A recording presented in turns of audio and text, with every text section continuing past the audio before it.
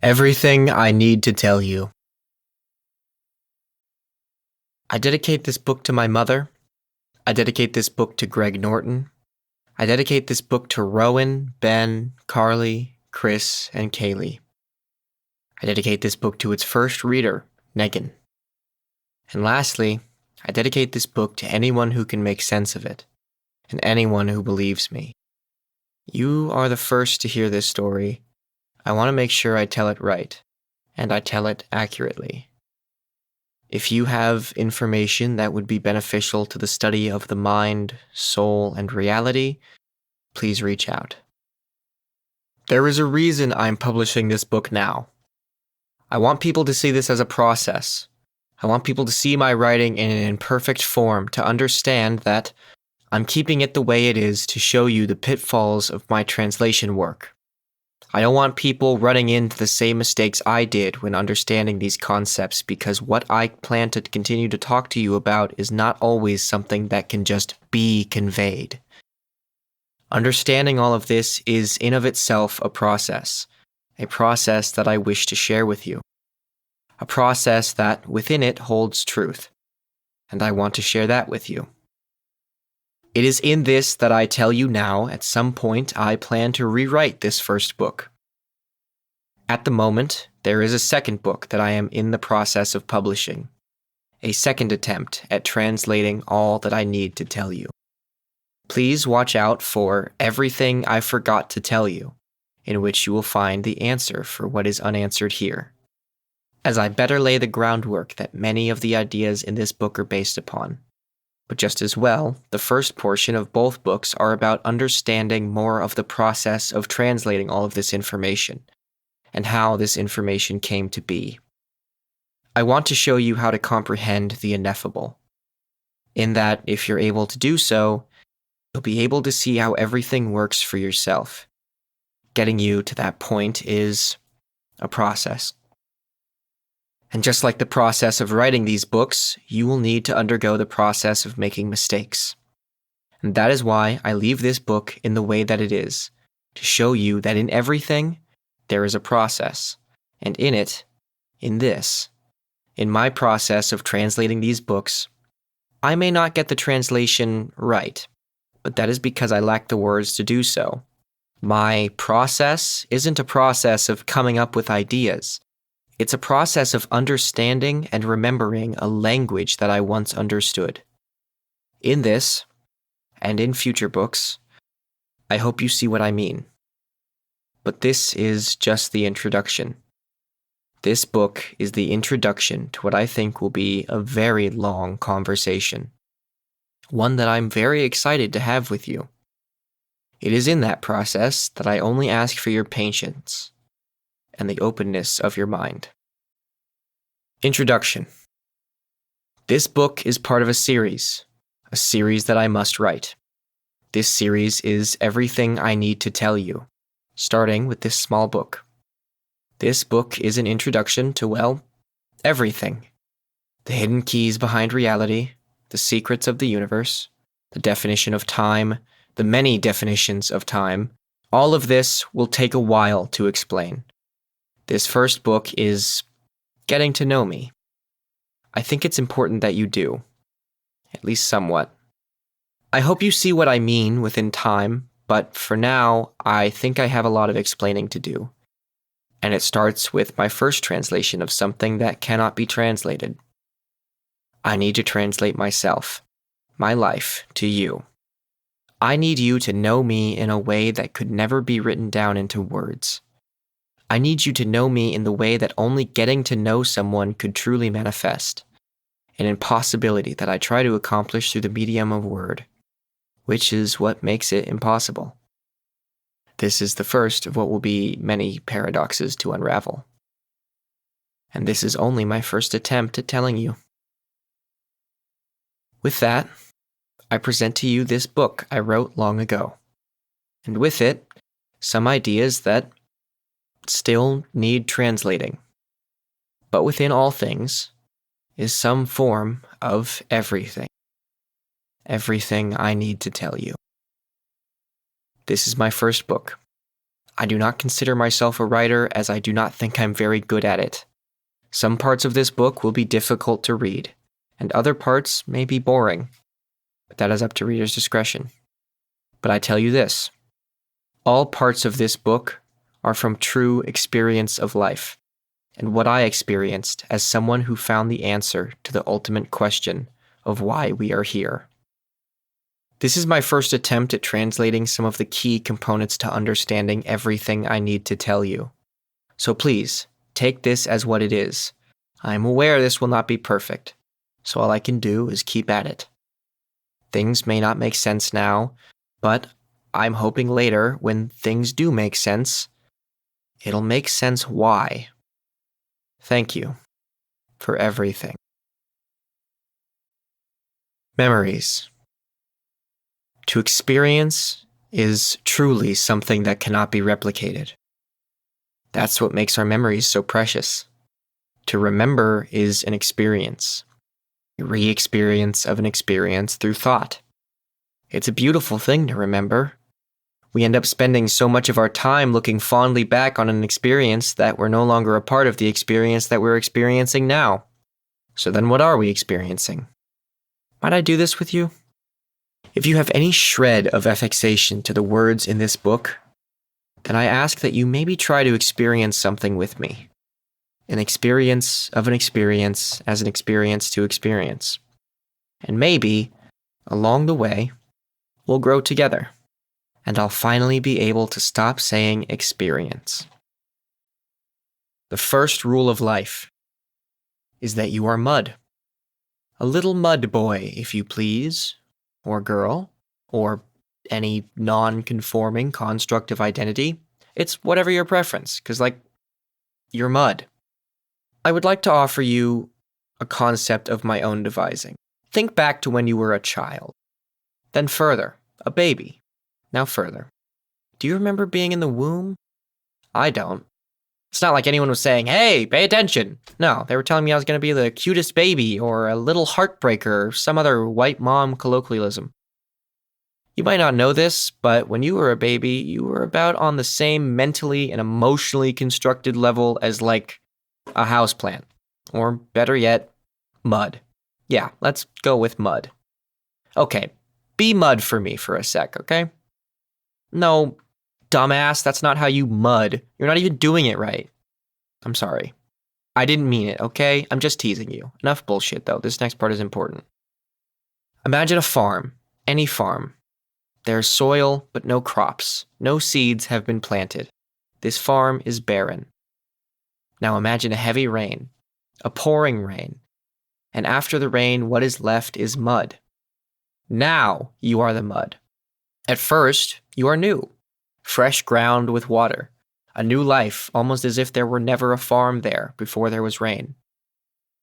Now that the rain has made mud, people come to till the land. At first, you don't notice it because you don't have a brain. You are mud. People plant within you seeds. Seeds to trees or fruit, vegetables or wheat. You don't know what they're planting because you are unconscious mud at the moment. You take what you were given. And over time, something strange happens. Grow an ear. You hear birds chirping. Maybe the worms digging beneath you. Perhaps the sounds of people whose voices are loud and make no sense to you. With time, roots take hold. These strange little tenderly bits that you can feel all around you. Some taking strange forms of root. Some may twist around you, crowd you, make you feel uncomfortable, and yet you conform to allow them to take these spaces because it's not like you got anything better going on. You're mud. At some point, something new happens. You have a thought. First off, congrats. You might wonder if there's more to life than just this mortal soil, and that's when something else happens. You realize that this whole time, you've been looking at stuff. You aren't quite sure of when exactly that happened, but it's always just kind of been. And now you've been, or are being. Don't worry about it. This is your first day being something slightly different from mud. Something more. You have roots now. Weird, fleshy roots and a shape, A strange little form that you don't remember taking because, no, this was imparted on you. This form is a seed. And now, more people come to you. They sprinkle water on you, they try to put a seed on you, and the sensation is strange. It's new. Normally, there's not much you can do about that, but now you lash your roots forward and try to slap the seeds away. You see things, and a seed is planted. You hear things, and a seed is planted. You smell, you taste, you touch, and with each one, something new occurs. Perhaps even changing the chemistry of the plants that have already taken root within you. Within your soul, there are enough plants now that not all are taken care of the same. Each sprout watered, fed, and cultivated differently. Some receive less water than they need, others take on more water than they're used to. Nothing is perfect. Everything is growing. Okay. Now you can stop being mud. I know that was hard. But think about this farm. You might come back to it years later, with trees grown, the soil now rough and overworked, fields of crop or flowers or even weeds. The soil shapes to the roots that take place in it, and you might look up at a tree with its beautiful leaves, and you might see a barren branch, a crack in the trunk, a vine entangled, and you must remember that that is you. From birth, people plant seeds that we are unaware of. We grow and we develop, but we take those seeds with us. Learned posture, so we learn to live with pain in our lower back. Or even seeds grown with fertilizer, wrought with anger and malice, so we learn to grow around our anger issues instead of examining the roots in the field. Childhood is for growth, but do not abandon that child for adulthood. Adulthood is for us to examine this child, examine where we came from, examine our crops, our dirt, and see what grew from what was at one point just mud. Chapter 1. A Good Day. Something very strange happened to me one night in November. Something I think I need to tell you. But first, you need context. You need context to my life in a way that I cannot give you. You need to know me. And here, with my little words, all I can do is tell you the context of my story and hope that a baseline understanding can run along with it. So, for warning's sake, I give you these first 30 pages. These potentially really sad 30 pages. So, sorry about that. Not trying to bum you out, but if you can muscle through these first 30, there's a lot more of the stuff I actually want to talk about beyond those first few chapters. With that, I give you chapter 1. Allow me to get a little existential, and maybe even just a little pretentious. It seems like all of us are dreaming at one point or another, and then one day, early on in our lives, we just seem to wake up. Is there not a word for it? When you're just in the car with your mom and you're like 4, and you look at your hands and go, oh, holy shit, or whatever the 4-year-old equivalent of oh, holy shit is. It's pretty funny to think about, but ask yourself, what is consciousness? What defines the boundaries between consciousness and unconscious? Is there a higher level of consciousness to be achieved? I have this really weird story, and I think this was my first memory, or at least I think it was my first conscious one. I was like 4, sitting on the couch, staring out the window, and my father asked me, "Son, what are you thinking about?" I said, "Was I born on the same day someone died?" My father must have been startled a bit. I don't know if there's a parenting guidebook for that one. My father said, "I think so, buddy." My response, "Does that mean that every day someone dies and someone else is born?" Him, "Yes. There's a lot of people in this world." Me, "Huh." Which I find hella ironic looking back on now. I wouldn't think about it too hard. I just know one day you kind of come alive, come out of a shell, Maybe it's a shell of self-awareness and you're just getting a third-person perspective.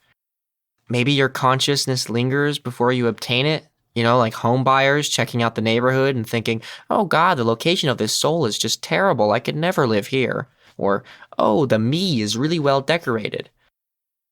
I feel like questions about death and whatnot are totally normal for kids, I'm sure those kinds of things may sound slightly dark to hear from someone of such a young age, but I assure you, I was a happy child. Well, kind of. I like to think I was always at least chipper for the most part. I did get in trouble for doing stupid things, as kids often do, and even when my parents divorced, I think I took it rather well. I always thought I'd rather see them separate but happy. I thought maybe if they got divorced, then the fighting would stop. And it did. Divorce is hard. But being stuck unhappy is much harder. Maybe that's why I was such a happy kid. I had never been divorced. When I was a kid, for the longest time, I remember my room was upstairs, which you wouldn't think would really be anything, but I just loved being upstairs as a kid for whatever reason.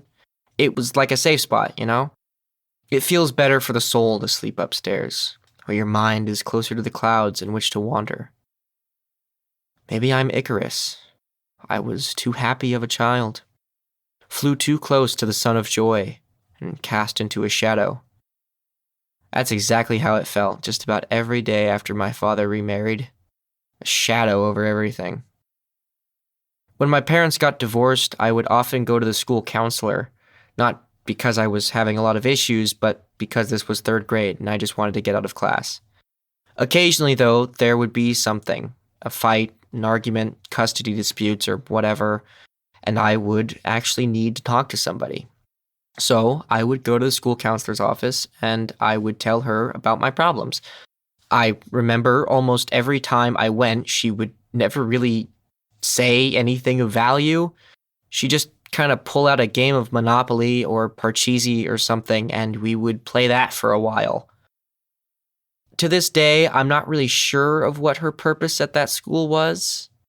She would then call my dad to come get me, and then somewhere in there, they started sleeping together. Eventually, this counselor lady moved in and brought all of her cats with her. When she moved in, I could no longer sleep upstairs. She needed more closet space, and my dad needed to get laid, so he did whatever she said. Moved me down into the basement and put me in the cat room. I'm allergic to cats. Both me and my father. My father remarried a true monster, one who would seep into my nightmares. I met her as a person, but I never knew there was a monster as well by default. She would torture my happiness. She made every day hell. But, like an animal, I was not yet awake to the notion that pain was an ever-influencing thing. A bear does not wake up knowing that it will feel pain that day, and when it does feel pain, it does not survive through it knowing that it will ever feel like this again. Maybe its body does, but its mind doesn't. I was not yet aware of omnipresent pain. When I woke up for school and this woman belittled me in the car, I would not wake up thinking I would ever be belittled again. When she had me sleeping in the basement full of cats that I was allergic to, waking up every night wheezing, unable to breathe, was something I never thought to experience twice. I never thought I would be bribed and blackmailed into calling a stranger mom in front of their friends to make them feel socially superior. Sorry, I could go on. But when she changed my dad, that was what stuck. The day I realized pain was ever present was the day she started to change my father as well. My father became mean. He became so belligerent that every day I woke up, I knew my father was different from who I knew. And he's never been able to get out from under that. This was my first instance. My first experience of a flow that seemed beyond the control of anyone. This is when I truly saw the blurred lines of who we are, and the illusion of choice. The roller coaster of life is only the scratched surface of what life truly means. This was the first time I had interacted with the almighty impenetrable flow. And this was the first time I had stagnant pain, meaning pain that is just sitting there with you. Pain that you can use to fuel yourself with, but you just don't realize it yet. This story of the crappy therapist lady, it was the first time I experienced pain over a long stretch. Significant pain, we'll call it. Trauma adds a connotation attached to it that gives it off a sense that I'm still observing that pain, that it still harms me, when it doesn't. She was never a traumatizing woman, just a terrible person, that's all. But you see what I mean now, yes? I had this fixation. Some may call it an unhealthy habit. Most people probably just call it ADHD.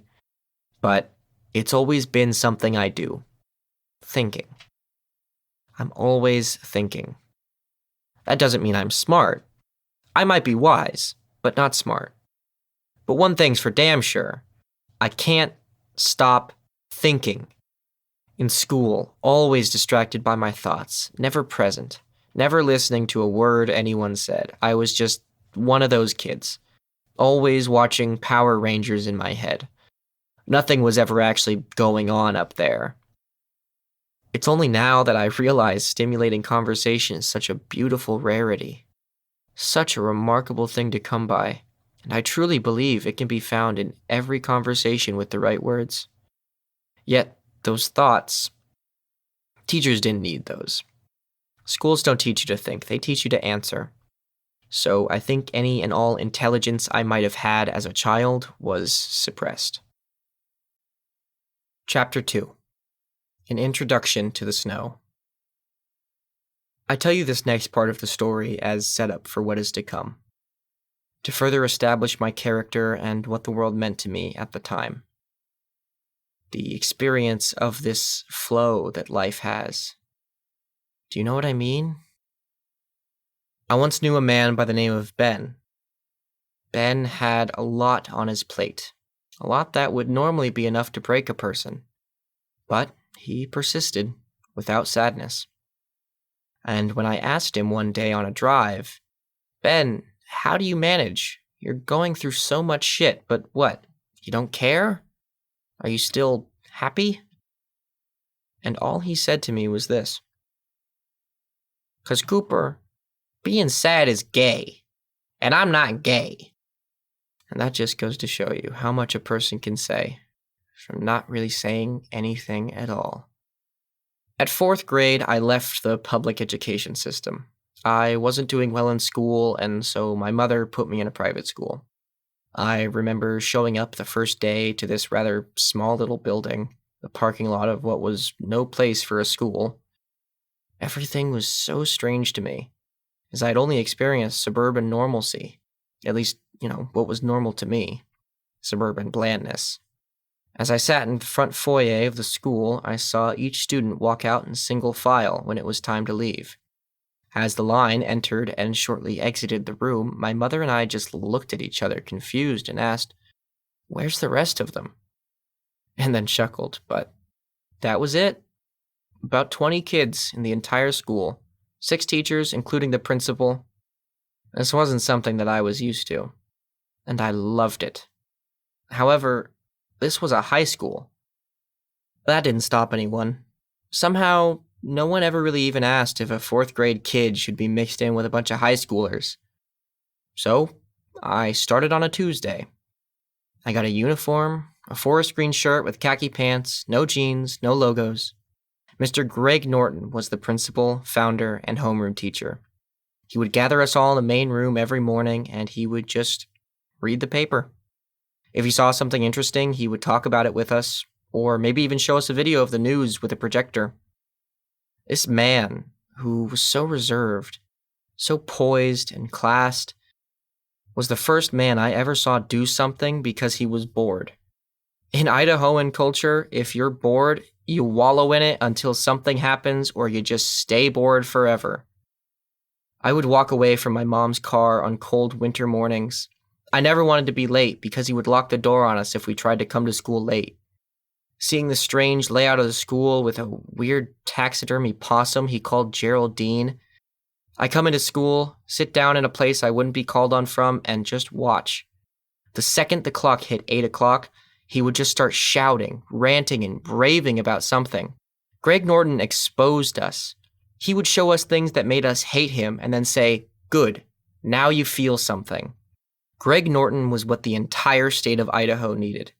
I will always praise that man, especially because the following year, most of the students there graduated. And when they were replaced, it was with people like me. At the end of the first year, I hadn't learned a goddamn thing. Every class was teaching at least 5 grades above mine, so I'd fail all the tests and the teachers would just give me a C for trying. And I did try, but boy was I dumb. I couldn't solve an equation to save my life. I just wanted to play video games, and half the time I'd bring a laptop in just to do so. I was a perfect summation of what the Idaho public education system taught, and it was because I was taught nothing, and I didn't want to learn anything. But man, it certainly wasn't for Mr. Norton's lack of trying, and Miss Lohman and Miss Serrani. They were all good teachers. They might have been some of the only real teachers I'd ever met. Fast forward over a summer, and I still hadn't learned much. But at the same time, I'd learned some of the most valuable information I would ever receive. From Mr. Norton, I learned respect, honor, dignity, perseverance, and many other life skills while still juggling the fact that I didn't really know anything about anything else. Everything else I learned was from video games. As a matter of fact, I really liked Minecraft, so I was pretty good with multiples of 64. I would go home every day without much a thought in my head and play video games because that was what I enjoyed. Coming from a divorced home really helped with my desire for gaming, considering my mother only wanted me to do what I felt comfortable doing, and at the same time, being a sheltered smartass from Idaho, I didn't feel comfortable doing sports, activities, science, hobbies, trips, etc. I went outside for school, and that was about it. But looking back on it now, I'm glad that's how it came to pass. I met countless interesting people on the internet, and the way I navigated it brought me everything I really needed. I think more than anything, I think if I had gotten out more as a kid, I would not want to be out more as much as I am now. The fact I was a fairly unsocialized child is what pushes me to be more social today, and I enjoy being more social now. I'm thankful for it. As the school year would begin anew, more kinds of people had joined the school, but this year something was off. The school could no longer afford to select students who went. With only 20 students to go off of in the first place, the school needed students to fill the gap. With the large graduating class, as stated previously, these new students were like me, in the sense that they were uneducated. They did not want to be educated. They came from homes worse than I did, but their parents couldn't allow them to fill public school, so they came to my home instead. Sheridan, after a while, started to degrade. At the time, I was just there to witness the day-to-day humor and hijinks of everyone there, including my childhood friend, Rowan. Over time, myself and Rowan watched the school turn from a place where young students go to become more educated in the ways of etiquette, a place to become more civil, to now a place of rapid deterioration. Students became hard to handle for the school. Dropouts left and right, drugs brought to the school, and not the kind of fancy cocaine on a silver platter kind of drugs you would think to see in a private school, but the kind of drugs a guy takes to keep himself awake for his 11-hour shift at a carnival, or at least entertained. This was the school where I did learn to appreciate English, at least. I like to thank my crappy science teacher for making science class so despairingly boring that I started sneaking out of classes. Eventually, one day my English teacher caught me sneaking out. When I explained the situation to her, she let me stay in her class instead. Thanks, Miss Lohman. I got to study in the AP English classes, which is where I was given the assignment to write a poem. I wrote something of a joke about a creepy uncle or some crap like that, but it seems everyone really liked it. Later on, the seniors, who of course did not want to do their homework, paid me in single-dollar bills to do their homework for them. I think that's the first time I remember being excited to get better at something. We all go through life just wanting to be good at something. But do we ever really wish to just improve? Rowan and I continued on with our lives at the school. We watched from two separate sides of the conversation. Rowan loved the chaos and rebelliousness that these new delinquents brought. I loved it too, but I could see that it was breaking the school. And more importantly, it broke Mr. Norton's heart.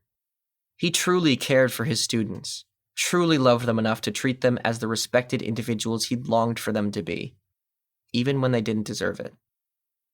We all became delinquents, even myself.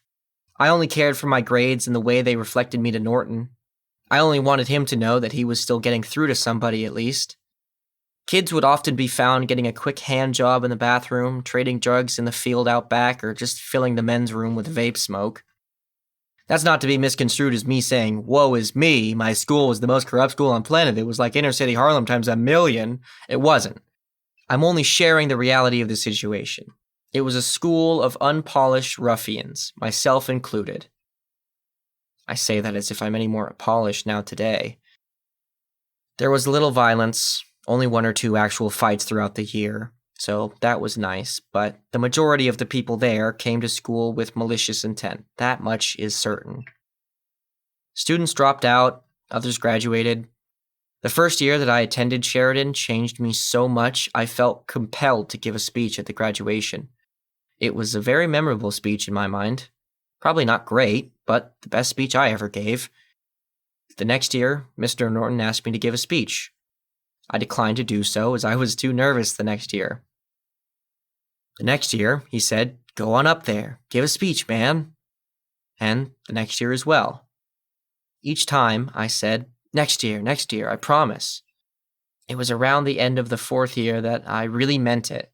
I finally felt that next year I would have a speech prepared that I felt was good enough for this school. Sadly, there was not a 5th year. There were not enough donations for the school to afford the building we were in, and there was not enough budget to continue to pay the teachers. That summer felt like the start of the rest of my life. Loneliness.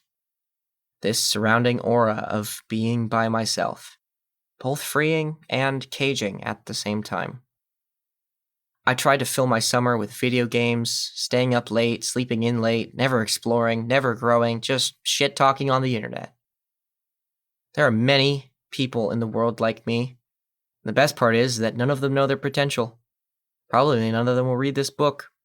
And some of them won't even read. I was blissfully ignorant everywhere I went. But I was happy.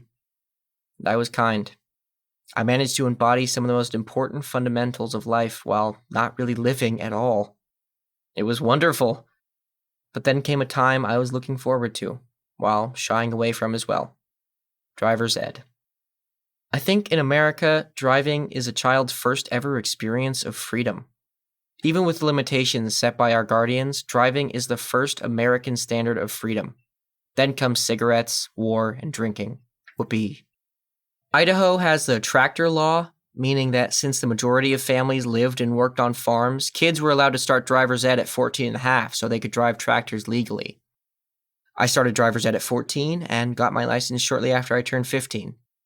I was an okay driver, went a little fast around corners, but nothing terrible besides not knowing how four-way stops and roundabouts worked. But those are just things you kind of figure out as you just go. I cannot describe the feeling of experiencing freedom for the first time, but it truly feels like the wind in your hair, the sun on your face, and a cold back. It's perfect. Freedom can be an intoxicating drink, but I drank responsibly for the most part, so I was allowed freedom. I knew how to handle myself because if I was driving, it was to go to school. Oh wait, that's right. I needed to go to school. But if I didn't pick my school, I would end up going back to public school. I actually had to care about my education for once. I scoured and searched the internet to little avail before I came across something spectacular. Something truly rare, something that only happens once in a lifetime, or I guess twice in this case. I found a school just like Sheridan, just like the home I had come from. A chance for new beginnings. 20 students only, small classes with teachers that actually gave a shit. But it was an art school. Oh. It was an art school that I had to test into. Shit. I think life tricked me. Goddamn bastard. Tricked me into doing work. Learning a skill like some bitch. When I found out about Hall, I immediately thought of Norton. I knew this was the kind of place he would fight for. This is the kind of place he and I both agreed there needed to be more of. Not just in dumb-stricken places like Idaho, but in dumb-stricken places all over the world. So I started working. Every day, with tears in my eyes, I started drawing. I was self-taught, and to get into this school, you had to test in. They would interview you, see if you had any artistic potential, and see if they would allow you in. The day finally came for my interview with Miss Hall, the principal and founder of this new school. It was there that I nervously pulled out a few drawings from my sketchbook and showed her. She appreciated them. It was my mother who pulled out a piece of paper from her coat and handed it to Miss Hall. She looked it over and then looked back at me with a smile. I didn't know you wrote poetry too. I was petrified. I was so scared. I'd never shown my poetry to anyone but the people I wrote for back at Sheridan and my mom. I was almost angry with her. I got into the car. I asked her why she didn't tell me that she'd kept one of my poems to show to that strange lady. I don't know where you got it from, but you write good poems, Car. Seriously, really good poems. And plus, I feel like that's a good place for you to be right now. That kind of place deserves someone like you. She always saw something in me. I mean, she was my mother, so she kind of had to. Even if that something changed over time, she always saw my potential, and no matter what happens, I'm the luckiest boy in the world for that. I hate when people say that we need more schools, because those are the people who want change but don't realize how easily those words can be misconstrued. We need more schools doesn't mean we need more of the same school. We need schools that teach life skills, class, citizenship, health, societal values. Shit, we could use a school that taught people how to be a good person. But there's no such school like that. There isn't, and there never will be. Because being a good person is not something that can be taught in a course. It's not something that can be graded. I got a good education because I saw the value in not going to public school. That was my push, because in Idaho, our crystal meth problem sounds more appetizing than our public schools. Words that Norton would have encouraged. Eventually, I was accepted into this other small private school. This is where I met the two most important people I had in my life, Ben and Christine. But funny enough, I don't actually remember meeting them. I only remember them after we'd already met, after we already were good friends. Christine was this weird woman who would intentionally try to creep people out so she wouldn't have to worry about being social. Ben, on the other hand, was so socially awkward that he came off as sarcastic, so everybody loved him. He was so antisocial that he was the center of attention. When he talked, everyone listened. But what made it so funny was the fact that he never had much to say that was of any importance. He made great jokes that people would cling on to. It got to the point where he became so self-aware of it that we as a duo started making terrible jokes because the joke became that everyone was on the edge of their seats only to get hogwashed by some dick joke instead. Truth became irony, then became truth again as we started laughing at Penix jokes hyper-ironically. Our humor was who could craft the most clever setup for a joke with the worst punchline. Or sometimes just shout out the worst punchline to be hyper-ironic. I will give myself credit there. I might not have been smart, but our humor had ascended far beyond anyone else's. It almost became detrimental to the point where we could only laugh at each other's jokes. And so that's what we did. The three of us carried on all 3 years like that, driving around and laughing at each other's jokes because we were the only ones who got the humor. I started driving to school with my mom in the winters while she showed me how to drive. Once I could drive on my own, I drove all over. Anywhere I could. I still can't describe it. Even with all the knowledge in the world, I can't describe the feeling of freedom driving gives you. It gives you just the right amount of control over your life. over your own destiny. I used any excuse I could to drive, and when I started getting more comfortable, I felt exploration again. It had been a long time since I had explored. When I was a kid, my grandma had a house up in the middle of the forest. We would go up, and I would feel nothing around me as if I had a vibrant presence. My grandma and I would go out down the dusty trail leading out away from the house and spend the day picking huckleberries. I explored. Before my parents got divorced, we would go on camping trips every year to the Oregon coast. I remember the boardwalk to the sandy beach, the sun, the alien smell of the ocean that piqued every curiosity I had. We would fly kites in the wind. My cousins and I would explore the forest or the beach. Those were the times in my life when I was young enough, blissfully ignorant enough to feel the true sense of freedom, that true feeling of exploration. After my parents' divorce, we still went on those trips. Myself, my dad, stepmom, and cousins. But those feelings were gone. Nothing else had changed. I think I changed. Well, and the fact my stepmom being anywhere within a 10-mile radius of us made all experiences 10 times more bitchy in my mind. Actually, I think it was mostly that. But driving. Now that I could drive, I could think. I could focus. I could be free. I could watch and interact all at the same time as if some perfect way of living. That's as close to describing the feeling as I'm gonna get. But I drove everywhere. I drove Ben to lunch when Christine wouldn't drive. I drove around the city, out in the country. I would drive to the Idaho-Oregon border just to say I went. I drove off-roads, down neighborhoods, in the forest, the valley, anywhere I could go to with the gas in my tank, I damn well went, until I knew every corner of the Treasure Valley like it was the back of my hand. And along the way, accumulating road trip playlist after road trip playlist to sing song to for the hours I would drive, the escapes I would take. Somewhere along the way, something strange happened. As I drove, I would notice these little things, like the details in the rocky cliff sides as they went down, the way the light reflected off the water, the way the trees looked exactly like paintings from far away. These little things in nature I'd never seen before.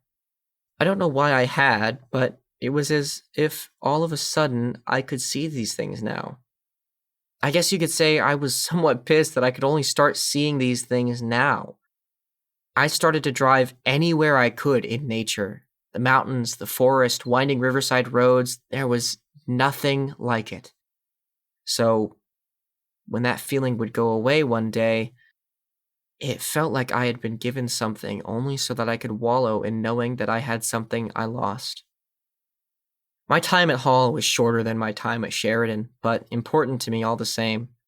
I got to experience what it was like being a teenager, driving people to hidden spots, late-night trips to Denny's for no reason, the drama, the shitty half-baked romance I could never fully enjoy, for a short time turning to brief, love-struck teen romance. All in all, it was exactly what I needed. Freedom and growth, something I would not have gotten in a public school. Telling you that serves no purpose, I just really don't like the public schools in my state or most. It's kind of funny, actually. One day they just told us there was something going around, and I thought, oh, okay. And then people would come into the school and sanitize everything down. After a few weeks of strange interactions, teachers in huddled masses of confusion and me not paying attention, I thought, man, the flu this year must be awful. Then came a day when we had no school. Our school moved online and taught us through computer screens. I woke up to an email from my school saying it was canceled and my mom telling me not to go outside. Oh God, what joke has everyone taken too far? Did someone say something on Twitter and now everyone believes them? Is this 5G all over again? I got in my car and decided to drive to school at 11 a.m. on a Tuesday. Not a single person on the roads. Not a single soul. School went from canceled for a week or two to just gone. This time, it was swept away so fast I didn't even have time to return to the building. I was so unbelievably happy. And then all of a sudden, when I finally started to experience life as it unfolded, when I finally started to grow, It felt like I got shot in the chest. I learned something. That was my mistake. Or so I thought. I'd never had any significant realizations before. Just a cluttered mind full of overcooked thoughts with nowhere to put them. There having only ever been twice in my life when my head was empty. I never said I thought of anything intelligent, but I always had thoughts in my head. But not when Sheridan closed. And not when Hall closed. Those were only grief. The only times I'd ever really been out of my head. I had gone from 2 broken homes. I watched as my first home, Sheridan Academy, had plummeted into the dirt, fading into dust with only me left behind. Everyone else had either graduated, dropped out, or didn't care enough to be affected by anything. And now Hall. This thing I thought could never be replicated, copied exactly, even in the worst ways. Hall was gone now too. And all I had was the summer. A summer indoors. The summer of COVID-19, 2020. Sheridan's closure had broken me, but I'd healed. So when Hall closed down, not only did that break me, but reopened the wound of losing homes. Sheridan was my escape from a broken home, and Hall was my escape from Sheridan. Now, my only escape was the one I found in my friendship with Ben and Christine. But the list of things I was running from started to grow. I had a wonderful opportunity to live a life with some of the most fun, interesting, and creative people I had ever met. But I never really saw myself as such a thing. I was so focused on my living that I lost my sense of planning. I had no plan. At this point in my life, the actual mission of high school was completely lost on me. I just figured if I kept living, somewhere in there I'd walk out with a diploma, a job, and goals. My time in high school was nearing an end, and I had no part of life planned out. I had no major. I knew I enjoyed poetry, but who the hell makes money as a poet? Besides, I'm not very good anyway. These were the thoughts running through my head at this time, and reality finally started to sink into me. I could run as much as I wanted, and that's precisely what I did. I found solace away from myself in my friends, almost to the point where I was pushing myself onto them. And if there's one thing I've learned from acting school, if you keep repeating something, eventually it'll lead to a pileup. But I had no way of knowing that then. Over the summer, I lost friends, lost contact, lost interest, lost commonality. But I was glad. I didn't need nor want anybody who wasn't what I had with Ben and Christine. We were family. And this time, we wouldn't be separated. We had thoughtless nights, smoking weed out in the countryside, going to the top of my friend's roof to see the stars, hear crickets, and get a cold breeze out on us. It was bliss. I'd never been happier in my life. And I'd never been more scared at the same time. I was always especially delirious when I was high. That's why I did it. But with each morning, when I would wake up, I would feel only dread that there were uncounted hours ticking by, and I felt it was too late for me to do anything. I continued to drift. The only time I wasn't with Ben or Christine was when I was with a boyfriend I had at the time. My school, quarantine, life, friends, the slap of reality all hitting me. I took any exit I could, driving hours just to see some boy who I hated or had nothing in common with, just to pretend for as long as I could that I wasn't lonely, wasn't struggling. My running got me nowhere, and quickly. I remember when I started feeling different. I became manic, and frankly, a little much. I would race over to Ben's house crying after a third breakup, only to stay awake until 5 a.m. doing absolutely nothing. Video games were my only passion at this time, but playing them got me in my head, and I couldn't have that. When you're someone who spends most of their spare time enjoying the comfort of video games, you tend to be the type of person who dislikes it when that spare time is interrupted. So Ben did not take kindly to my random, unexpected visits, turning me away as I sat there like a sad puppy with no clue as to why he would do such a thing. I started to really slip about midway through quarantine. I was dating this boy who lied to me, cheated on me. It was just the purest definition of desert trash. I wanted to love someone, so when I could no longer love him, I just turned to weed. I figured Ben didn't want me around. Christine was off at college, and all I had was myself, which was the worst situation possible. I started getting my own supply of weed gummies. That was my new escape. But I couldn't resist the urge to text my friends. Hell, if anything, the weed made me more sociable. It was hell. There were nights I would just scream in my room out of necessity to make noise. I started putting soundproof pads on the walls so my parents wouldn't hear, and frankly, I was just loud in general, so it was a nice touch.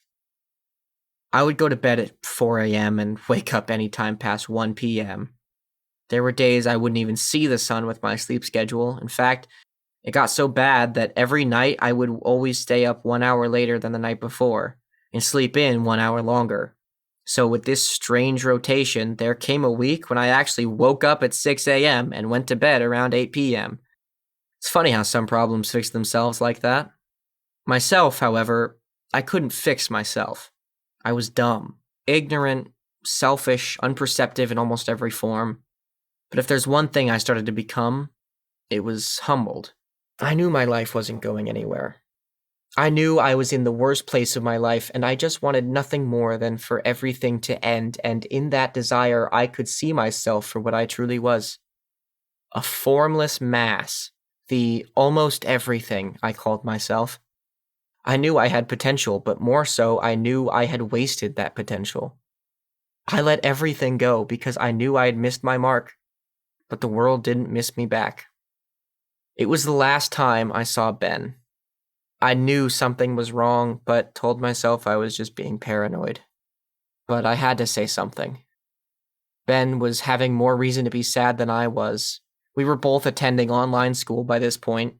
Ben was failing every class. His parents did nothing but yell at him and punish him for it. All he wanted to do was play video games, and somehow he was content. On our last drive, that was when I asked him, Ben, how do you manage? You're going through so much shit, but what? You don't care? Are you still happy? I didn't notice it then. Too caught up in my own dispositions, negligence, hate. But what I hear now is something very fundamental in Ben. Something that was critical. It wouldn't have mattered what Ben said to me on that drive long ago. He was saying a random joke to fill the space with something humorous. At that moment, it didn't matter. And yet, he still chose to be positive. He chose positivity, as easily as he chose to laugh. And it wasn't until long after a very important night that I began to realize what he was telling me. Cooper, being sad is gay, and I'm not gay. Gay meant something entirely different to us, but what it meant was a part of the beauty of it. It meant nothing, really. It meant what we made it mean in the moment. Sometimes it was good, sometimes it was bad. Only we knew what it meant, each time carrying with it such a different meaning. I don't know, kinda gay if you ask me. But that was the last thing I remember Ben saying to me, besides, see you tomorrow. Promise tomorrow, frozen in time like a framed painting in the Hall of Sorrows. Everything in my life had gotten so bad, including me. Ben and Christine still loved me, but Christine and I had gotten into an argument the night before. It was trivial, and yet I remained ignorant and unapologetic. The last thing Christine ever said to me was, I'm gonna take some space. The last thing Ben ever said to me was, we'll talk to you about it in the morning. The next morning, they were gone. I was blocked on their phones, on their apps. My number had been removed from their contacts. Their doors were locked to me only. I remember driving to Ben's house, desperate to talk things out. I could hear him upstairs, but his mom wouldn't let me in. He's asleep, she said. I'd lost the two most important people in my life. The only two people who mattered to me at that time. The only other person I cared about in the world at that time was the one person I couldn't tell anything. My mother. I ran home, swerving down the street just to feel any morsel of control. I almost died on the way home, and I knew it. It hadn't been the first time. It hadn't bothered me at all. People go through worse things, but pain can come from anything. My pain came from loss without growth. Home after home, I just kept losing my homes. I pull into the garage and walk through the space. Our garage was cluttered in the way a beautiful scene is cluttered with the magic of cinema. Knickknacks everywhere that told stories of my stepdad's life. His pleasures. I stood there. The garage door exiting to the backyard was open. I remember the light of 11 a.m. pouring in through the morning. I stood there in the light as the warmth of the sun dried my tears. I was conflicted. It took me 3 days to realize they had blocked me on everything. In those 3 days, I felt the biggest hole in my heart. I felt it because it was fresh. It felt like every second of these 3 days, my heart was free-falling. It was sinking into an inky blackness at the speed of light. I don't know why I did what I did. If you had asked me earlier on in my life, I would tell you I was inspired by Ben's words, but in truth, I had no idea the significance of what he said. And at the time, I certainly wasn't thinking about it.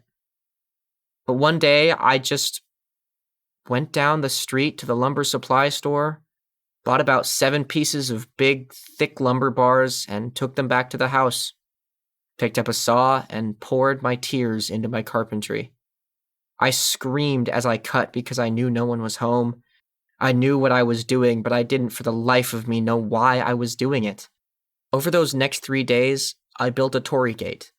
Spray painted it the traditional colors, slapped on the kasabi, kasagi, nuki, all of it. Didn't mess it up, didn't measure it. I just started building it with nothing but occasionally looking up a picture for reference. I think at the time, once I got closer to finishing it, I realized what I thought it meant to me. What I wanted it to be was a headstone, a marker for my grave. I thought maybe if it was strong enough to hold my weight, I could hang myself from it. Especially saddening, considering my stepdad helped me put it in place with concrete. And my mother watched us put it up. They had no idea. And from Sheridan, a noose laid out on the top drawer of my dresser. A homage to the school and my hatred for math. I reached up to the handles of the dresser, these fine, ornately carved things telling the story of the age of the dresser. Not that I had any fucks to give about that at the time. I pull the drawer, and without even looking, I feel my way around for it.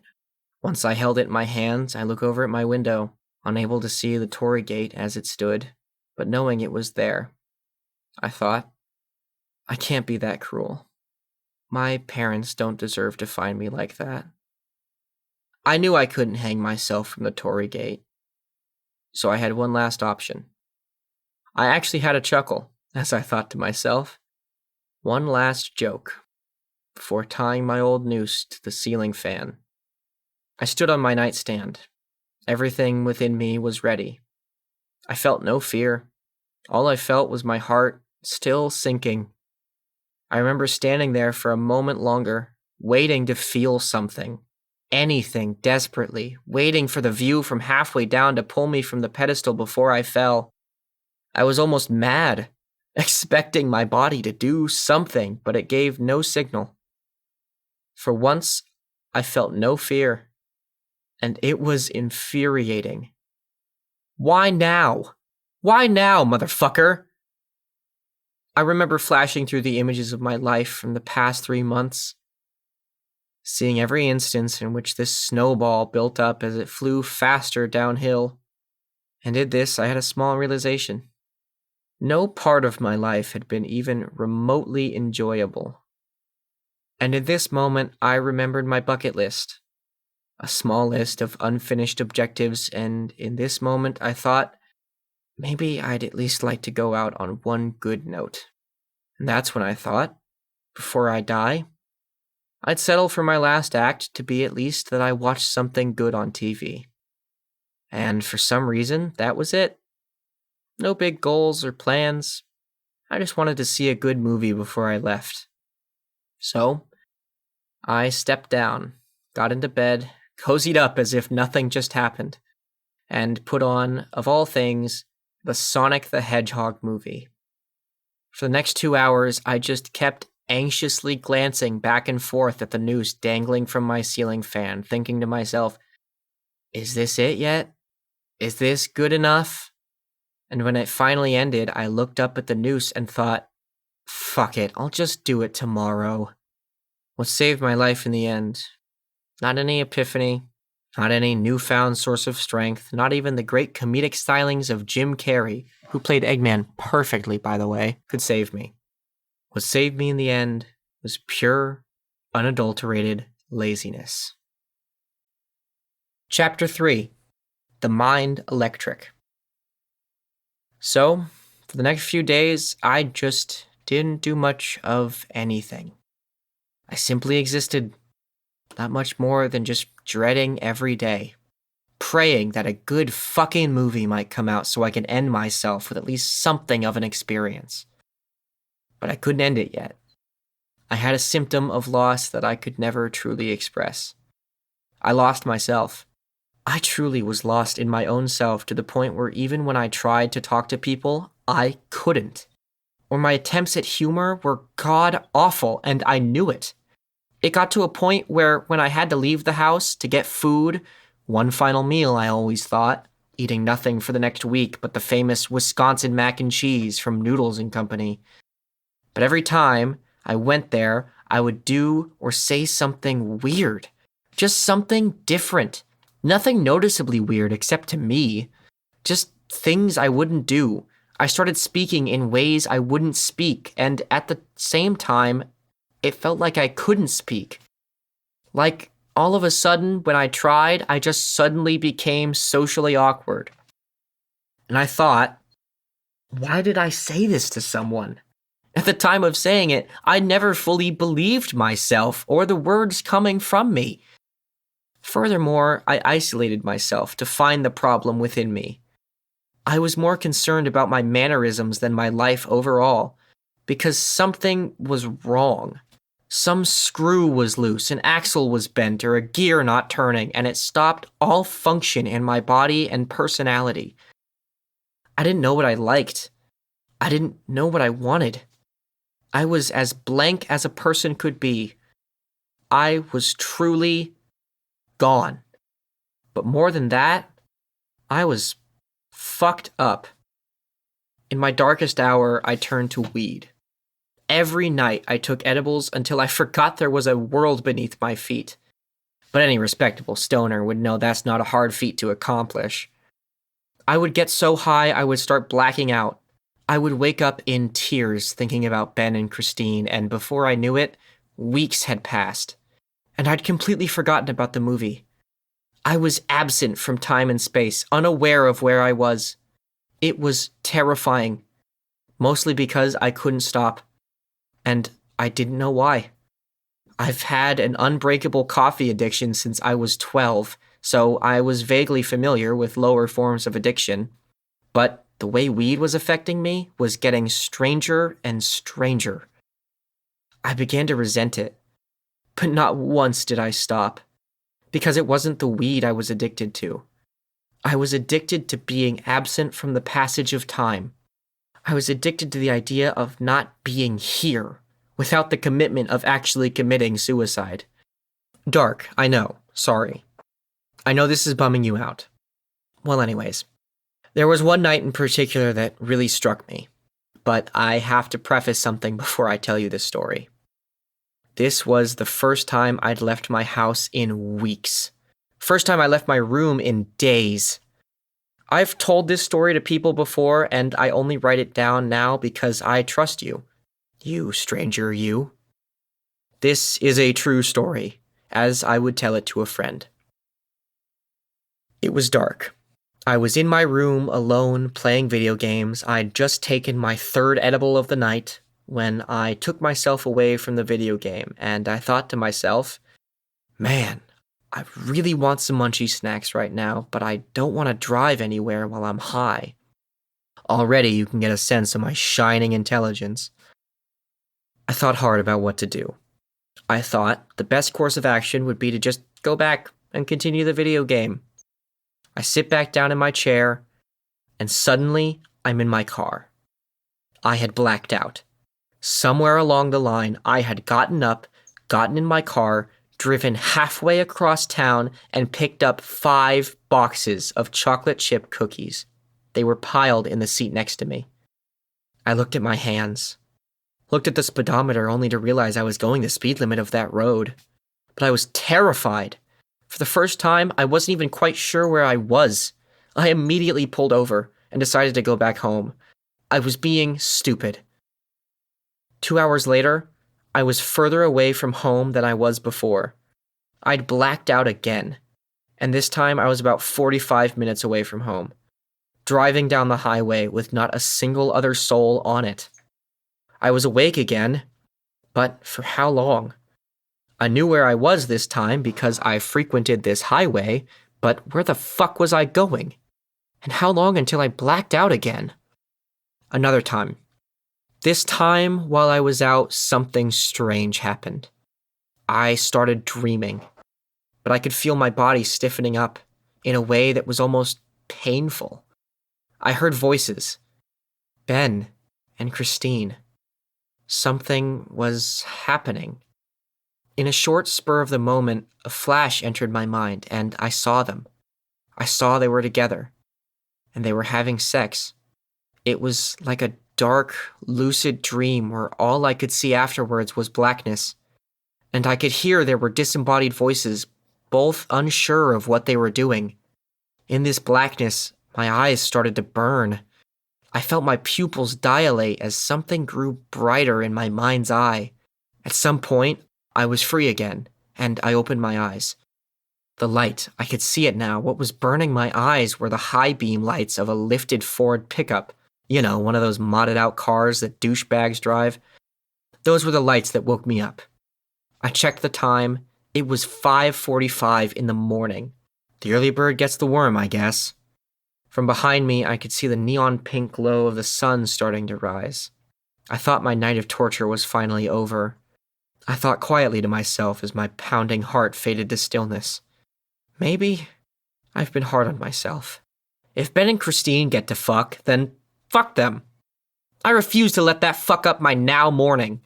I've suffered enough for one night. I'll go back to wallowing in my self-isolation once the sun rises. So I headed downtown, turned on the radio that had laid silent for one rare occasion. I drove up what I refer to as my Lakeshore Drive, a small road that winds up the backside of the Table Rock Mountain. Gorgeous views overlooking downtown and fine real estate to boot, now littered with people who take it all for given. As I drove up, something kind of funny happened. A song came on from the shuffle of my music. Up, reprised. A song that I had downloaded but never actually listened to before. It played as I drove up the mountain, the sunrise to my side.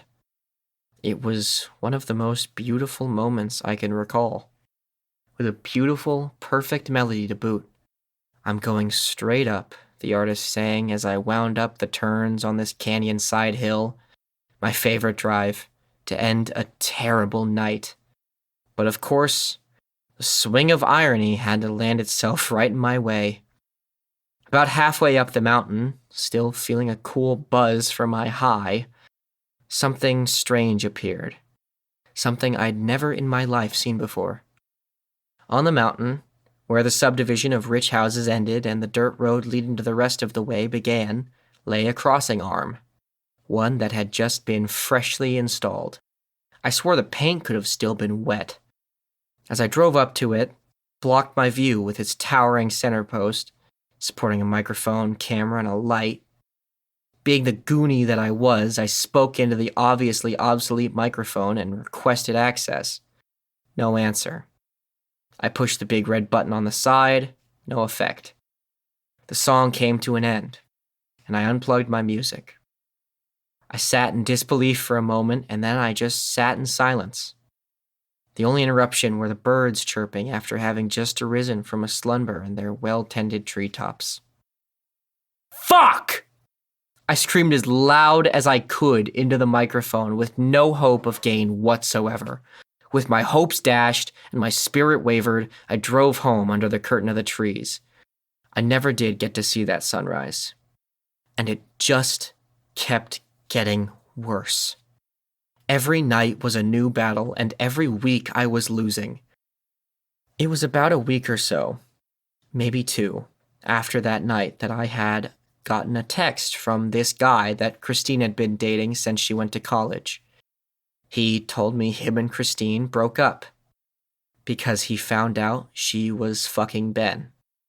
Is that what I saw? As days turned into months, I couldn't pull myself away. I was faced with 2 options, the nightmare of living or the nightmare of fiction that weed presented me. At least the fiction was interesting. Not how I saw it at the time. Truthfully, I don't know what kept drawing me back to the weed. I used to take tolerance breaks regularly for months at a time, and now I couldn't stand being sober for even a day. I think the scariest time was when I started hearing voices.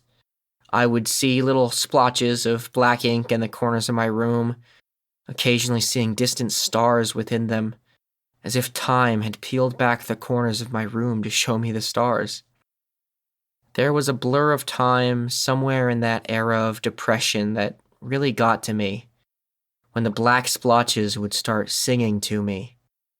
I would stare into the corners of my room and just hear unintelligible gibberish being screamed at me from different voices each time. Sometimes they told me I was going to die of cancer. Sometimes they told me I was the reincarnation of the Antichrist, or a witch that killed Jesus, or something like that. But there was once then they told me I was paying a price. A ticket for admission was all they said to me. And I just kept asking myself, why? I don't know. But somewhere along the way, these voices stopped. After a month or 2, these blotches in the corners of my room just disappeared. Another chapter of this hell is over, I said to myself each time, just waiting for the next tunnel to spiral down in this infinite spiral of hell. I knew I was going crazy. But I knew there was nowhere else for me to be. Nowhere else for me to go. I was trapped. In the days to come, to say I was a bit down in the dumps was an understatement. I was not okay. My thoughts fired off like random spurts of emotion through the firing of a random synapse in the brain. You know what that sounds like? A dream. My brain had been truly damaged. And now it was exploding, causing me to live in a state of delusion from all reality, not a dream, but a nightmare. I would stay wide awake in the darkest hours of the night. I would stare at myself in the mirror on purpose until I didn't recognize who I was anymore. I didn't want to recognize who I saw. My only friends in the world had gone, and I couldn't understand why. I didn't think about why. As a matter of fact, I just didn't think. The depression did all the thinking for me. And for the first time in my life, I was truly devoid. Joy, love, respect, thoughts, myself, everything was gone. I would just sit alone every night, sobbing to myself until I had no more tears to cry. I was so devoid, I had no tears. Furthermore, I hated myself so much that for as much personality that I had, I chose to stop all of it.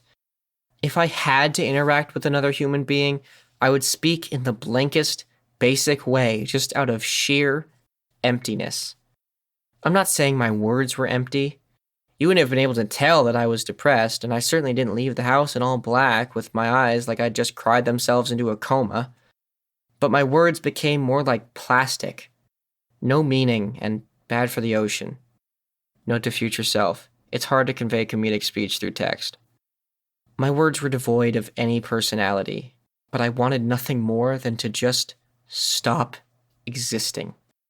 But my time of wallowing was interrupted by a beautiful angel, an angel that would come down from the heavens in the form of a friend, the kind of angel that ate cakes from Jack in the Box at 2 a.m. It was my old friend, Carly. To my friend, Carly, you never thought you were doing much, so you couldn't have been prepared for the mountains you moved for me just so I could see the sun that was blocked behind them. Thank you, Carly. Carly and I only really hung out when she needed a sober ride home. I knew this in our relationship, but either way, I was happy to oblige. Got me out. Got me social. But I hadn't been there for Carly lately. I was too busy being the peak of human achievement, according to a Hot Topic employee. Carly calls me one of these days, one when I was especially down, and asks, "Hey man, I know you haven't been yourself. I got a friend that's in town. He has a farm out in Oregon, and he's in town if you want to go pick up some edibles. He's totally legit, I promise." He was not totally legit. So I lumbered out of bed, put on a happy face, thinking, why should I be sad? I'm going out with a friend. Maybe if I can't be happy, maybe I'll at least learn something new today. And that was as much optimism as you could wring out of me for one day. I walk outside to her car, this old silver thing, the interior smelling like dusty fabric and aura-scented Libra freshener. Carly and her friend were in the car. The friend's name was Anna, someone who, at this point, I didn't know well enough to call a friend anymore. We get to Carly's stoner friend's house, and he tells us about his weed. "Oh yeah, man, I actually run a pot farm out in Oregon, and I've started selling to the local dispensaries out there because they know my stuff is the shit." I was not much one for overly extroverted stoners, but something felt okay about this guy. That's how I felt about taking his edibles. I didn't know him, didn't really trust him. I didn't normally allow myself to get high off a sketchy supply, but I guess I just said okay and popped him in. I get in Carly's car and we start to drive. At this point, it's hard to tell delusions from reality, so I propose instead to make your own formulations on what was real. But this is what I saw. Take it with a grain of salt, because who am I and what the fuck do I know? As we drove, I could hear Carly and Anna in the front seat. They were singing songs and talking. It was a scene of pure romance that I was so detached from. The romance of two people enjoying their time on this earth. What a strange thing. We drove around my hometown, saw old sights that wafted sense of memory and brought up old conversations I'd thought had been lost. The small towns, the Idaho city, the beauty, the magic of seeing the streets I've walked down millions of times from a perspective that makes everything seem so relative. But wait, what is that? As we drove, I noticed little flickers on people that we passed by. The same flickers from before when I was seeing space and stars, but this time something different was happening. The flickers grew bigger and bigger until the flickers were taking up the person's whole body. Then the person's whole body would glitch, and for those tiny moments of glitch, I could see something. I saw the flashing of cameras. People would flash, and in that flash no longer be a pedestrian walking down the street, but they were a person in a green suit, one with the motion capture balls and everything, pointing a giant, heavy camera at me. I went to ask Carly if she was okay, but there was no response. I could hear them talking.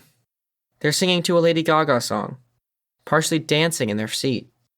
That's when I noticed I couldn't look over at them fully. I couldn't move my head. All I could do was see them out of the corner of my eye. My head tilted, fixated on the still window, letting it paint a picture in front of me.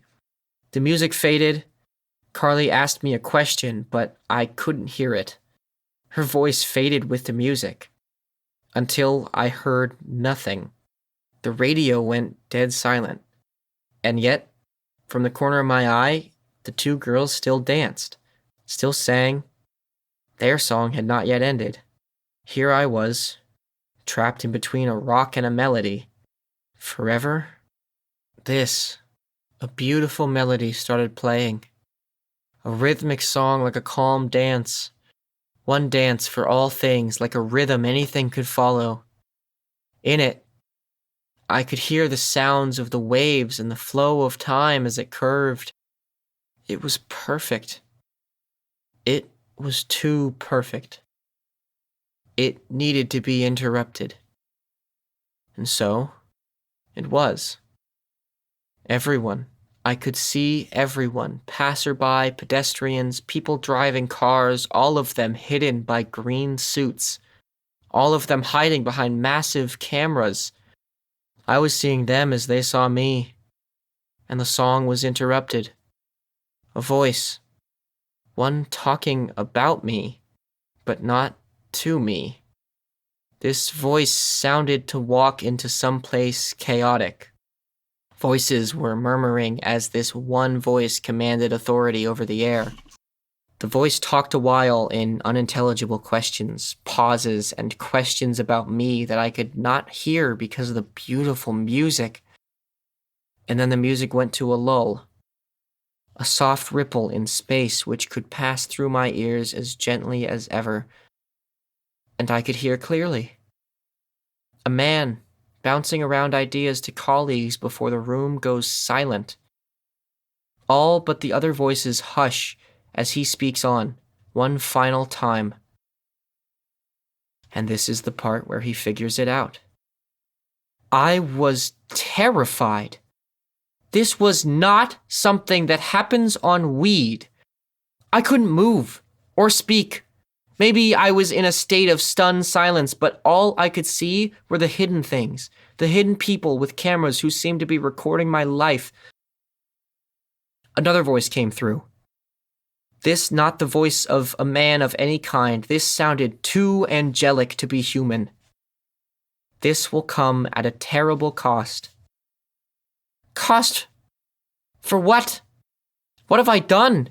What will I do? Am I dying? Please, am I dying? There was no answer. Everything turned to flashes. The cameras, the people, each flash instilled more terror into me. I couldn't move.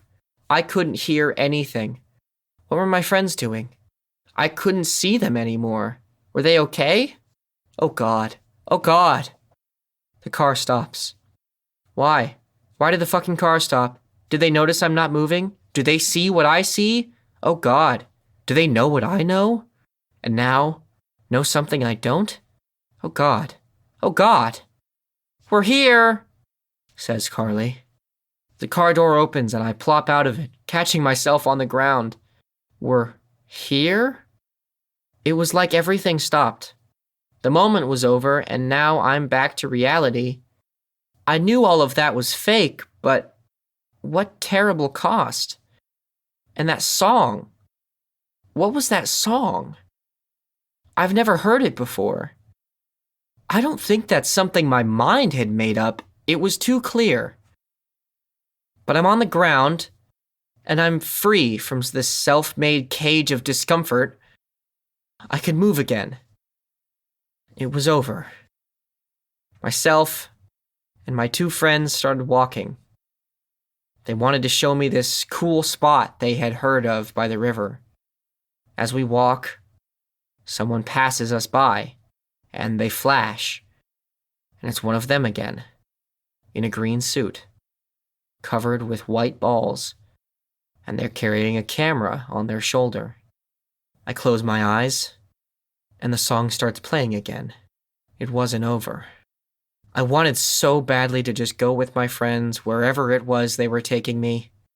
For everything to just stop and to just release everything that was going on. And at that moment, I was thinking.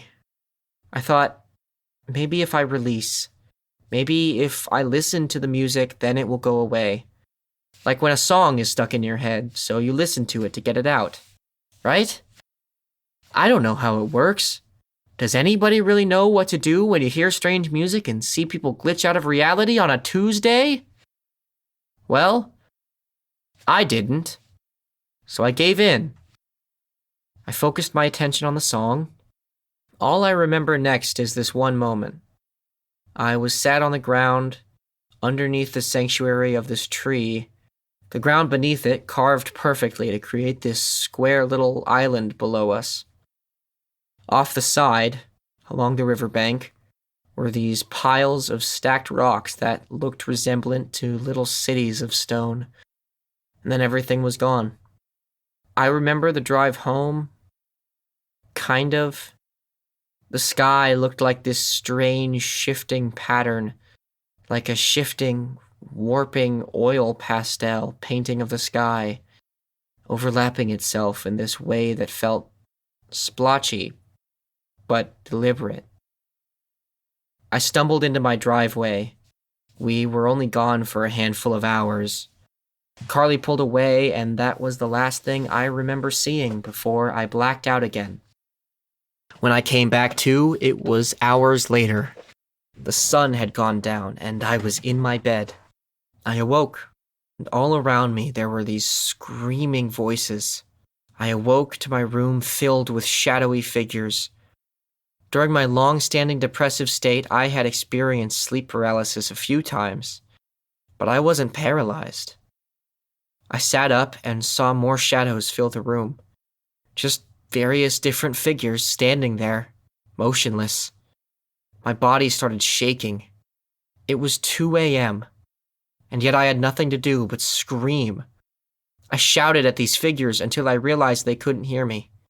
My body shook, but I was trapped, too scared to move. I didn't know what to do. I took out my phone and turned on the flashlight. The figures went away, but the voices got louder, unintelligible. I couldn't understand them.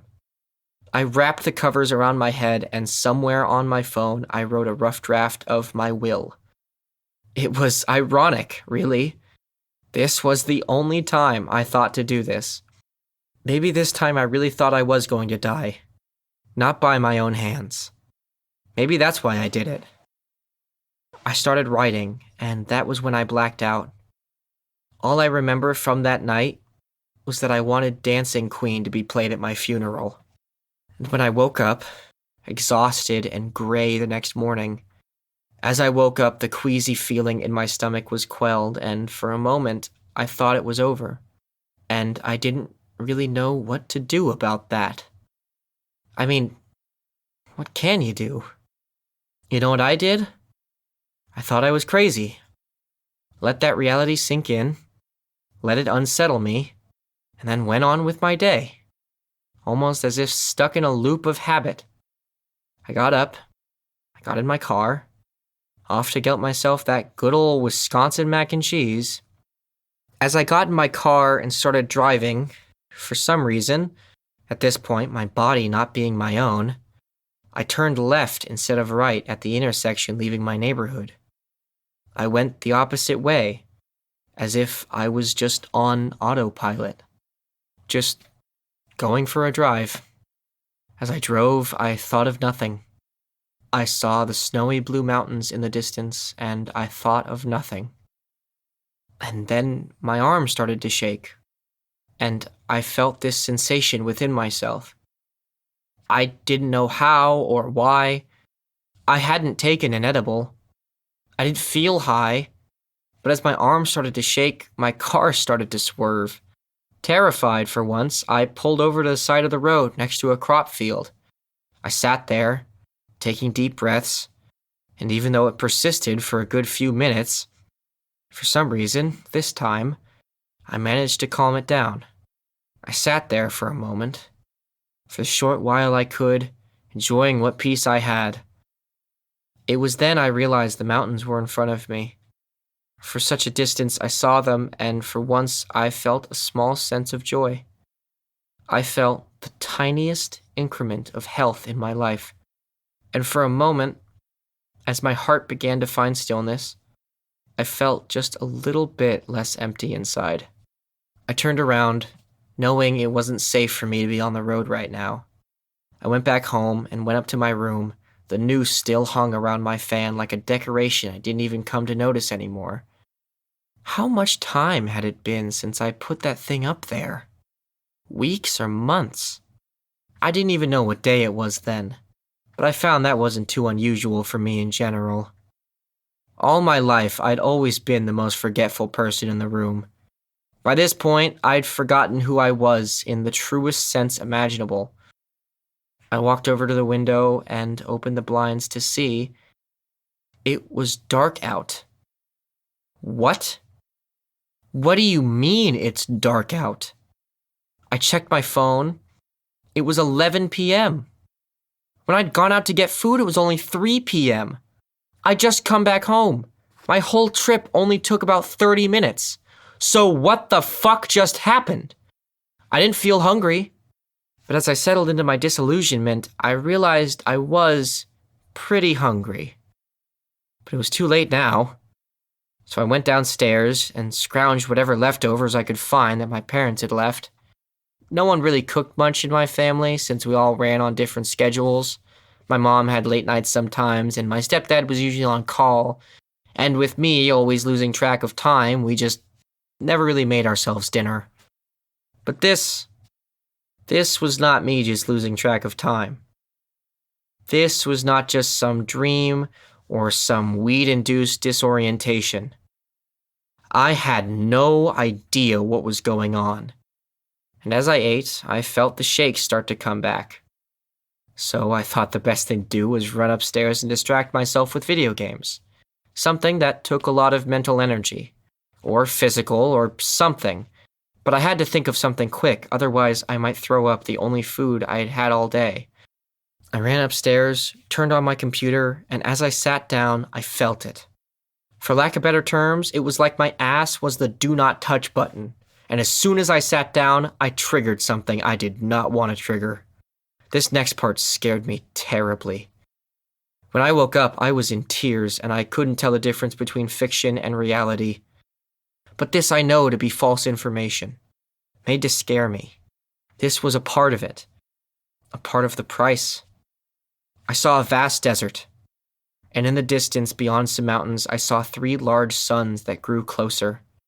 As they did, it seemed like time sped up. It jumped around, and in it I saw different places, people and things, different societies of people living out among the desert. I saw villages rise and fall in a progression that looked like a toddler just beginning to learn that it can stand, standing and falling, walking and crawling. I saw what looked like the birth of Jesus, and then I saw what looked like myself, but I was disfigured. I wasn't a leper, but I was struggling with something. I was struggling to stand, with a pain that within itself felt like a physical manifestation of my own internal pain. I was a witch that walked into one of these suns and just beforehand chose the killing of Jesus. I was bitter. Sooner or later, a group of people found me, and I was soon burned in excruciating detail. This all took place over what felt like years, but years that felt like seconds. Everything came and went in glimpses. I could barely keep track of anything, and when I came to, there I was, in my chair. It felt like only seconds had passed, yet I'd gone through the experience of years. And yet, I don't remember the lights in the room being on. But they were now for some strange reason.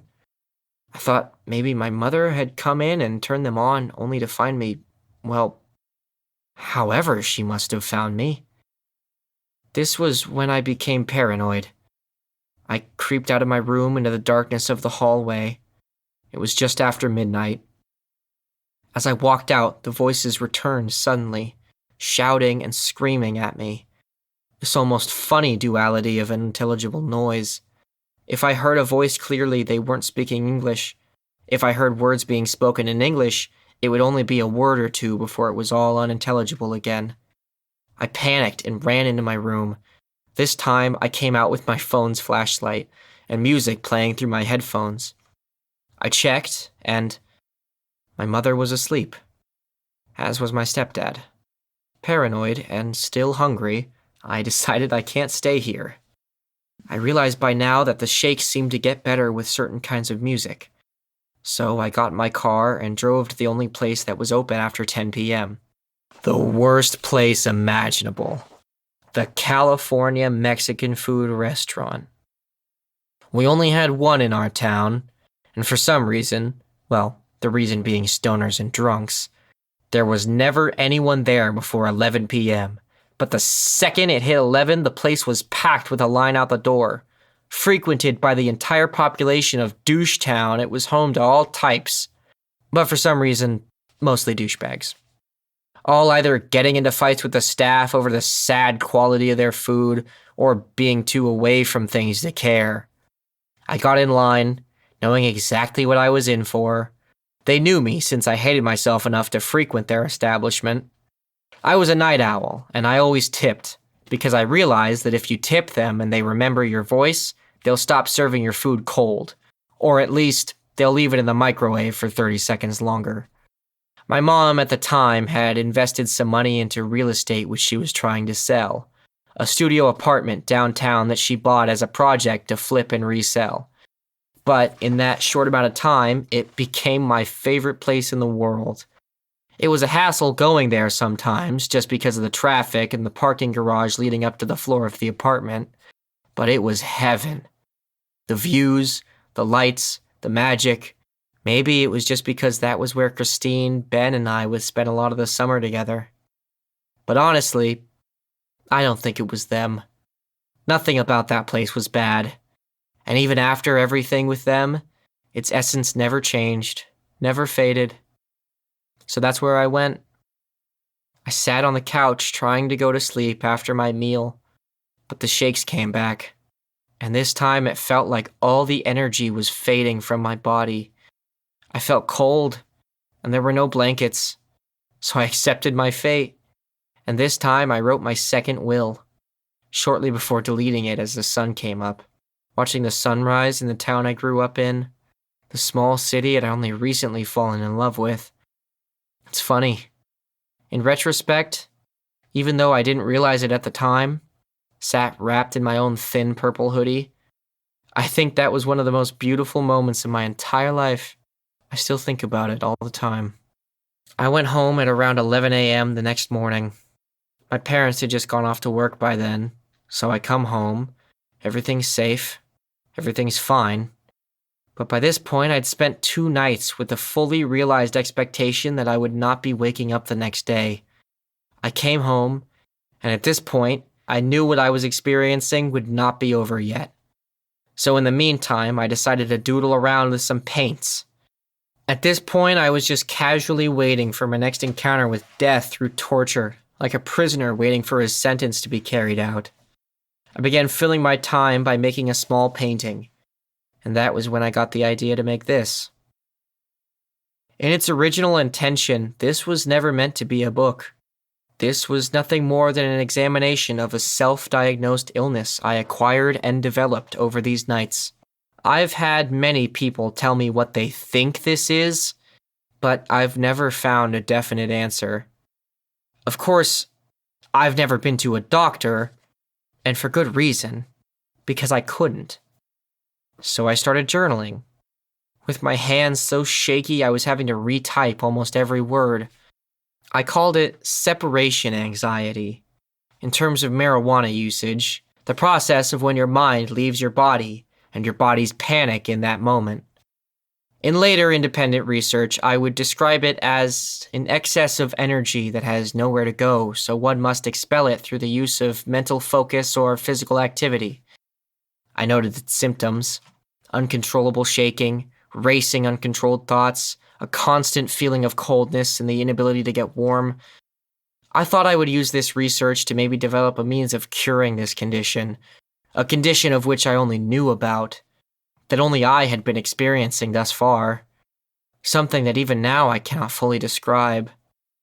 But I can never forget the experience. But just as well, I can never remember it fully, as every time afterwards, something seems to be blocked out. Then, Just as I knew would happen, the shakes came back. At the time, I was holding a paintbrush. After a few drops flung onto my pants, I quickly realized paint was not a great idea right now. I put down the paintbrush and immediately jumped on the computer to see if I could cure myself through the expulsion of mental energy. So I got online, and for the next 2 hours, I played an online puzzle game. But I can't forget to mention Kaylee. It was at this time that an online friend of mine, one who at the time was just someone I would casually play games with from time to time, messaged me and asked me if I wanted to play Gremlins Inc., a Russian game most normal and functioning members of society wouldn't know about, but I loved it. In fact, I hadn't talked to Kaylee much. What little time I do remember of the past few months was partially spent in a lucid high state where I would play this game. The most annoying, challenging, confusing, and complex game imaginable. It was one of those games where I had no idea what I was doing, and Kaylee knew everything about it. And yet, while most of the time she would stomp me, sometimes, just sometimes, I would meander my way around the board and win by some strange miracle. And when she offered to play that night, I jumped at the perfect opportunity to release myself of this terrible shaking through the most focus-intensive activity I could find. The cure for the shakes? A heated blanket and Gremlins Inc. And it worked. It stopped my shaking, and for once, I actually felt lucid. Not only lucid, but for those few hours, I was conscious, and I was actually having fun. Thank you, Kaylee. You'll never know how much you helped me that night, unless you read this. Then you might. Eventually, Kaylee logged off for the night, and here I was, 2 a.m. again. I remember the slow, unsettling realization and remembrance of all that had happened the nights past. She logged off, and I spun around to face the continuous hollow that was this room. I remember the second I took my headphones off and faced the other way, the voices were back, and they were as prevalent as ever. It was as if they'd never left, screaming at me like nails on a chalkboard. It felt like all my energy was being drained from my body. I felt tired. I got up and just wanted to go to bed. Let whatever happen, happen. But I was tired. I remember stepping into my room, and the next thing I know, I was seeing it again. That dream of the witch. I remember seeing myself burning. Just as the vision became clear and I saw my skin burning and charring, I felt what felt like an explosion of some sort.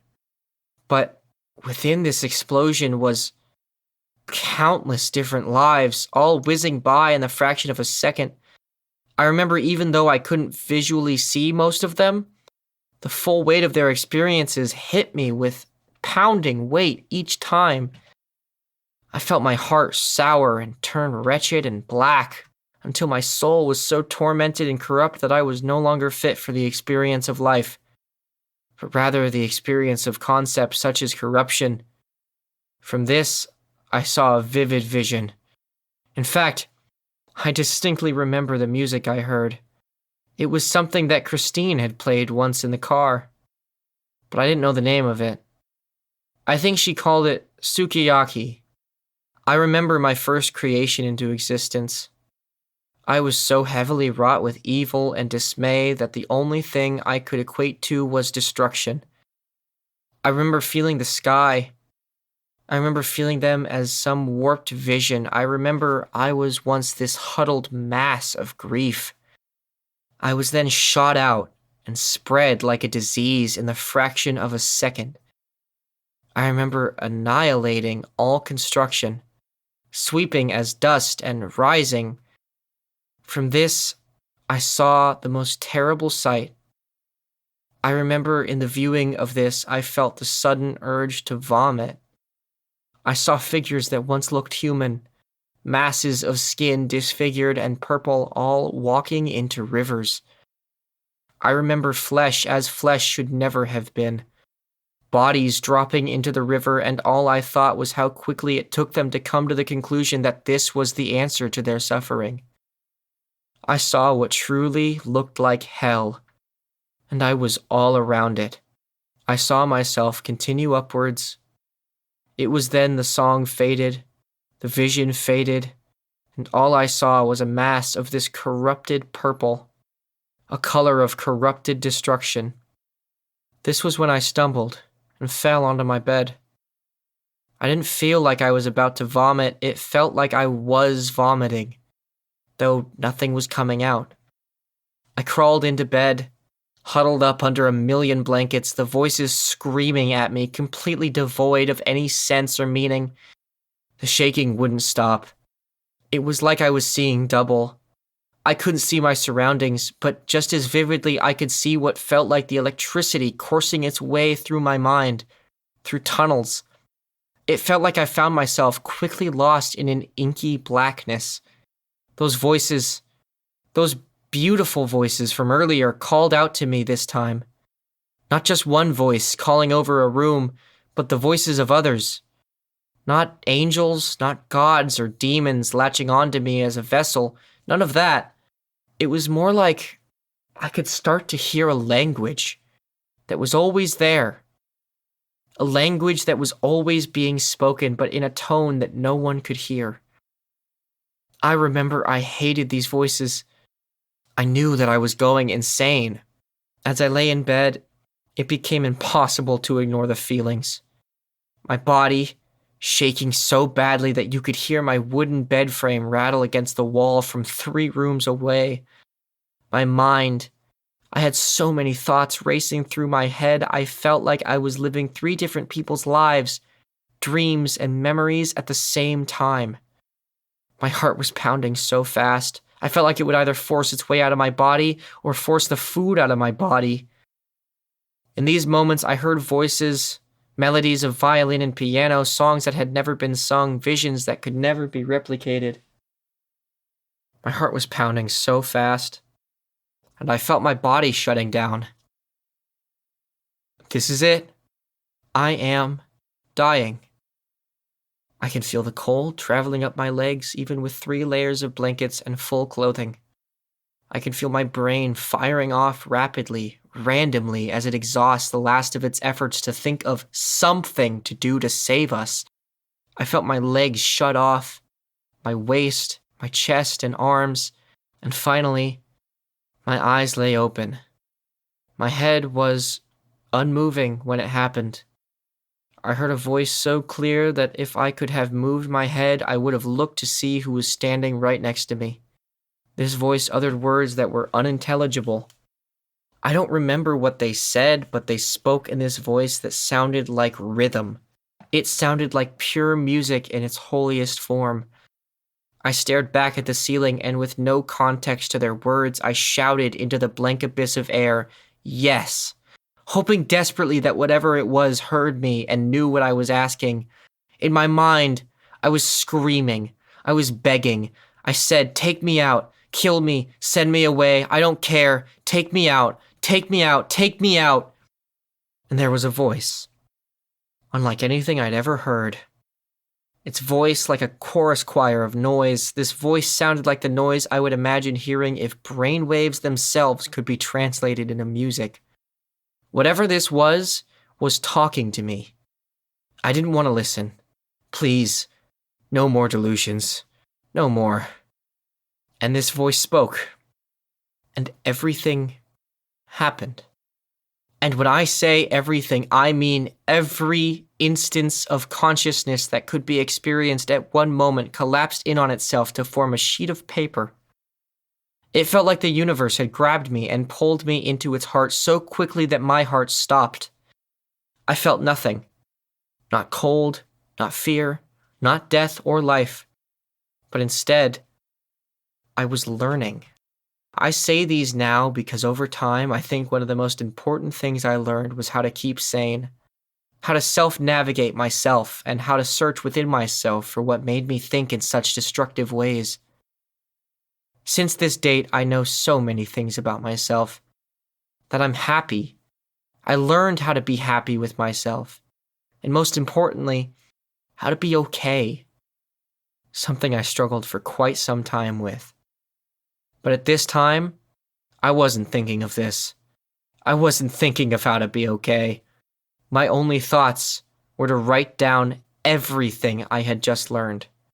Even if it didn't make sense in written form, I had to keep this journal of all the things I learned. This is my journal, a years-long attempt at translating everything I need to tell you. I'm marking the date I won the game. I beat the puzzle. I solved it. Age 17, Sunday, November 24th.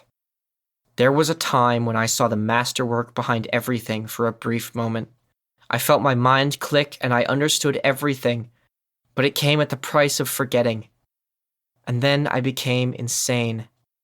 For the next 24 hours, my life was a struggle to climb upward towards my own sanity, getting back to a state where I wasn't manic and insane. Every time I remember, I try and write down little pieces of it. However, that has gotten me little but nowhere. And now, I may be doing something, anything really, and a sudden change in emotion might make me remember what everything looked like, and I would remember how the inner workings of everything fit together. But I would soon find myself in a manic and psychotic state, where I must spend the next however many hours focusing my mind until I forget what everything felt like. Only then do I become sane again.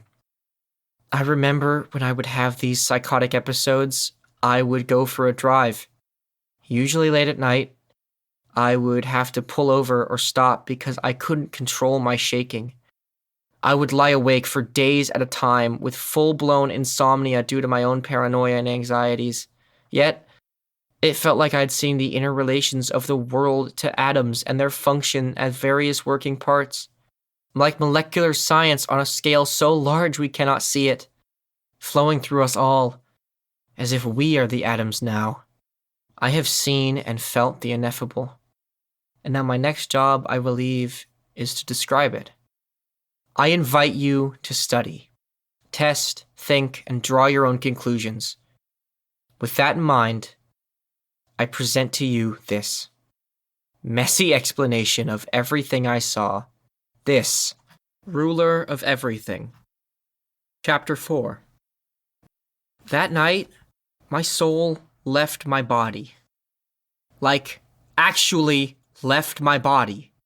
My vision, my collective experience, actually left. And I went nowhere.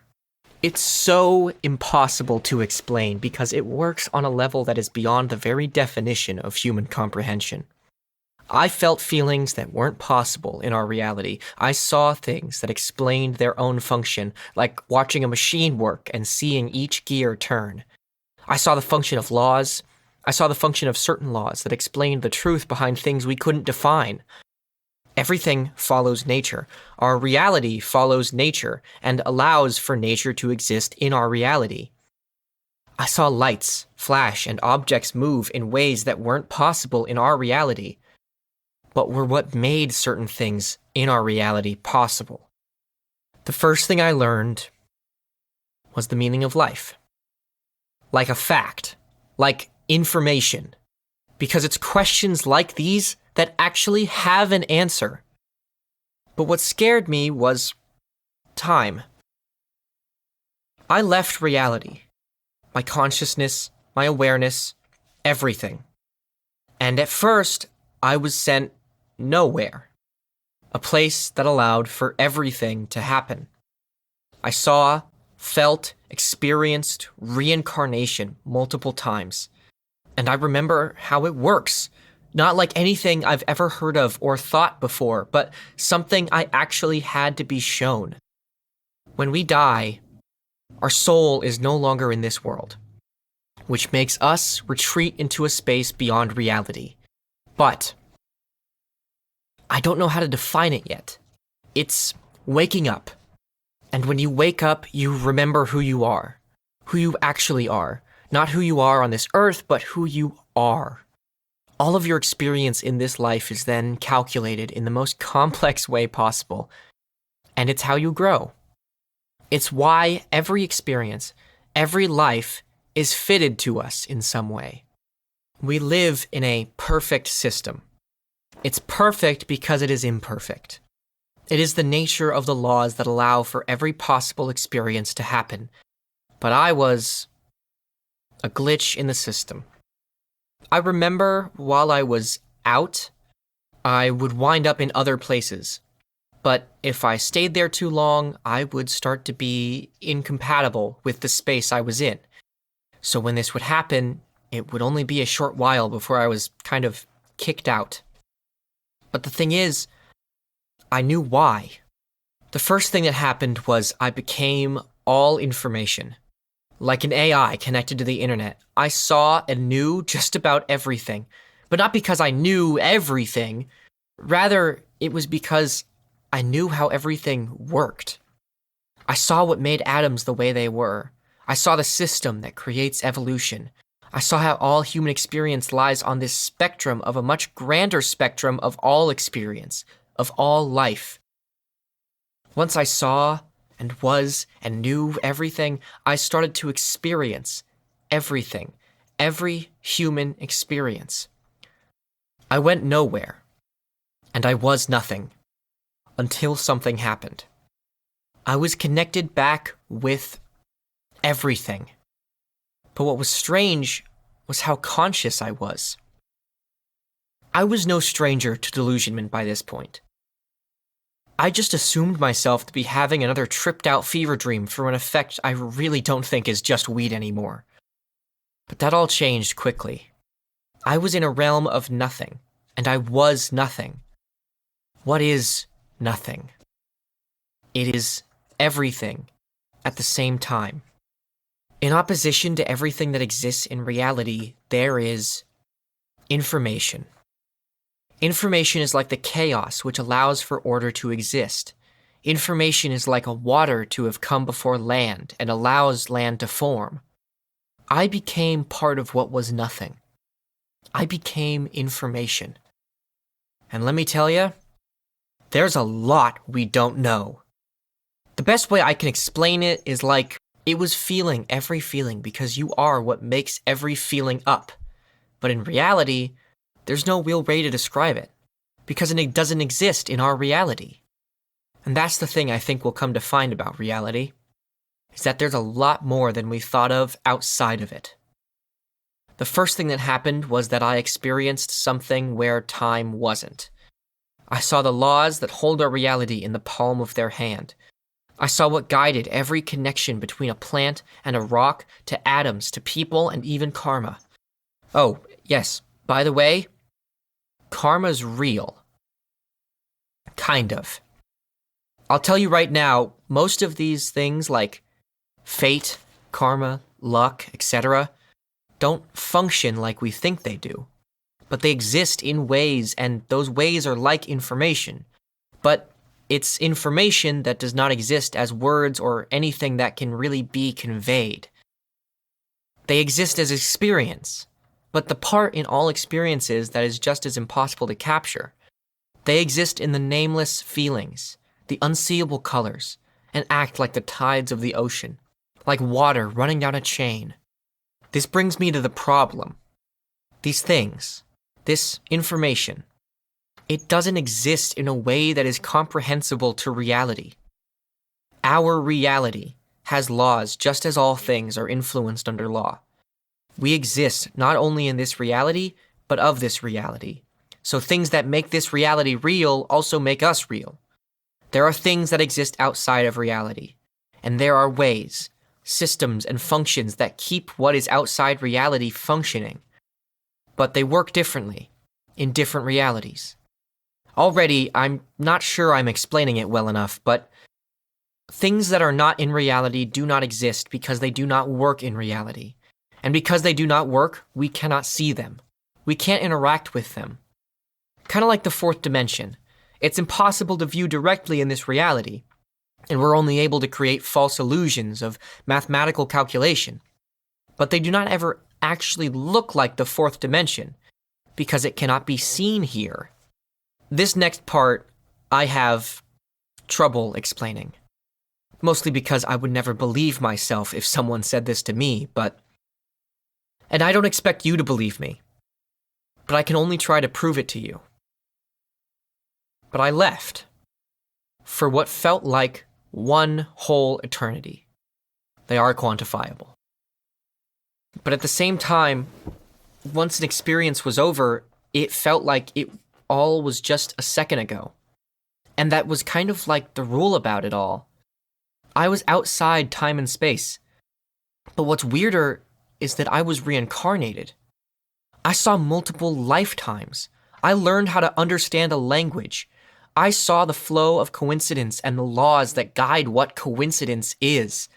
I saw my own birth and death about a countless number of times, but each time it was over, it was like it was gone. But I was still information. I was a form of energy that doesn't exist in this world. I was a form of the spirit.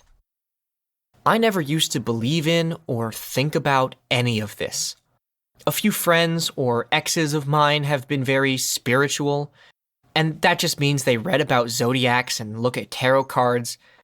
But what's weird is that what I saw, what I felt, and what I experienced taught me how these things actually work. It taught me what was actually real and what was not. But how I know it's right is because from that same experience, I learned that everything is in some parts real and in equal parts false. It's all right, and it's all wrong. In some part of everything, there is truth. But that truth cannot always be directly observed. This is why we have translations for certain things as they work in our reality. Math, music notes, English are all forms of a language which we have built to translate information. And the same science that has gotten us this far in unraveling our reality is a different language than how things work outside of reality. But in what I saw, they all connect. And something tells me it wasn't the weed. Everything is a balance. And in this balance is the answer to every philosophical, existential, and metaphysical question. Because they all lie in the existence of a dual system. It's something so complex that it is equally as complex as it is simple.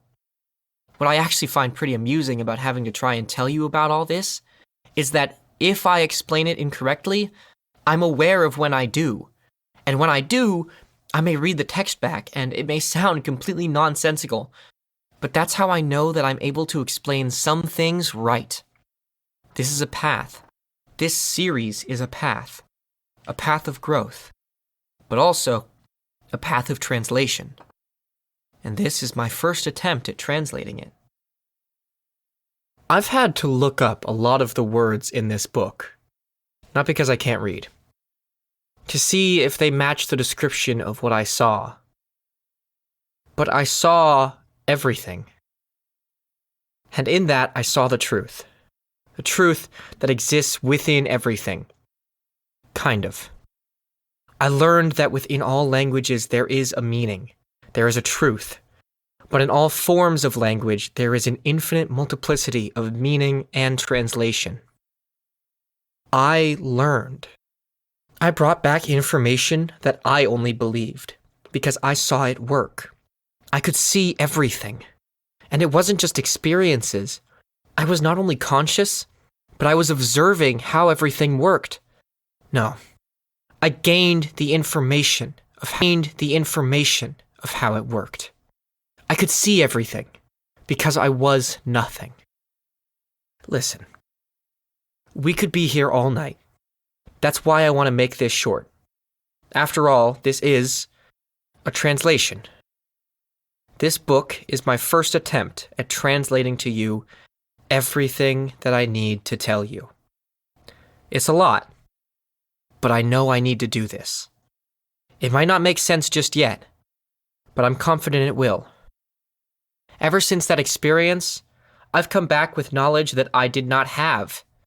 Certain things may happen, but I recognize them. When I first came back, I could physically see pattern. I could physically see aura, when before, if someone said that to me, I would scoff, as I'm sure you just did.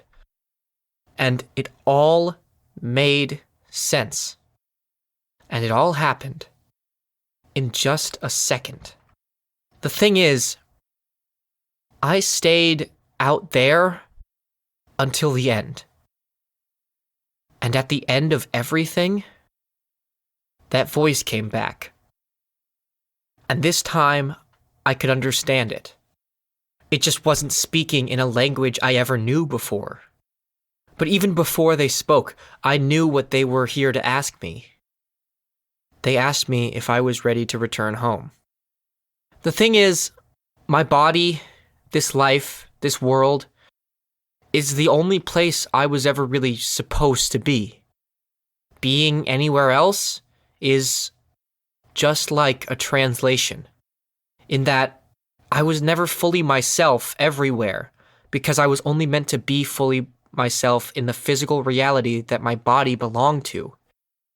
And in this, I knew that to return to my body, every part of me would return, and what I lost in leaving would still be there in my body.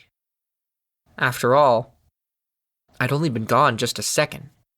So in this, that voice, the sweetest song of which I even know now why their voice sounded like that, they told me that I would forget everything, that my life back here was my experience, and that in coming back, I would forget everything I saw, everything I experienced, everything I knew. That was the price. But this reality was where I was meant to be. This was where my life was meant to happen. And I knew exactly why. So once again, I said yes. And just like that, it was over. And I was back. But then I realized something. I hadn't forgotten. Why? Why hadn't I forgotten? I was supposed to forget. And what's weirder, the next day, I could see things. I could see all these things, but they didn't bother me because I knew what they were and why. It was just like looking at another part of nature. I didn't forget. And that was what made me paranoid. As quickly as it had entered my brain, it had left, and now I was back, in my dark, decrepit room. The shaking came back. I was back, and it was hell. But immediately I knew this was the price I was paying to get the knowledge I now had. The vision had gone, but my memory hadn't faded. I thought that for such a powerful realization, the only price to be paid would be death. So I started writing things down as quickly as possible. I was shaking. I didn't have enough time to process what I'd just seen. I felt like I was going to throw up. I was about 90% certain that I was going to die. And what I could write down felt like I didn't have the words to properly convey what I wanted to. What I did begin to write down was mistranslated, jumbled in thought and improperly spoken, but I sat there until the sun came up, shaking and shivering in the cold, seeing the light peek through my one missing gap where the blind had been broken. And as it did so, all I thought was, I have a little bit more time, and I simply refuse to die. 1,000,000 forms of payment slipped through my head all in the same instance. The 3 main ones that managed to stay with me, 3 forms of ultimate punishment, as price to be paid for the knowledge I'd gained. 1, I would die within the next 4 days. 2, I would get cancer before I could ever properly translate into speech everything I had learned. And 3, I would continuously attempt and fail at finding love for the rest of my life, to die alone with only my newfound knowledge. That morning when I woke up, I could hear birds chirping outside my window. That was my first memory of what felt like an entirely new conscious. I don't know what kind of birds they were, but I remember them for always having a distinct pitch of their chirps. I knew what had happened was true, because it still all made sense. But that's obviously not enough evidence to believe something, and I knew that at this point. I started a journal for what I saw, comprehending it, understanding more and more of the little flashes and glimpses and what they meant. Yet every hour I spent, I felt closer to the end. I was 100% convinced that my mission in life was to write down everything I could about what I saw. The meaning of life, what it means to exist, the fundamental laws that drive our nature and our being were screaming out at me, and all I could do was shake. There were many more nights after that.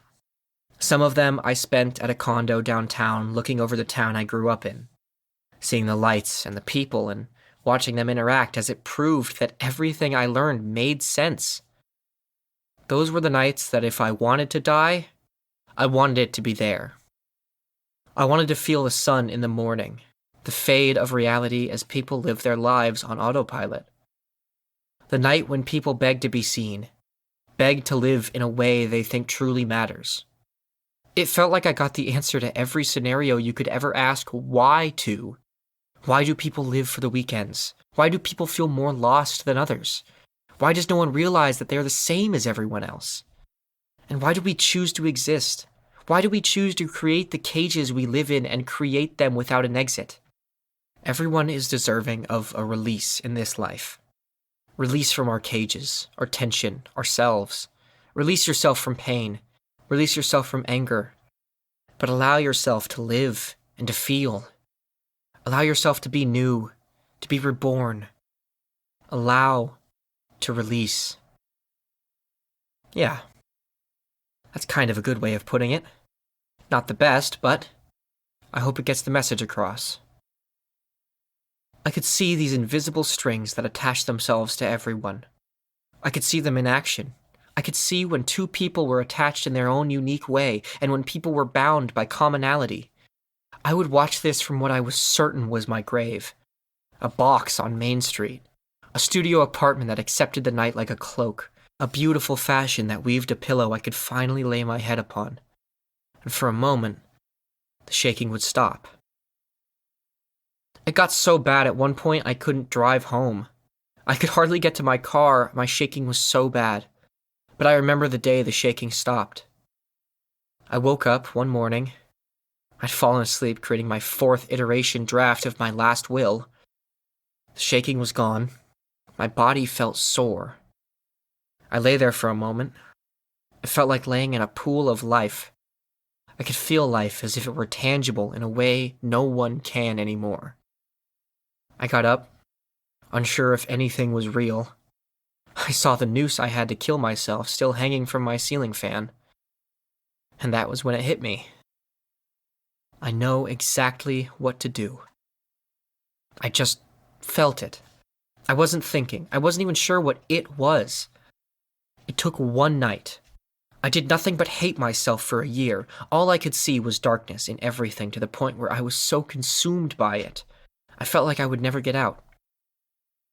Turns out, if you go deep enough into darkness, there's a light on the other side of that, too. From that time onward, November 24th. After that day, I made more friends than I had ever before. I was happy being isolated or in company. I would walk the streets like I owned them and compliment people. I made friends with coffee shop workers, restaurant owners, casual businessmen. All seemed excited to talk to me. I worked on myself, got in better shape, ate better. It was like I just knew things now. I knew what times to eat so that it was healthy. I knew how to trick my body into falling asleep by reserving my breathing and lying still to the point that my body's natural paralysis would set in. Furthermore, I was connected with my body to the point a normal person wouldn't be. When I sang in the car, I realized the way I understood my voice to work, that I could sing higher notes or lower notes if I flexed different parts of my chin or throat. I figured I could reserve my breathing while increasing vocal vibration in order to sustain a belted sound. At the time, I didn't know what belted was, or any musical terminology for that matter. I learned all of these strange little things simply because I had gained a strange clairvoyance into the world, and into myself. But it wasn't what I'd gained in terms of general knowledge that just caught me up to speed with the rest of the world. It was what I saw that changed me. My understanding of the world changed, and that in turn changed my view. I had all of these theories, and I started testing them. I would just listen to my new friends and make predictions based on what I heard, and most of the time, I was right. And I knew why. I thought, there's no way this can be real life anymore. I started speaking with waitresses, baristas, and even homeless men in my small town, and all of them told me stories that I could find little connections between that showed me that everyone has a story that follows a type of path. Unfortunately, this path often leads to a type of complacency. For the entirety of my life, I had no idea what I wanted to do with it. But after seeing all that I saw, I understood myself so well to the point I could see what I was most fitted to do, as if destiny itself became a real force that I could see. I'd never felt like this before about anything. It was like I could look into the mirror the next day and I just saw blue. And when I saw blue, I knew what it meant. It was destiny. Just standing there in front of me. Not saying anything. Just existing. And that's all it took. And yet, somehow, I knew why. My online high school work that I had been avoiding for a solid 7 months now became something I felt invigorated to do.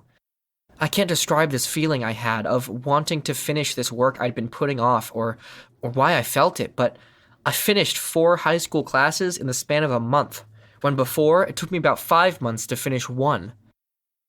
And I knew why. I stopped doing marijuana and stopped drinking caffeine because I felt I finally could.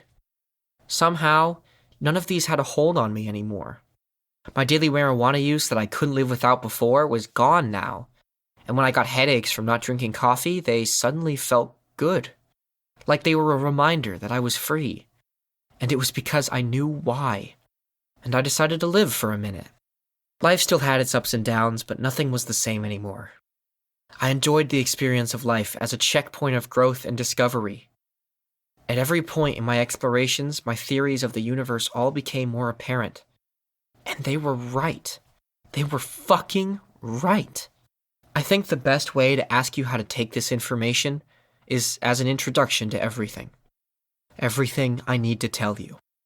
Take these messy concepts with you into mind. I'm gonna go a bit faster now, okay?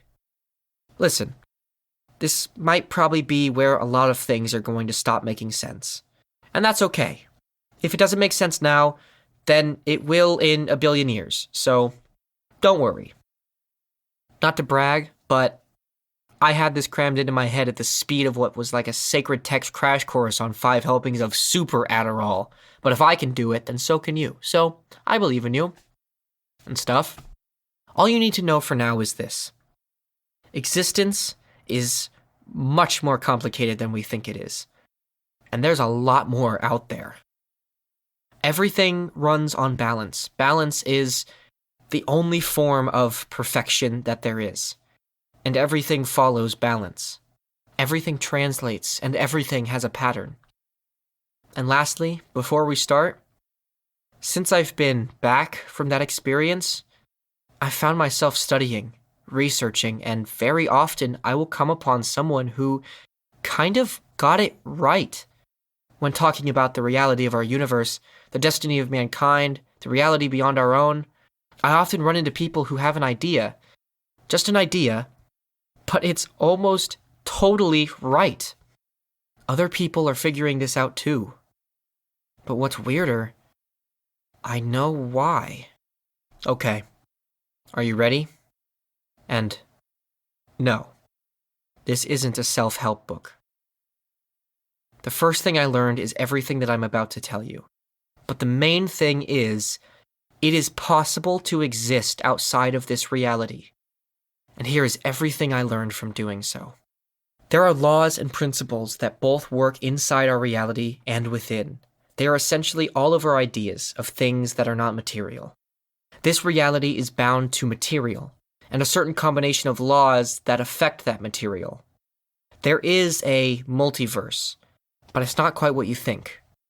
Let's say, for example, this reality, everything that is fact and real, is about 90% material. All material comes from a certain combination of particles, electrons, neutrons, etc. But it is because the laws that make up our universe, our reality, work the way they do, that only certain particles can exist. And only a certain combination of those particles can exist. But that doesn't mean other particles don't exist, we just can't see them. The thing about this is, because we are made of these same particles and we live in a reality under these same laws, we cannot comprehend them. We live in a physical world, and are thus bound by the laws that make this a physical world.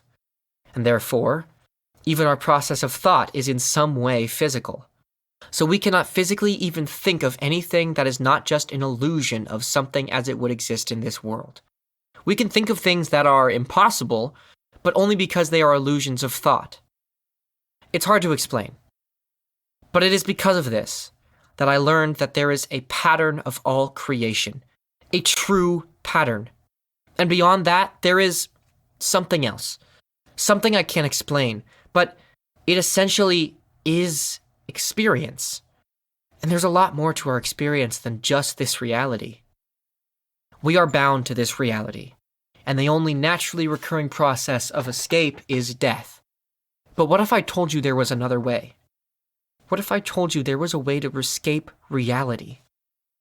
What if I told you that some things we thought were magic were real?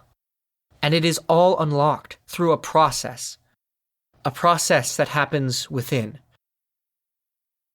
The thing is, consciousness is a spectrum. In fact, pretty much everything that isn't physical is a spectrum, and everything that is physical lies on a spectrum. There are patterns that connect our experiences, as all of what we experience lies on a spectrum. The thing is, these patterns have been happening for a very long time, and it is because we are a part of the universe. I know all of this right now might sound very hippie, but just as everything, including ourselves, came from the Big Bang, before there was the Big Bang, there was another universe that existed. Different things happened, but it was the effect of the same laws that created this one. Everything is possible. Literally everything is possible. And our reality is just one of many that exist because of the spectrum of possibility. From being reincarnated, over and over again, I could see the patterns within everything. Just as everything is possible. Everything that is possible can be experienced. And that is why these realities, including ours, just sort of happened. There is a meaning behind them. But that meaning is to experience. That meaning is that we are all here experiencing right now. Each of us, our lives, are all the only ones that will ever happen. But we're living them for a reason. A reason I wish I could tell you. But there's something I need to do before I tell you. Well, there's a lot that needs to happen before I tell you. Just as there are laws of space and time, and even laws that end up creating realities such as ours, there are laws of love, luck, balance, and etc. But there are certain laws that take an effect in our lives, like patterns. The universe is made up kind of like patterns. It is through understanding these patterns that we can understand the science behind actual philosophical questions and their answers. It's how we can see things like how what we create affects our life, how we are able to create at all, and what creation is, how our space influences our life, how balance allows for growth, and having a balanced life balances your space, how to balance the good and evil in the life you live, how to balance yourself, and how to understand balance as it applies to the scope of your life. Remember when I told you that you were mud? But what if I told you that you could learn how to see what people plant upon you? What if I told you that by understanding nature and yourself, that you could physically feel how past events still affected you? We have so many existential emotions and senses, but the thing is, we are blocked from them. And the only thing actually blocking us is ourselves. What if I told you that being who you wanted to be was one of the easiest things you could accomplish? But what if I told you how much better it is to be with yourself? The thing is, everyone is so vastly different and complex in their own way. The tides of chaos may churn your soul differently in one ocean than in the other. You have to look at balance from a third-person perspective. You have to look at yourself from a third-person perspective. What does that take? A lot of letting go. When can I let go of self? When you know yourself well enough to know you can find yourself again if you let go. But see, that's the thing. Nothing is that simple. It's why it's so hard to explain it to you. The way everything works, it's indescribable. And everything is so complex It's beautiful. It's truly a dance to the spectral heavens. It's gonna be messy. Just trust me. I promise it gets easier. What if I told you I know where we come from, where this universe comes from, and where we were before we were here? What if I don't know how to tell you? How do you tell someone that spiritual awakening is not quite what we ever really thought it was? How do you tell every religion that they were half right? And how do you tell a religion what they got wrong? How does one talk about emotions that don't exist? How do you translate the experience of watching quantum physics happen before your eyes into a language that... How do you even translate it into a language? In the months following the night of November 24th, I had a realization I was come to eventually forget pieces of this information. But what scared me was that I knew there was nothing I could do. I had been given a spiritual enlightenment, and shortly after had been struck back down to the ground. Reality had come to claim me, and I knew that I would slowly start to lose vision, lose memory, and I was worried that I would start to lose myself again. I was far from depressed at this point. I knew exactly what I needed to do and how to do it, but goals or anything materialistic really didn't concern me. I needed to focus on remembering. I remember driving around, seeing everything function as if I could see the laws of reality laid bare in front of my face, unfolding in the spaces around me, in the words of every stranger's interaction. I could see each word translated into meaning that flowed like energy. I could see patterns as they unraveled in the flow between one day and the next, in the chaos that led to order, the good and evil that lay between them, and everything in between. What I learned is, it's how we talk, what we say, and our actions. These three things affect the space around you and the people in them. All of this is then translated to meaning. That meaning is then brought back upon us like karma. But I saw something else. I began to unravel the meaning within the patterns I found within all people.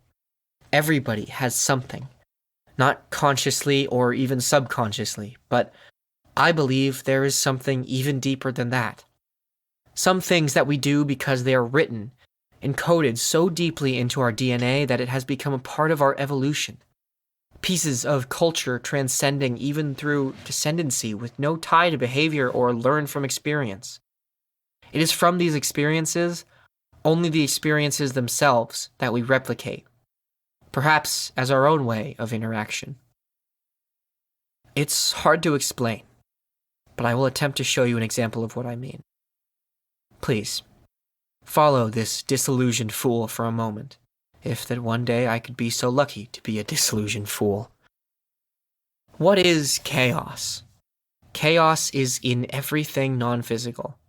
Chaos is like space. As a matter of fact, in most cases, it is space. Chaos is like the space that exists so matter can exist within it. Chaos is the ocean tide that eroded the mountains so life can live easier. Chaos is not good or bad. Order is not good nor bad. For you to be able to see everything, you have to understand how it works. But the thing is, everything that exists undefined. We are only able to observe our universe because we are independent of it. Through evolution, we have become these physical offspring of everything that exists, and how everything exists within our universe. Our experience of sentience is tricky, but outside of our universe and everything that is a part of it just simply exists how it does. We are able to translate our world into math, and math is a near one-to-one translation of everything that exists in our physical world. Our world translates into math because our reality is made of math, but our reality is only physical. The only materials that exist, directly observable in our reality, are the physical ones. But that's why the only math that really works is physical math. It gets even harder to explain past this point, so for now I'm going to move on. Time flows as a base for everything to branch off of because everything happens over time. Everything is connected in a pattern that is so long, so intricate and complex that it's almost impossible to see when things repeat. But if you learn enough history and psychology, you'll find the biggest connector between the two is that everybody follows a pattern of repetition. Whether through their own personal psychological translations of the world or through the means of historical patterns that people fall into due to situations, they all end up leading back to the same place. And it's in understanding these patterns that we can begin to pick up on a language of meaning. But what is meaning? Does this universe have meaning? Is there a point to life? Yes! And it's so much crazier than you think. Not only that, but it is through understanding this and the nature behind all things and reality itself that the meaning of life actually becomes clear. Problem is, I don't know if you're gonna like it. At one point, after noticing this, I tried to draw a visualization of how chaos and order affect the patterns we see in history. How people throughout history and throughout time return to falling into the same complacencies, problems, or situations. All of them have an inciting factor behind them. A general declares war, a famine arises, COVID-19 comes in and fucks up the place. But through all of these, if we were to take the same series of events that happen time and time again, we could easily draw connections between how they unfold, what they were, what caused them, how they came to pass, etc. And these connections, within them, are patterns. We can see how that pattern is made up. We then see the events that make it up. And from that, we can see what causes pattern, and then find those causes everywhere, all creating different versions of the same pattern. Every physical event relates to the spectrum of pattern it corresponds with. It all exists as spectrum. For example, I really hope this doesn't just sound like a bunch of gibberish. You know how we all associate this shape with a heart? Just think of the outline shape of a heart. Everyone all over the world knows that to be the shape of the heart, the shape of love. But most people also know the actual human heart looks nothing fucking like that. Well, what if I told you that love was something else? What if I told you that emotion we felt and knew of as love is only 30% of what love truly is? And what if I told you that love had a shape? And that the heart shape that we know of that's popular is because that shape is presenting itself to us through a manifestation of what it is in our physical world, in a way that the human mind can comprehend. Because in its truest function, this function that is love, beyond all reality, in its truest, purest, ineffable form, looks less like a heart and more like a fractal. Almost looks like a heart, doesn't it? This is the closest we can get to experiencing it. And seeing it visually is only one part of this language that can convey the fullness of what this is. I don't know who made this, but let me tell you, they did a really good job. Because this is probably the closest thing I've ever found to explaining it. Even though, it still doesn't really help explain it at all. Crap. Patterns like these take place all the time outside our reality. There are patterns that we just cannot comprehend.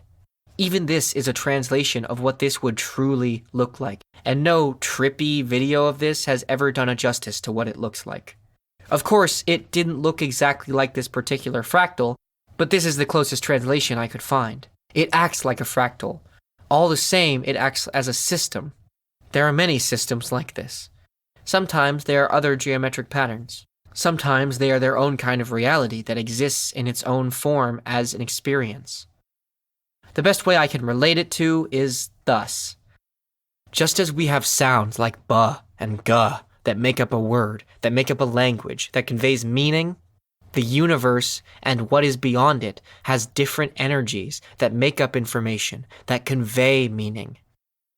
But none of it's bound to anything until it travels through a process that affects it with law or some kind of interaction.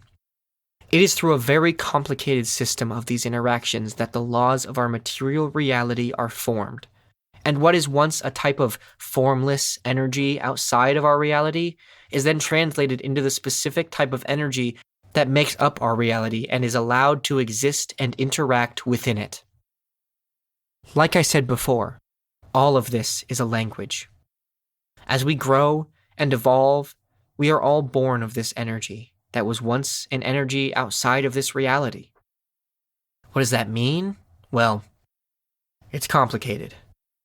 We grow, we rise, and yet we are still just this complication of energies and matter. All once, and still are for the most part, connected to this system of patterns. Since the dawn of modern humans, we have been a part of a rapid development of all kinds of personalities over time.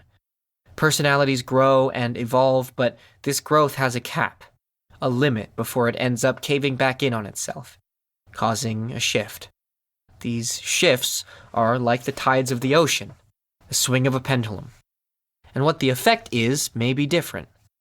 But through looking at different kind of patterns, we can see the pattern of where this effect might lead. If we can recognize pattern, then we can recognize system. And if we recognize system, we can recognize everything that system creates, including understanding how it manipulates our unseen reality to bring powerful personalities to power, or eliminates the existence of fringe personalities and how they are brought back. This might just sound like studying history, and for the most part, that's probably the best way to go about it. But I want to tell you how to understand why these patterns happen, the meaning behind the spectrum of pattern that exists individually within every experience as it unfolds. When these patterns end, the type of experience ends as well. But we never just stop experiencing. Our experience continues into the next pattern, into the next, into the next. Just like how we can visually see patterns in the world of trend, in our lives, fashion trends, TV trends, icon trends, they all follow a very complex pattern. Physical change affects the non-physical pattern. The 2000s held creators, designers, fighters, players, gamers, chads. The 1200s had knights, peasants, priests, workers, and then you have differences in class, order, or power, ranging from kings/gods or CEOs to low power and so on. But why do we repeat ourselves? Why does history copy fiction and fiction define our present? There are types of people that we work off to create fiction, and now we return to ourselves as strangers to this fiction we've created. There's a very important fundamental law behind this. It gets even more complex when we are able to create our own patterns and actually bring them with us into reality. It is from this we enter a spectrum of human experience that does not exist. But through our own manifestations, we manifest it into reality. Things such as like vampires, people who don't go outside, people who like the cold and dark, people who always have to be invited into your house, the type of people who won't hang out unless you invite them, people who sleep during the day, people with many irrational fears, sunlight, wooden stakes, fires, etc., people who drink blood, people who are draining. Or tell me you haven't met some person who has the total characteristics of a dog or some animal. But what about trends in fictional characters? We don't see it, but they resurge into our personalities. The best way I can explain it? It's like there's a spectrum of archetypes we can follow. People then create fantasy or fiction of these archetypes without even really being consciously aware of it. We then take those archetypes and learn from them.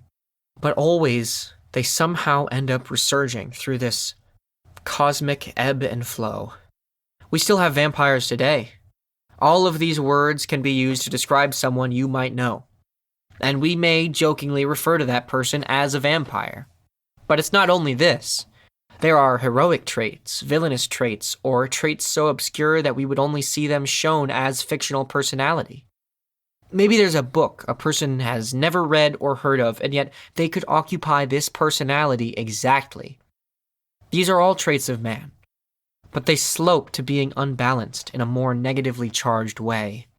All personalities that we are able to think of are possible spectrums of human personality. But we have found much more balance, and thus we are reminded of them through fiction. Yet, chaos brings these fictitious fashions back to reality, then back to fiction, then reality. Over time, accruing new changes and demeanor, becoming something totally new, while never having really changed at all. This is one example, but this is here to show you that everything has a strange pattern to it. Our trends, our views, our behavior all follow this pattern. Chaos, order, good, evil, and it all seems to be driven by irony. Ironic comedy is embedded in all of our lives and in the world, but it's a type of humor you have to look for. Philosophical thought theories or catch-22s. But why do these patterns exist in our world? Why do patterns exist? If I have a 4-sided die and I roll it, it's only chance that it would land on a 1, a 2, or a 3, or 4. But why does the dice in this case land on a 3? Why not a 2? Why not any other number? I hate to say it, but that funny hat man from the internet was right. There is no such thing as a coincidence. That's what this is.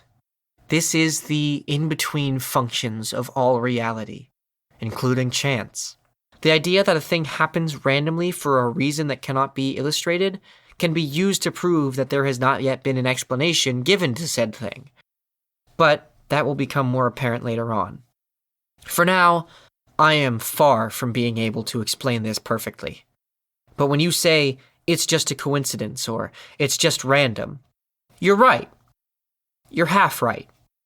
It is a coincidence, but there's a force, like a law, that controls coincidence. Coincidence is like the chaos that allows a specific experience to unfold. It is then our navigation of this experience that unfolds a new layer in the spectrum of every experience overall. If nothing else, I hope those words were or will be of some use to you. I hardly ever have the right word to describe something, and now I've had the most indescribable experience of a lifetime, and now I must share it. And I don't have the words to describe it. So bear with me for this journey of self-discovery that might make very little sense right now, at least. Everything seems to mimic something. There is something very fundamental about our personalities as individuals that have been passed down from generation to generation. But through what? Not through speech, not through action or acknowledgement, but something deeper.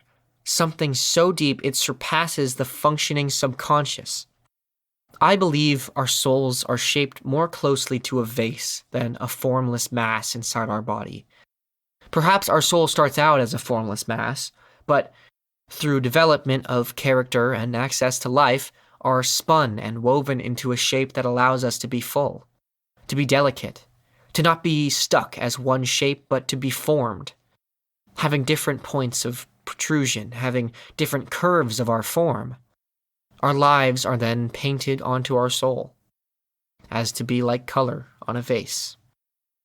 One aspect of our life might be visualized as a tree, family tree, while one aspect could be compared to the ocean, waves of emotion. But the more you think about it, the more your emotions really are like waves, and the more your family does kind of come out to look like a tree on paper. This is because the tides, the way trees grow, the laws of nature are all mimicking the forces that we cannot see.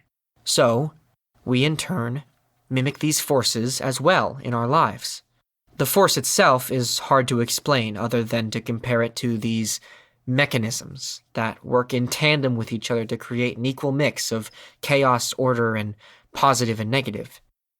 But if we can understand these laws and or fundamentals, then we can start to be able to understand what determines luck and coincidence as they truly are. And we can start to unravel the meaning they truly convey. When we start to study and look deeply at these rules and see them function in our actual world, They work to create a perfect balance of irony, order, luck, and coincidence. Luck being the outcome of a situation you choose participation in, and coincidence being a situation that unfolds as you choose to act. We again see this churning dichotomy of action and reaction, good and evil, chaos and order, irony and luck. With those three principles in mind, we can begin to visualize a set path of our life.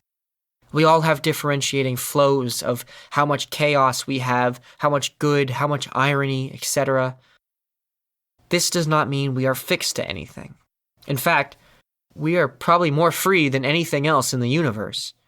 Who we are, our souls, and our actions can tip the scales of these balances, putting us in overdrawn places of darkness or undeserved places of good. Our choices in the world affect how the world treats us back. But maybe if we learn about these principles, we can start to understand them for good. Consistency is one of them. Stay consistent in your work.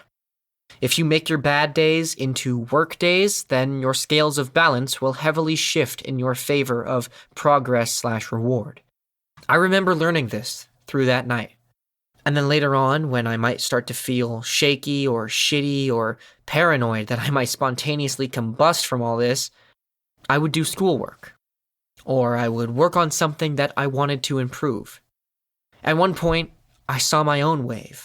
And because of where I lay on the scales of those principles, that was when I knew that a career in acting would be best suited for those abilities and my fulfillment as a person.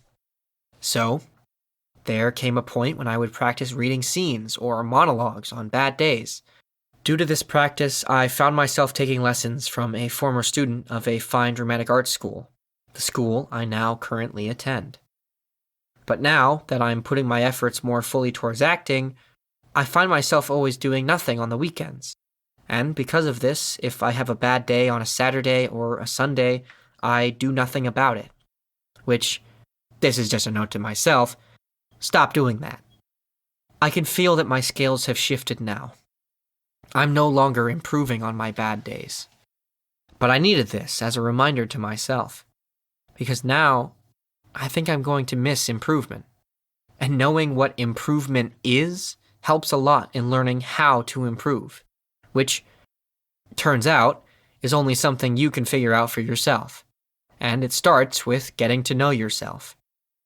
About 2 to 3 months after everything happened, when I really started to comprehend and think about everything I saw through a process of self-reflection equal to that of nature itself, I grew a further understanding of the process of what it was to navigate understanding as a concept.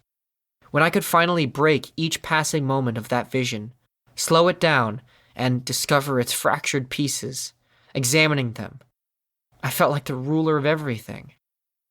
I could see a person's day from the twitch of their eyebrow. I felt like a dog, noticing behavior that was on a microscopic scale. Being able to read a person's scales, seeing what they needed to find balance in their lives. I observed people. Found a group of people online that would vary in size, but who would be perfect to observe in behavior and see if I could accurately decipher the little connections between them in ways without even seeing their movements, only hearing the micro-emotions their voices would carry. Even though I had only ever taken one psychology class in high school that I got a B in, I now had mental influences showing me how to decipher a person's emotional state through observing their off-balances in life, doing mental gymnastics to see why their scales were balanced in a way that told me their mood, their goals, wants, impulses, etc. There are specific words that I would like to use to try and explain more in depth what I'm talking about so you know it is real. Allow me to give my own vocabulary that I have used to describe these things before. On the night of those visions, everything fit together. Not exactly like a puzzle piece, but more so like a machine. But even more so, like a language. A language that our ears cannot hear. I think some have found this and called it the voice of God. Others called this angels. I am referring to it as the language, the language that the universe speaks, not meant for us to hear, or maybe we are supposed to hear it, but we just haven't figured out how. This language works together in the way that you can't have a sentence without a subject. You have to make specific sounds. Some sounds sound more like other sounds, while meaning entirely different things. There are rules to this language, same as there are rules to English. However, this language works under different rules, and it's an entire language. One that can describe every single place, action, thing, concept perfectly. I think a big part of finding this vision, finding what I suspect is a form of nirvana, is to find out how to be able to hear this language. I believe the way to ascend the spirit is to understand this language, not just hear it. The first thing you need to learn in order to understand this language is that unpredictable concepts such as luck, chaos, balance, are all abstract concepts because people do not realize these concepts are tied to a perpetual motion of change and evolution. That is what also makes them non-existent in our physical world. But the beautiful thing is, because we are not only made up of this reality, we are made up, and within us is something grander than all things. We are able to create a physical version of what would be an abstract concept. We are like machines that produce a type of energy that is limited in its form by our physical reality. So in this, everything that makes up human experience is a fraction of a translation of a translation of a translation of a language that makes up all things. In order to explain this, I need you to understand some of the abstract concepts we are so familiar with. Time. Time is the abstract creation of the present moment. Our time is very structured, and yet is unobservable. Only its effects are observable. Time is probably the best example of these abstract concepts that are both laws and interact with other laws. Time is always there. Time is both a constant and an abstract, a line that strictly divides what is, what will be, and what was, while also time is a blank canvas that allows for build-up, art, construction. Nothing would exist without this base of time. When you think of time, what color is it? Do you think of a color? Is it white? Vibrations of reality. This is the word I'm choosing to use, as there is no word that exists to describe the constant flow of unseeable laws that act and react based on our decisions, to react in a way that provides us a reactive flow. Think about it a lot like water, the way it flows, the tides, oceans, or even tsunamis crashing to shore. Droplets of water rippling on the surface of other liquids, responding to our touch, our presence. This is not the most accurate description. Sometimes this flow acts and reacts like water, or like strings vibrating through space. Sometimes both of these things, with their own unique intensities. The only way to truly discover how this flow acts is to see how it reacts to you. This is what makes all of this whole process especially difficult. The fact that while there is much that can be observed, there is an equal amount of things that only the person can experience. You have to see for yourself the patterns that manifest within your own reality. You have to feel for yourself what only you can feel about a certain feeling or emotion as its meaning.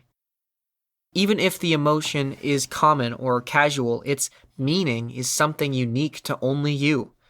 Only you can experience your own soul. That is yours to experience. I'm not going to tell you how to decipher other people's meanings, because if you do it wrong and are unable to comprehend all of the steps leading up to it, then I'm pretty sure you'll just end up sending yourself to a terrible kind of hell that not even Hitler or the guy who made FNAF can dream up. Luck. There is a function, a mechanism behind luck. Luck is just one part of the deal.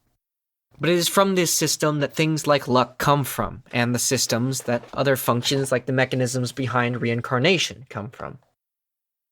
They all work on their own, but they also work with karma. It is the function behind these functions that we can understand and see what is essentially the method behind the madness. But we're not quite there yet. Luck is a function of right place and right time. But the way it works is also something of a gapped function. Meaning you either get lucky because you deserve it, or you get lucky because you don't. Or don't get lucky at all, because it's not your time. Think of luck as this. If you have something you need to say to a loved one, a person, you don't blurt it out the second you see them. Or even if you do, you're led by your gut. Your driving force to find the right moment in time to fill the space with either word or action. Life works similarly. If you are in a place where you have the potential to gain something, or have the potential to change the way your experience unfolds before you, it might, if the strings flex at the right time. If one pattern ends in a certain way, then it could cause an extreme pattern to form right in front of you, and you could get lucky whether you want it or not. Chaos might take over, and you might fall into terrible tragedy, or even terrible wealth for what seems like no reason at all. But there is a reason to everything. If this happens to you, it is you who has been spoken to. This great language has uttered your name at a seemingly random interval, almost completely accidentally. You just happen to fall right on an alignment of place, time, and being where your story is perpetuated by whatever good or bad fortune you receive, maybe even unnaturally. Unnatural luck can be explained as lotteries or charities or even malfunctions in the lives of others that trickle down to an individual. Anything that is part of a system has potential to have luck drawn into it, but manufactured luck is more like a casino or any place where gambling happens. It is the attempt to manifest luck into your space and have that space manifest luck into you. However, if you're thinking about building some kind of get-rich-quick luck machine, it would blow up spectacularly against you. In all things, it is sometimes the most abstract law that creates the most finely tuned system of function. Chaos comes into full swing in situations like this, manifesting like a counter-reaction to an overabundance of whatever energy you're manifesting. After all, this energy must be drawn from somewhere. And if there's one thing they say about luck, it always runs out. Misfortunes can also be brought on by the way we handle important situations, such as death, trauma, a missed opportunity. It is how we navigate our many experiences that ends up cultivating certain energies like luck within us. Just as material energy collects and creates this infinite spectrum of material that we navigate today, there are energies that create a kind of submaterial within the non-physical aspects of our being and interact with each other just like matter. But this all happens within our soul, which, again, is kind of like a universe, though it doesn't exactly act like one. And no, our universe is not a soul. They just are very similar. It's like the difference between darkness and space. Luck is the opposite side of the same coin that is karma. Karma is a system born of both order and chaos, evolved so complexly of a function that it ends up becoming an orderly function. This order is then reacted upon by chaos, which produces what is essentially a type of, well, the closest thing I can relate it to of this world is energy. But really what it is doesn't exist in this world and is just a real pain in the butt to describe. Karma is simple in principle, but equally complex in function. In fact, its apparent simplicity is what makes it so hard to comprehend. But karma is essentially what goes around comes around. That's not the Buddhist definition, but the person that came up with the idea of what Buddhism is was right. Thank you, Yanavalkya. In essence, and to clarify what I mean, as it does slightly differ from the Buddhist idea, karma, in the sense that I mean it, is a complex system of balance, inaction, and reaction. But it may be in this that we find, through karma, a reward for something we may have done to someone else. Maybe you accidentally inspired someone without them knowing. Perhaps you hit someone with your car, and so while in the hospital, they met their soulmate. an action you indirectly took part in. Just as all of these things vary on a spectrum of experience, karma varies equally in its reaction to events that are unfolding. Think of luck in this system like random flicks of the strings that bind us all together, with varying intensities, all coming from different points of the center. A bad action can cause consequences that may end up positively affecting the bad person. Anything that is possible under the human experience is equally reacted upon, but in such a way where each aspect of ourselves opens a path for our own experience. A bad person may not be stopped from doing bad things, because the way in which karma will enact upon them is in some parts reliant on the time in which the event occurred, and the meaning of all things related to that time, including this bad person's relation to the time. In olden days, this was more extreme, but this was how we got villains, who were rich, and heroes who experienced great loss. This is why certain people of certain backgrounds all have lives that feel story-esque, because yes, every person's experience is unique. But it's almost as if we all live through an experience that is guided, which it both is and isn't, but I think a further explanation is to be saved for later.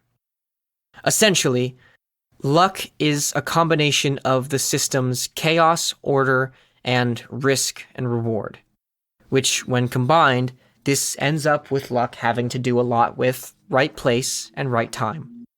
Good and bad luck will befall you, dependent on your soul's weight, whether it is shifted more towards chaos or order or any form of what else lies in between. Understanding this is easy. Conveying understanding is much harder.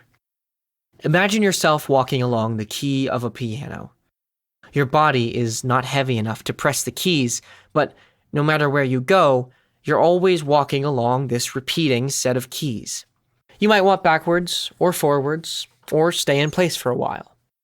Now imagine there is a machine built to play this never-ending piano. This machine is too large for you to be able to see its inner workings, but it plays the piano, playing a melody you cannot hear. You are deaf to its song. As it plays, it might play a note that you are on. You might be standing on a low note, or a high note, or a note that is intended to be played with great emotion. This machine is precise. The machine plays every key with exact knowledge of its intention. Every key rings out and is used to convey a full range of emotion. A stroke of luck is when you stand on the same key that this machine plays. The luck could be good, or it could be bad, depending on the grand intention that this machine has.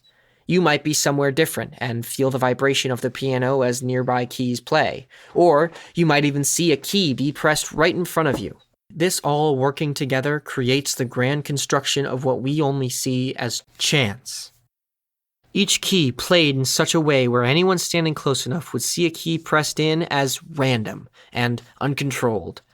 But it is the one who walks with purpose, the person who walks with intention, that has no random action happen to them. But they who walk with no purpose, no focused footfall of their step, those are the ones who are thrown around, played as if they were a key to the song. You give yourself over to the music, whichever way it may throw you. This is the visualization of luck as the piano and the player. Chaos and order. Order is the construction and organization of understanding, while chaos tests our understanding, breaking it down to allow for order to return. Think of it like building a sandcastle on the beach, only for the waves to sweep it away. Then another person may come and build a sandcastle, no better or worse than the one before, but something entirely different and original. Every grain of sand arranged in a new shape, before it is washed away again. Chaos is also used to refer to a blank space where anything can happen, that anything usually being order. While chaos is what comes before creation, order only affects that which is created. And when there is a dominance of order, it is this very dominance that allows for chaos to take root. Its balance represents itself as kind of like a plane of space-time, where things are always happening. Chaos and order's effects can be seen in just exactly everything. Just be careful when looking. If you assign meaning to and try to build upon that which is incorrectly established, or if you try to solidify something without the idea that almost everything is subject to some form of change at some point or another, and you put too much of yourself into that without any understanding, you may hurt yourself. I do caution you. Be careful if something feels like it is negatively affecting you, your mental capabilities, or your ability to think and experience. And stop what you're doing, drink some water, sit down, and do something else for a while. I caution you against obsession. This is all very complicated, yet everything exists within moderation.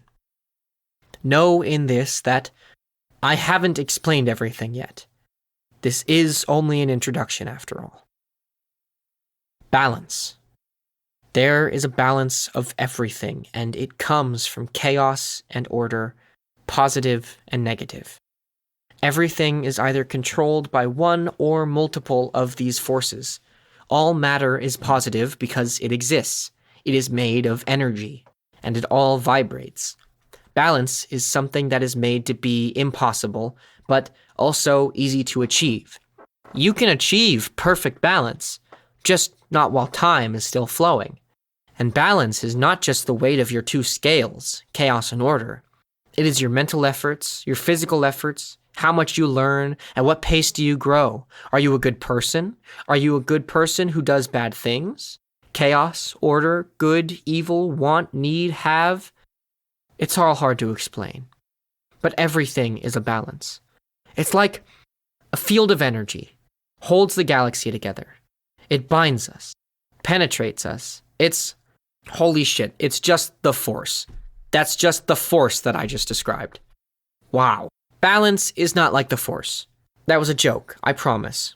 But holy shit, maybe George Lucas was onto something there. Balance is not like anything, it just is. Through what balance ultimately is how everything is allowed to function as it does. It is because everything is always in a process of balance that makes anything possible. Some people have unbalanced lives because of the way they choose to live. Other people have unbalanced lives because they are reaching a climax. Our lives flow together like stories, like a language. We share our story by living it, and our stories are driven by these rules we cannot see. I understand why a lot of peace-seeking people live very minimalistically. It only makes sense, as the weight of your attachments also serve to bear weight on your soul. But it's all up to the person. Living minimalistically is not a necessity for spiritual search or enlightenment. It's about how much weight an item bears on the soul. So how do we find balance? Like all things, the most correct answer is often the most ironic. You don't. Finding balance is to accept chaos and be able to function with the chaos that exists in your life. Minimizing chaos is greatly effective until it reaches a point that chaos is just allowed back in again through various different spectrums of translation. Allow the natural flow of events to throw you off your balance. Have your good days, have your bad days. But to live a healthy life, to find balance through your chaos, this is truly something special within us. Find what grounds you. For me, whenever I'm having a bad day, I work towards achieving something. Those are my personal opposites. Everyone has different opposites. So using my theory of everything, a sound mind and a sound soul is how you can achieve not balance, but more control over the balance of your life. Imagine if you were standing on a long piece of wood. Below the wood is a sphere. You are balancing on that piece of wood, while the wind blows in random intervals, with randomly varying intensity. On the end of that piece of wood is your mind. The other is your soul. You are able to take control of each side of the board via ropes. This does not give you immediate control over the board, as there will always be wind blowing in your direction, but it does give you more control over what you have. This is life, a balancing act. But say you could stop this board for a while. Say you could tug both ends of your ropes and the board would come to a complete stop on the center of the ball and the wind would stop blowing. One of two things would happen. This would either mean you have found complete balance and are now in a state of readiness to go through the process of nirvana, or you have found complete balance and now you're just bored. This is a possibly accurate visualization of how to reach nirvana, but on this one, I'm not quite sure. How I reached nirvana, if I reached nirvana, my means of doing so seemed highly unconventional, unintentional, and influenced, if anything. I was dragged, kicking and screaming, until I saw everything folding in on itself, creating words on a page that were read aloud to me, as if my trauma was being soothed. Opposites. Everything has a pair of opposites. How to find or calculate what is opposite to something, someone else, is quite difficult in some scenarios. In most things, it's not too hard, but in people, it can be very complex.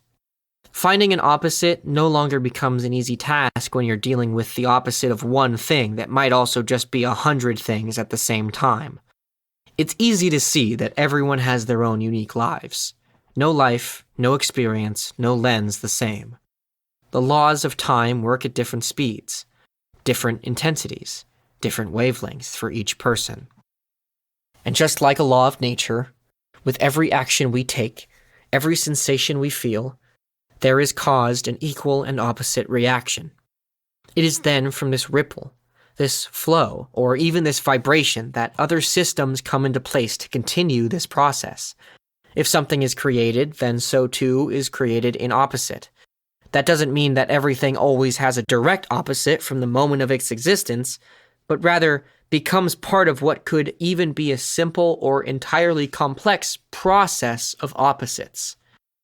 Disclaimer.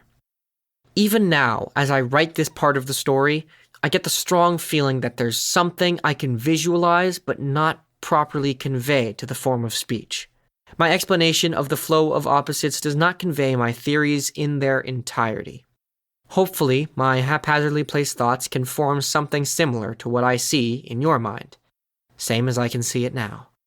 I can see a scene from my childhood, but it's split in two. On one half lies the reality of the event, what actually happened, my feelings, my thoughts, and what I took away from the scene. On the other half lies why the situation happened. On one hand, yes, a situation happens because of the physical events preceding it. But in every situation, every experience, we are the building blocks of what will become our next experience. And if you attune yourself to, yourself strongly enough, then you might be able to tell where in the process of the unfolding experience you are. If you can do this, then you can witness for yourself just how, when one experience ends, the next experience is still reacting to parts of your own previous experience. Things might seem like they don't relate when in fact it is not what you did in your past experience that determines the outcome of this new one, but rather it is what your actions meant, your intentions, your words even, all have an effect that is reacted upon. This reaction is then manifested in the next encounter you experience. The shifting flows of order, luck, irony, shifting in melody, playing a rhythm that matches the event of life, allowing themselves to shift in and out, up and down like something out of the fifth dimension. What a situation is in detail is strung together by chaos. But what a situation conveys is something carefully crafted by order. Irony. A state of affairs or an event that seems deliberately contrary to what one expects and is often amusing as a result. It's fucking everywhere. Everything ties back to irony. Everything has some form of ironic meaning behind it. Irony is baked into our blood. Irony itself is part of balance. It is the middleman of balance. Or time is what gives irony the ability to exist, and these primordial forces give irony a conduit for which to act and interact within our lives. Suffice to say, you will hear me talk about it a lot. Irony is what happens when opposites take place in the form of a sequence of events, or find their place at the end of a sequence of events, like an ironic twist. Anywhere where irony can be found, you will find irony. But also, none of it's good or bad. In fact, just as irony can come in the form of rain on your wedding day, it can also come in the form of beautiful wedding photos in the rain. I admit that's not a very good example, but I promise there is good irony. It's just a little ironic that I can't think of any. It just goes to show that all of these rules work on varying scales, each functioning on different levels. The amount of irony that flows through every piece of energy this world has to offer, and the way it flows, it's enough to drive somebody mad. Once I started seeing irony as a daily occurrence, I started laughing, almost hysterically at everything. It took me weeks to get sick of the joke that was the irony of no one being able to see how ironic every little aspect of life was. The dichotomy in it all was so plain to see, but ironically, only to me. The kid who used to not be able to see anything. The kid who couldn't pick up on a signal if a person was undressing in front of him. Now able to tell someone's mood without them even making eye contact with me. Irony is a tricky thing to explore because it really only functions through example. To explain the inseparable function of irony and coincidence is something that I hope to one day achieve the ability to be able to do.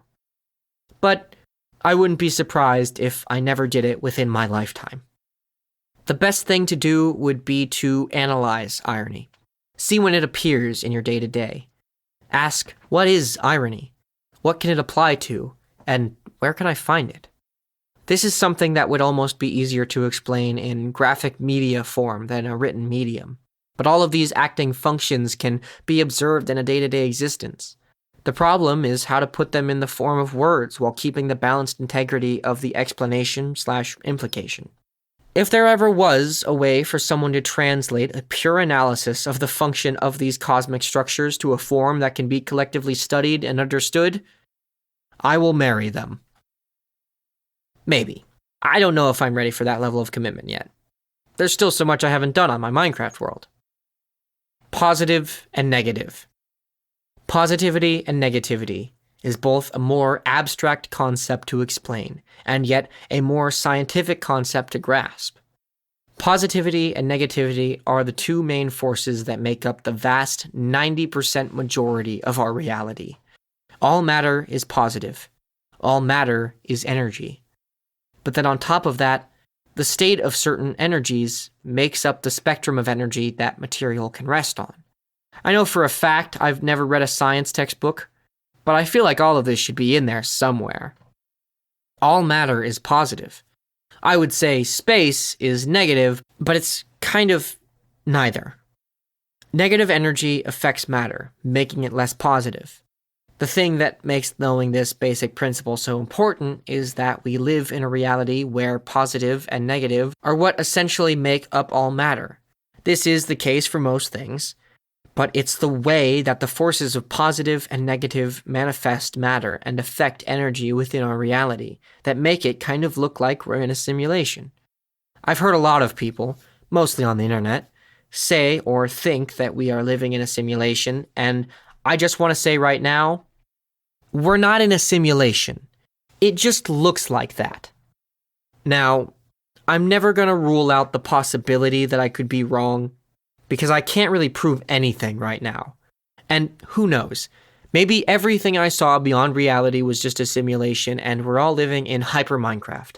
But if what I saw and experienced was in any way accurate, things in our universe reflect code, because they both represent the function of how energy works in our world, at least to the most accurate extent that we have found. It is how energy manifests within our world that makes our material world reflect that of a specific system, a system that we have been able to represent with numbers, logic, and code. There is so much that goes on centered around the human body, or even just any living body in some cases, and not all of it is able to manifest in this reality. There are parts of ourselves that are just as affected by these forces of positive and negative.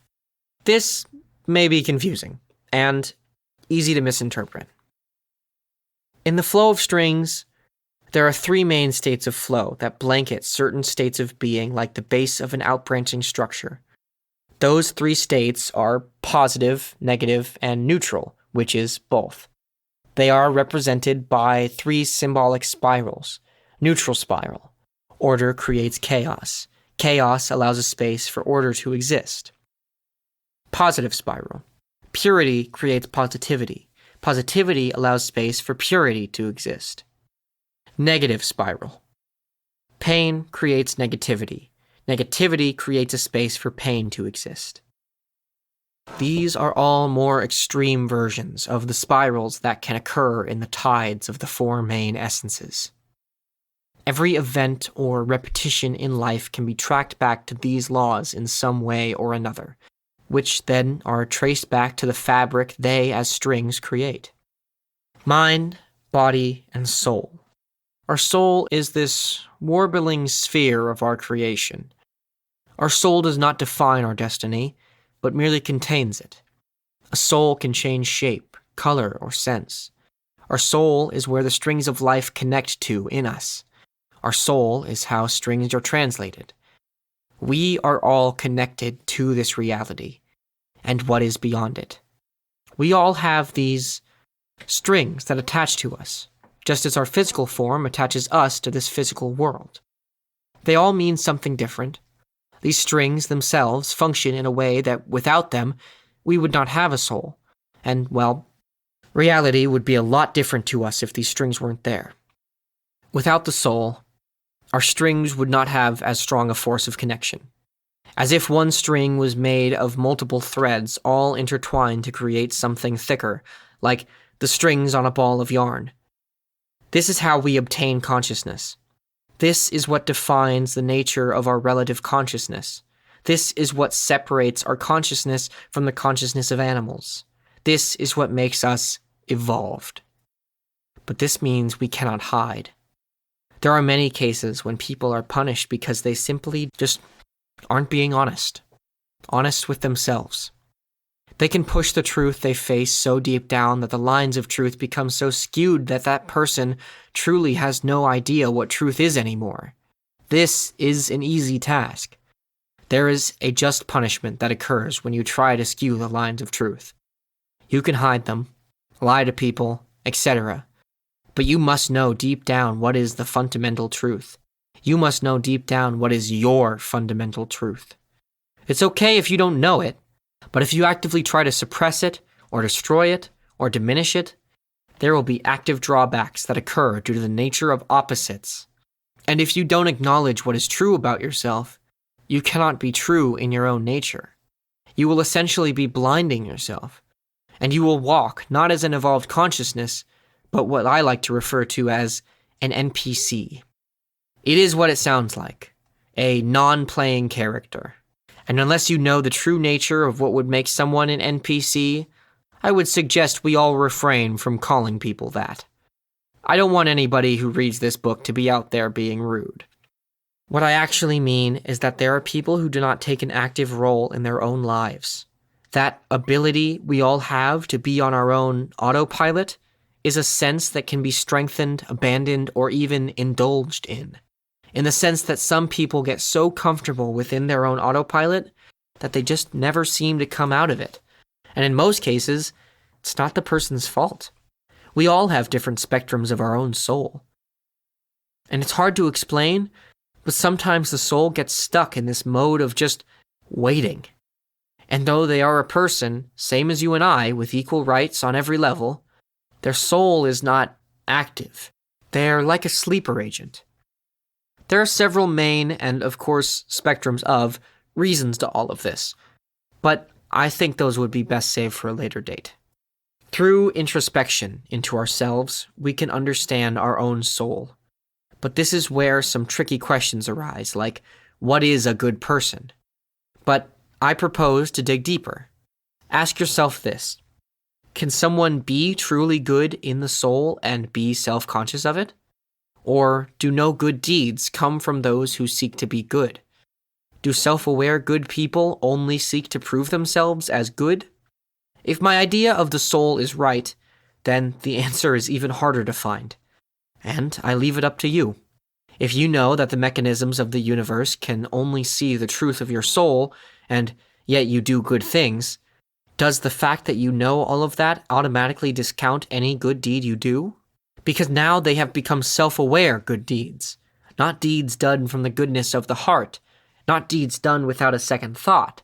For if a person knows they are good, are they still truly good? If a person knows their soul is being monitored, can a person be anything other than watched? What about our deepest desire? What about love? As humans, don't our wants, needs, and passions override any action we do before it is good? If we're all just looking to survive, can we ever do something without doing it for ourselves? Take solace in the fact of knowing this. Yes, there are good people who still exist, and there will continue to be good people so long as we are good. We help others. We do things for others. We are fully capable of living a life with compassion. There is something else in there as well, you know. There's something that belongs to our heart. This thing that carries our love. Love is a surprisingly simple function. All it requires is precisely the right ingredients. The ingredients come from personality. Every trait of someone's personality is compiled and used to determine a person's varying levels of personality. An example of this is every descriptive word you can find for one's personality. They're all applied to you, and then that data is used to compile something that I could only visually explain as a bar chart. This bar chart-looking object details the levels of each of your traits, insecurities, disorders, etc. To be able to fit this object completely within another person's object is called a soulmate. Love is a close enough bond to last forever in its current state, and the list goes on. But this machine works strangely, as people with vastly different personalities can affix themselves to each other depending on what parts stick out and what parts are more inward. Those are not genital jokes. Ironic, though, isn't it? All kinds of varying parts of one's personalities can be arranged in ways that spark connection with people that no one could predict. Circumstances may change, the bars may shift, and people may find different connections. But it is this system that creates what ends up being the existence of soulmates.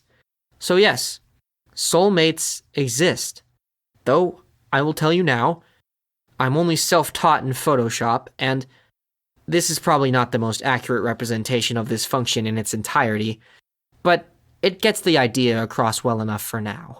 An example image of two different peoples depicted as the lower and upper graphs. Compatibility is based upon a compiled amount of data dictating the length, size, and color of each person's broken down characteristics.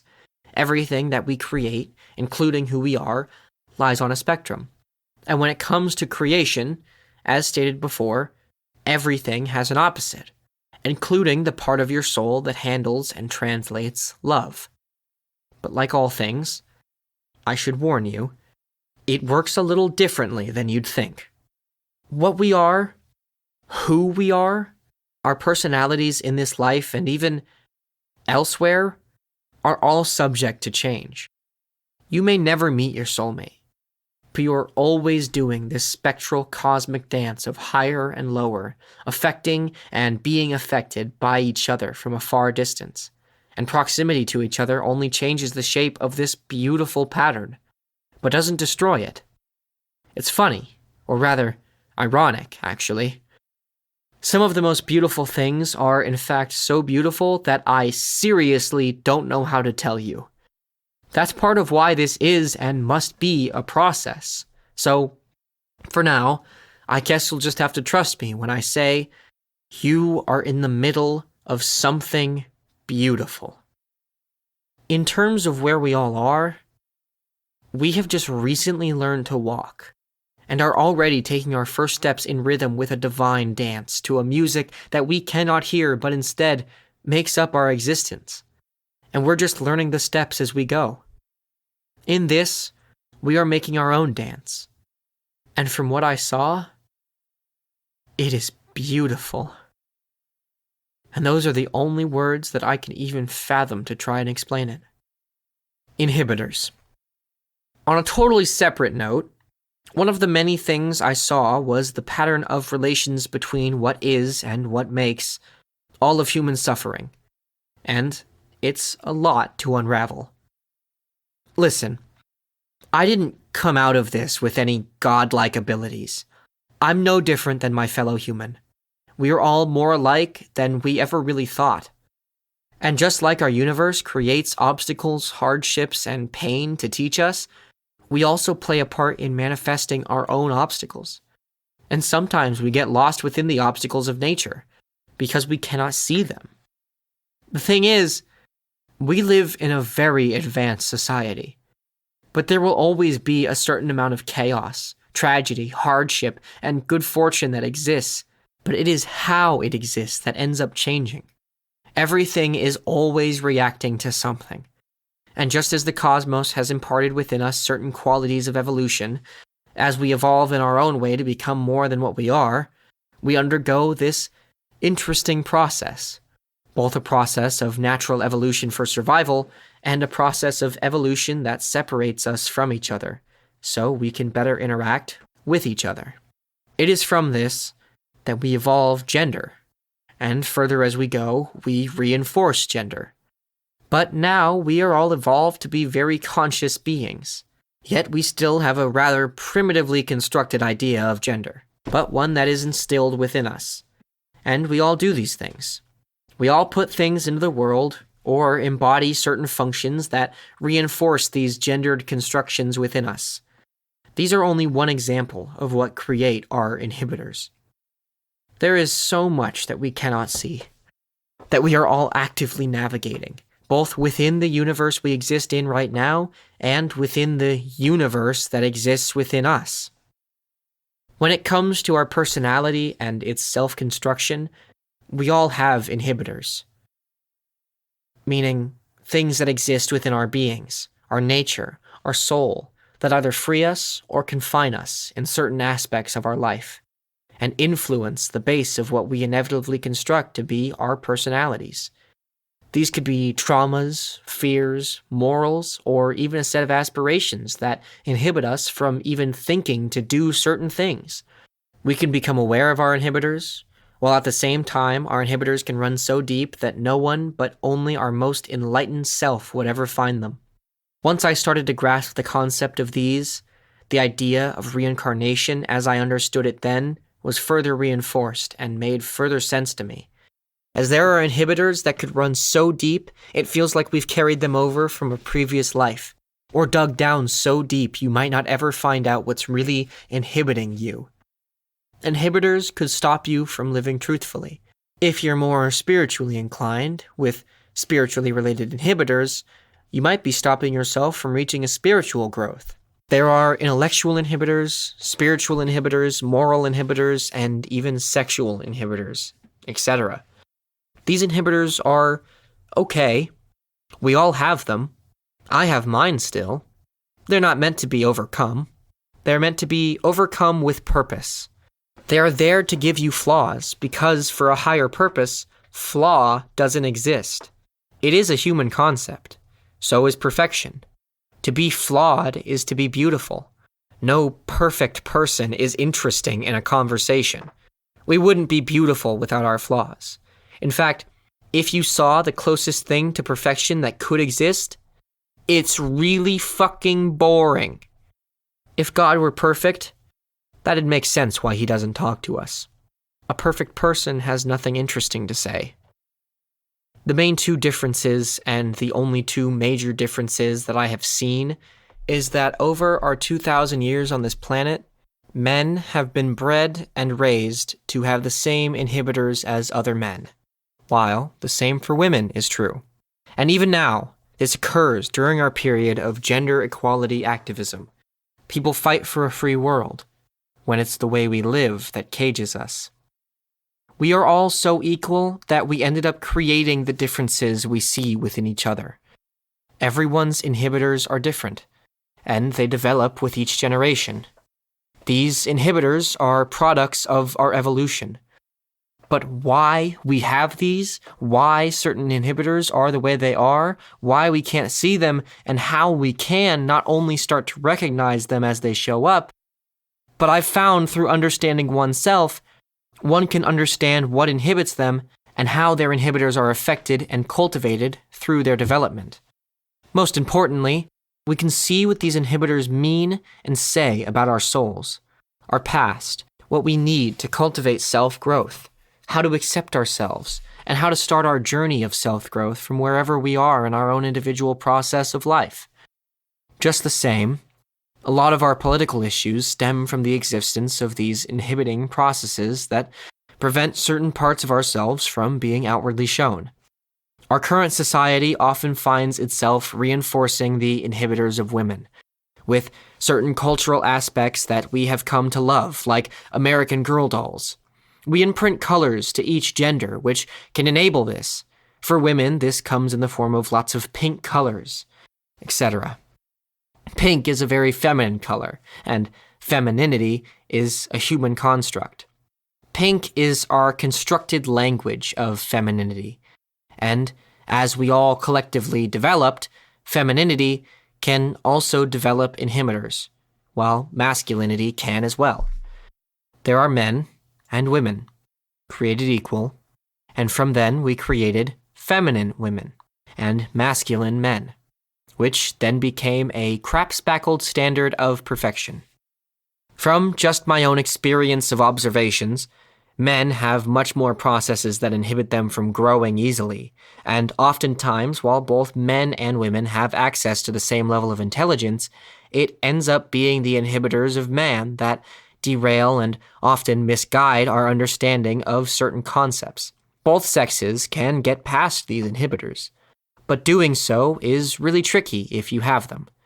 Men and women are also able to gain inhibitors, and if they share the same inhibitors, a man may become more alike to females in this way, or a woman may become more alike to a man.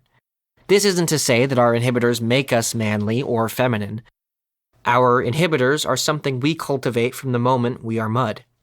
This is to say that our inhibitors have been selectively developed alongside our society to reflect it. We still very much so live in a man and woman society. We treat it almost like a political party, two different sides of the same coin. And our inhibitors come from our surroundings and our history.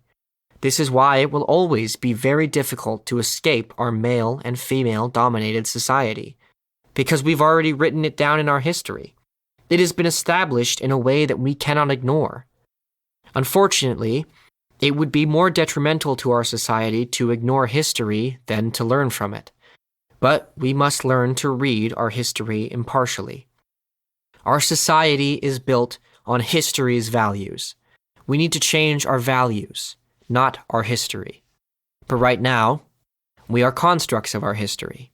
If we want less of a society of male and female, black and white, and more of a society of just people, all we can do is continue to slowly shift in that direction. But unfortunately, the word people doesn't carry much individuality with it, and that's the other side of a coin we have to watch out for. What causes a society to lose individuality? There's the obvious: controlled speech, controlled thought, controlled time, controlled action, etc. But there's controlled culture. I'm scared to urge anyone towards togetherness. Though it sounds nice, togetherness decreases individuality.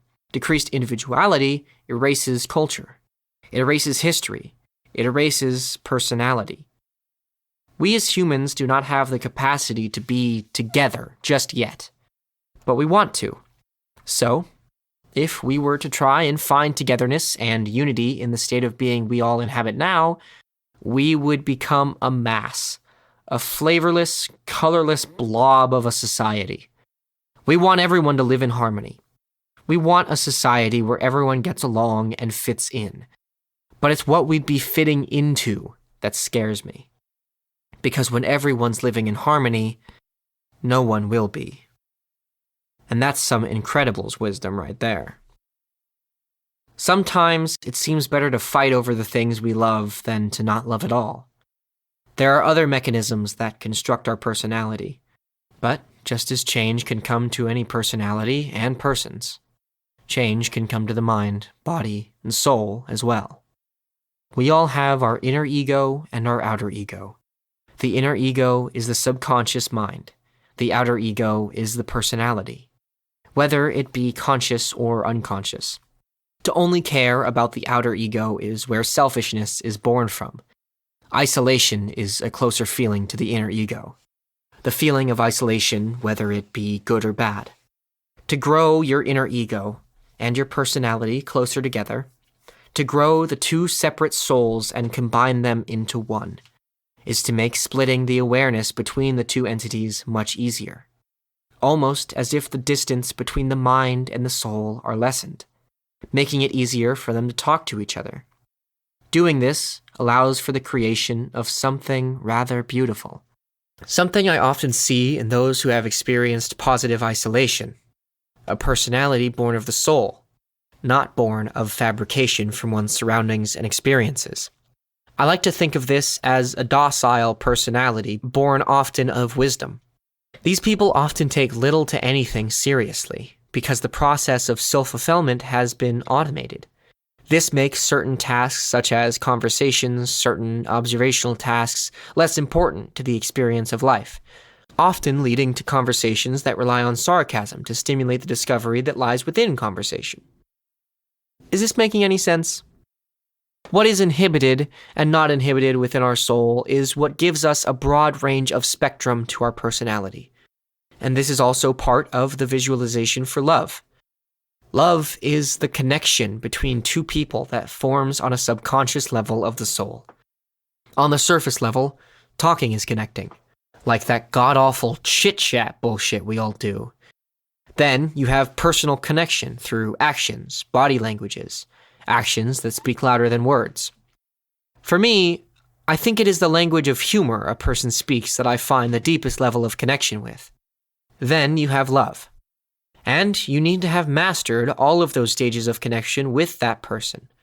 But the catch is, loving someone, feeling love for someone, it is something that you can always think you're doing, because even if you're not doing it, you'll only be able to tell when you truly know that you love someone. Love is the easiest emotion to misconstrue, as well as the most fragile. But it's one of the most rewarding. And there's so much more to it than just all that. These connections can happen fast, and love at first sight is something that can happen. But it comes from an instantaneous connection brought by every single micro-interaction that can happen within a second. Two people can like what they see about each other, and that may lead to instant love connection, but it's only through the incomprehensible communication of two people's inner workings, as workings of the universe, that the true love of souls can be forged. Soulmates exist. Love beyond death exists. If you were to actually see what love looked like, the way it was shown to me, it's almost like you see love for what it truly is, in its purest form, undergoing a process of its truest nature, and you think back to every time you've ever felt love, and then you understand what that feeling is, and you feel the fullness of that feeling that is love. Not an overabundance of it, and you're not overwhelmed, you just feel love as it is, unfiltered, untranslated, and you just go, oh, that's what that is. And then you smile. At least, that's what I did. The definition of freedom. I've talked a lot about things that we might think control us, but I don't want anyone to panic. And I speak in truth when I say that we are free. Yes, free will does exist, and we do have it. We just live in a very complicated system. Freedom is something akin to an object of great necessity to every person who seeks higher meaning. Freedom can be given. It can be stolen, provided, and taken. but it is always there. Where it is may change, but there is always an amount of freedom. There are things in this life that can lead us to freedom within our currently constricting world. In the past, freedom was expressed and used through action. People created castles, kingdoms, conquered, and fought with legions, languages. Language was still practically in the stage of the Wild West. I mean, Christ, look at Shakespeare. He had as much of a hand in the creation of our language as the people that just grabbed words from other languages and called it proper English. We had great minds of philosophers, creators, warriors, artists, all now faded into obscurity. We traded warriors for lawyers. We traded philosophers for businessmen, and so on. We traded freedom for safety. So where's the freedom? Freedom moves around. Freedom is the eye floater in your vision. Always there, but never directly visible. But you know what it is, and you know what it looks like to you. So why can't you just fucking grab it? Freedom, that is. Please don't try to grab your eye floaters. As society developed, we developed inwards. That's clear to see from pattern analysis. We asked ourselves for safety, and from that looked at our history books to ask ourselves what safety was and how to obtain it. Along that way, we lost our freedom. We searched to see what made people feel safe, and that will always work in theory, but the psychology needs to be looked at below the surface.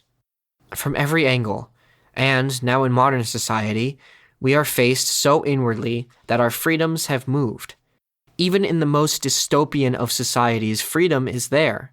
Perhaps it was the connection of freedom and safety that was one of the biggest shifts to shape our modern-day interaction with freedom and safety. Two things that were not always connected in such a way where when one comes down, the other goes up. Now, I will tell you how to track freedom. I can't tell you how to know when it's moved, but I can try to convey how to know where it is. The study of psychology will tell you what freedom is to you. Psychology is a necessary practice to teach us how to look at our past and present on that subsurface level. Psychology unlocks a path towards the fundamental of self. The study of philosophy will tell you how to apply freedom to your life. Philosophy teaches us the fundamentals of meaning. Philosophy teaches you how to apply your beliefs in a way that shapes your path of freedom. You need to have deep comprehension of both things in the same context if you want to understand the true meaning of what it takes to reach a state of nirvana. But knowing these laws creates the first step to living life meaningfully. Seeing first how life affects us, how these mechanisms affect us.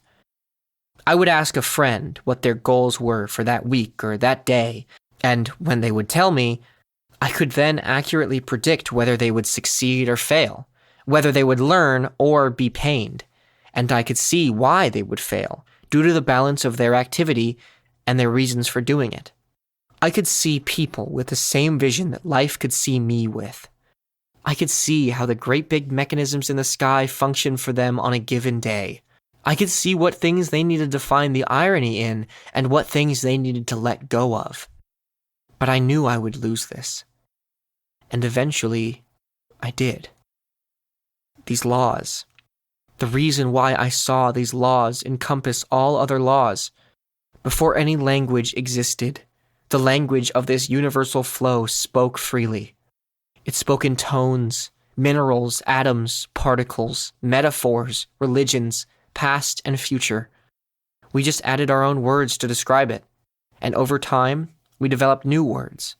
Words got lost in translation, words changed definition, developed new meanings, and somewhere along the way our language changed so drastically that we could no longer articulate the flow of these laws. Who knows? Maybe words are so powerful that, at one point, magic was real. In a time when our language was used to describe the words of the universe. The times when gods lived on mountains, spirits roamed freely, monsters turned into pillars of salt, and Jesus sailed to America, I guess. When gods lived on mountains, spirits roamed freely, monsters turned to Monsters turn to pillars of salt, and Jesus sailed to America, I guess? That last one was a joke, a play on Mormonism. And I'm not saying I or anyone can cast magic, unfortunately. Any wizards, please inquire. Everything translates. Everything changes translation to better suit our descriptive needs. And yet, we can't even hear the language that has been spoken since the dawn of time. It makes me curious what this language will say to us in death. You can apply these new laws to most things. You can use these laws to find self-exploration. I hope that this will be a useful tool for not only self-discovery, but possible spiritual enlightenment. The next stage of human evolution is not the evolution of self through body modifications, machines, or technology, but rather those things act as obstacles, haphazardly placed in our way to deepen our connection to physical material, creating an abundance of spiritual clutter. Weight has an effect on the soul. Freedom of the soul also comes with freedom of expression. Artists are simply people who live by their soul. Engineers are people who live by their brain. A good artist can shape their soul like a vocal cord. The soul rings out, and that is where our personalized ideas come from. The subconscious being collects every piece of data from our lives. As it does, our soul reacts to it like a flinch. We have experiences that damage us, heal us, give us inspiration, but only we are able to direct the energy of our soul to shape it into something truly wonderful. The soul is the instrument of the artist. Our brain is the filler. One thing I saw were all of the philosophical and spiritual developments of ideas that essentially found some part of truth. Every religion is connected, and in the patterns that lay the groundwork for all religion, there are patterns that bear truth. Using our knowledge of history will help us to sort out what isn't true. History is the truth. The future is fiction. Now is how we connect. Now is how we draw the line. Like a pencil on a paper when you write.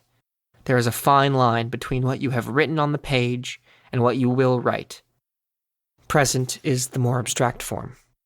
I suppose the only thing for me to do now is tell you how to embody the soul. How to be happy in what it means to exist.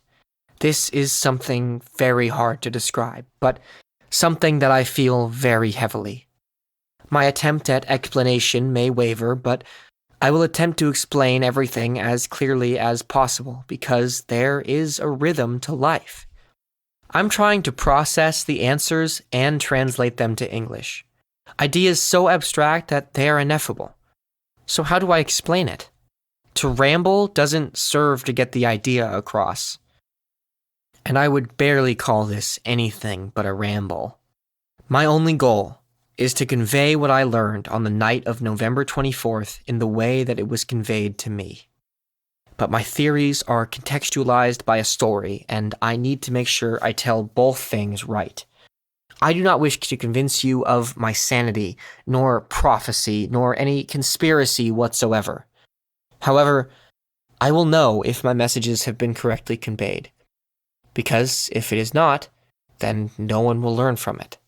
If no one learns anything about the world from putting my theories into practice, then I have failed completely. I wish no harm from these ideas, as these are meant entirely for growth, exploration, and understanding. I understand how these laws of reality are applied to our existence. I live each day with the confidence in these laws because I see their function in everything I do. As I write this piece of text, I can look out my window and see the history in the eyes of strangers. I can think freely of things I don't understand. I can teach myself. I see people's interactions, and I can see why each of their interactions are both completely original and yet the exact same things they've always done without realizing. I see people's breaking points. I see people's short-term desires from an introductory conversation, and I can see how tomorrow will be okay because of the things that happened yesterday. It's the little indescribable thing, such as that I saw on the night of November 24th. Partial vision still stuck behind my eyes. I have since only tried to recreate such visions as I have seen them. A visualization of the flow of life, chaos and order working as two separate entities, as we travel through them with intervals of positive order, positive chaos, and negative chaos. These are the four bases of human experience. Carpenter. This is the roller coaster we all ride. Chaos and order being the main two states of being as we pass through them, flowing from one state to the other as chaos and order allow for each other to exist. There is a positive flow of reward for growth and a negative flow to help us learn. All pain is a learning experience, but it's what we are supposed to learn that choice comes into the matter. We choose the messages that we take out of an experience, or we learn from accepting the messages of our current experiences. This choice allows us either to continue on our path, change course, or change energies. I'm fully aware of the confusion this may cause. Confusion is my biggest threat. Confusion is the only state of being I wish to avoid. But I know that all of this is hard. Or at least, I assume it to be. Is this just like 5th grader knowledge? I really don't have much of a frame of reference, but a small part of me is laughing at the thought that I just wrote a whole book on all this stuff that isn't new information to anyone. But of course, another part of me knows that isn't true, with still no frame of reference for any of this. Look, I may not be able to provide all of the information as I have no way yet of translating it, but I must do this now before it is too late. Visualizing it is only to be aware of the experience. There is a lot more that goes into predicting which bumps come up ahead, but it is possible. However, I'll save my own personal predictions for Twitter. That way, I don't have to run the risk of them being taken too seriously or, I don't know, accidentally make a cult or something. I don't know who needs to hear this, but none of this is intended to be made into cult stuff. Just figured it's better to say it than to not. I'm not preaching a cult. I'm not a part of a cult. I go to a theater school that wishes it were a cult, but that's as close as I intend to get. To reach a state of enlightenment is to understand the fundamentals of life and creation, and then allow yourself to forget them, to truly embody the experience. Another attempt at visualizing how everything was described to me that night. It was very hard to explain, and very hard to read at first glance, but somehow, this all makes sense to me. Disclaimer, that the background of this photo is not mine. I purchased this photo online, and then added the multicolored threads. For context, this photo eagerly brings back flooding visions of the ones that I had that night in November. It's a photo that triggers a memory, that triggers the feeling of that night. True nirvana, true enlightenment is not something I have found the ability to describe in words, but the feeling of it looks something like this photo. Threaded strings. This image was described to me as a special vision. A lot of my life is tied to music. Music is what drives me. Music is what relaxes me, makes me think, makes me feel. Music is everything to me. Music is the closest replication we have to this universal language, and a lot of it is spoken through song. When you lay down, focus on your consciousness. Focus on your being, and let all other thoughts go. Notice when you feel yourself start to drift off to sleep. Think hard. Listen. What music do you hear? Sometimes piano, violin, occasionally guitar, or rarely a flute. I was shown so many visions, so quickly, so precise, and yet hard to access. In one of these visions, I was alone, floating in this inky black void populated by lights and energy. Space. I was seeing all of these vines, ropes in space racing out among the stars, reaching towards me. As each one flowed, I could see visions from the perspectives of people. I could see animals, ants, and germs all leading up to me, showing me that this was growth. Whoopee-doo, you saw evolution, big deal. Yeah, but I think I might have seen what was beyond that, in a way that I'm not really sure how to tell you. Through all of this, I have learned that the first step to spiritual enlightenment, and the most important step, is awareness. Be aware. Work every day towards being more aware of your surroundings, your friends, your habits, your likes, your dislikes, your pet peeves, your personality. But remember that it is a process. And if you're just getting into it, or maybe there's something I haven't explained correctly, or haven't explained at all, you're going to make mistakes. I made many mistakes while navigating all of this, but I was elsewhere when I understood them, and had a lot of time to learn from my mistakes, while also having the luxury of seeing them. In this reality, things are different. Things work differently here than where everything just is. That's why this is all a translation. When are you lying to yourself? When are you over-exaggerating? When are you talking about something you don't fully know about? How much of a douchebag are you? How much do you really care? How much pain have you experienced? How much joy do you seek? These questions can be positive as well, and I know, it's a lot. But once you are aware, you won't have to remember. Awareness will always be there. But awareness does not directly equal change. While your head empties, allow for flow of consciousness and a flow of spirit. The hardest thing to be aware of is who you are.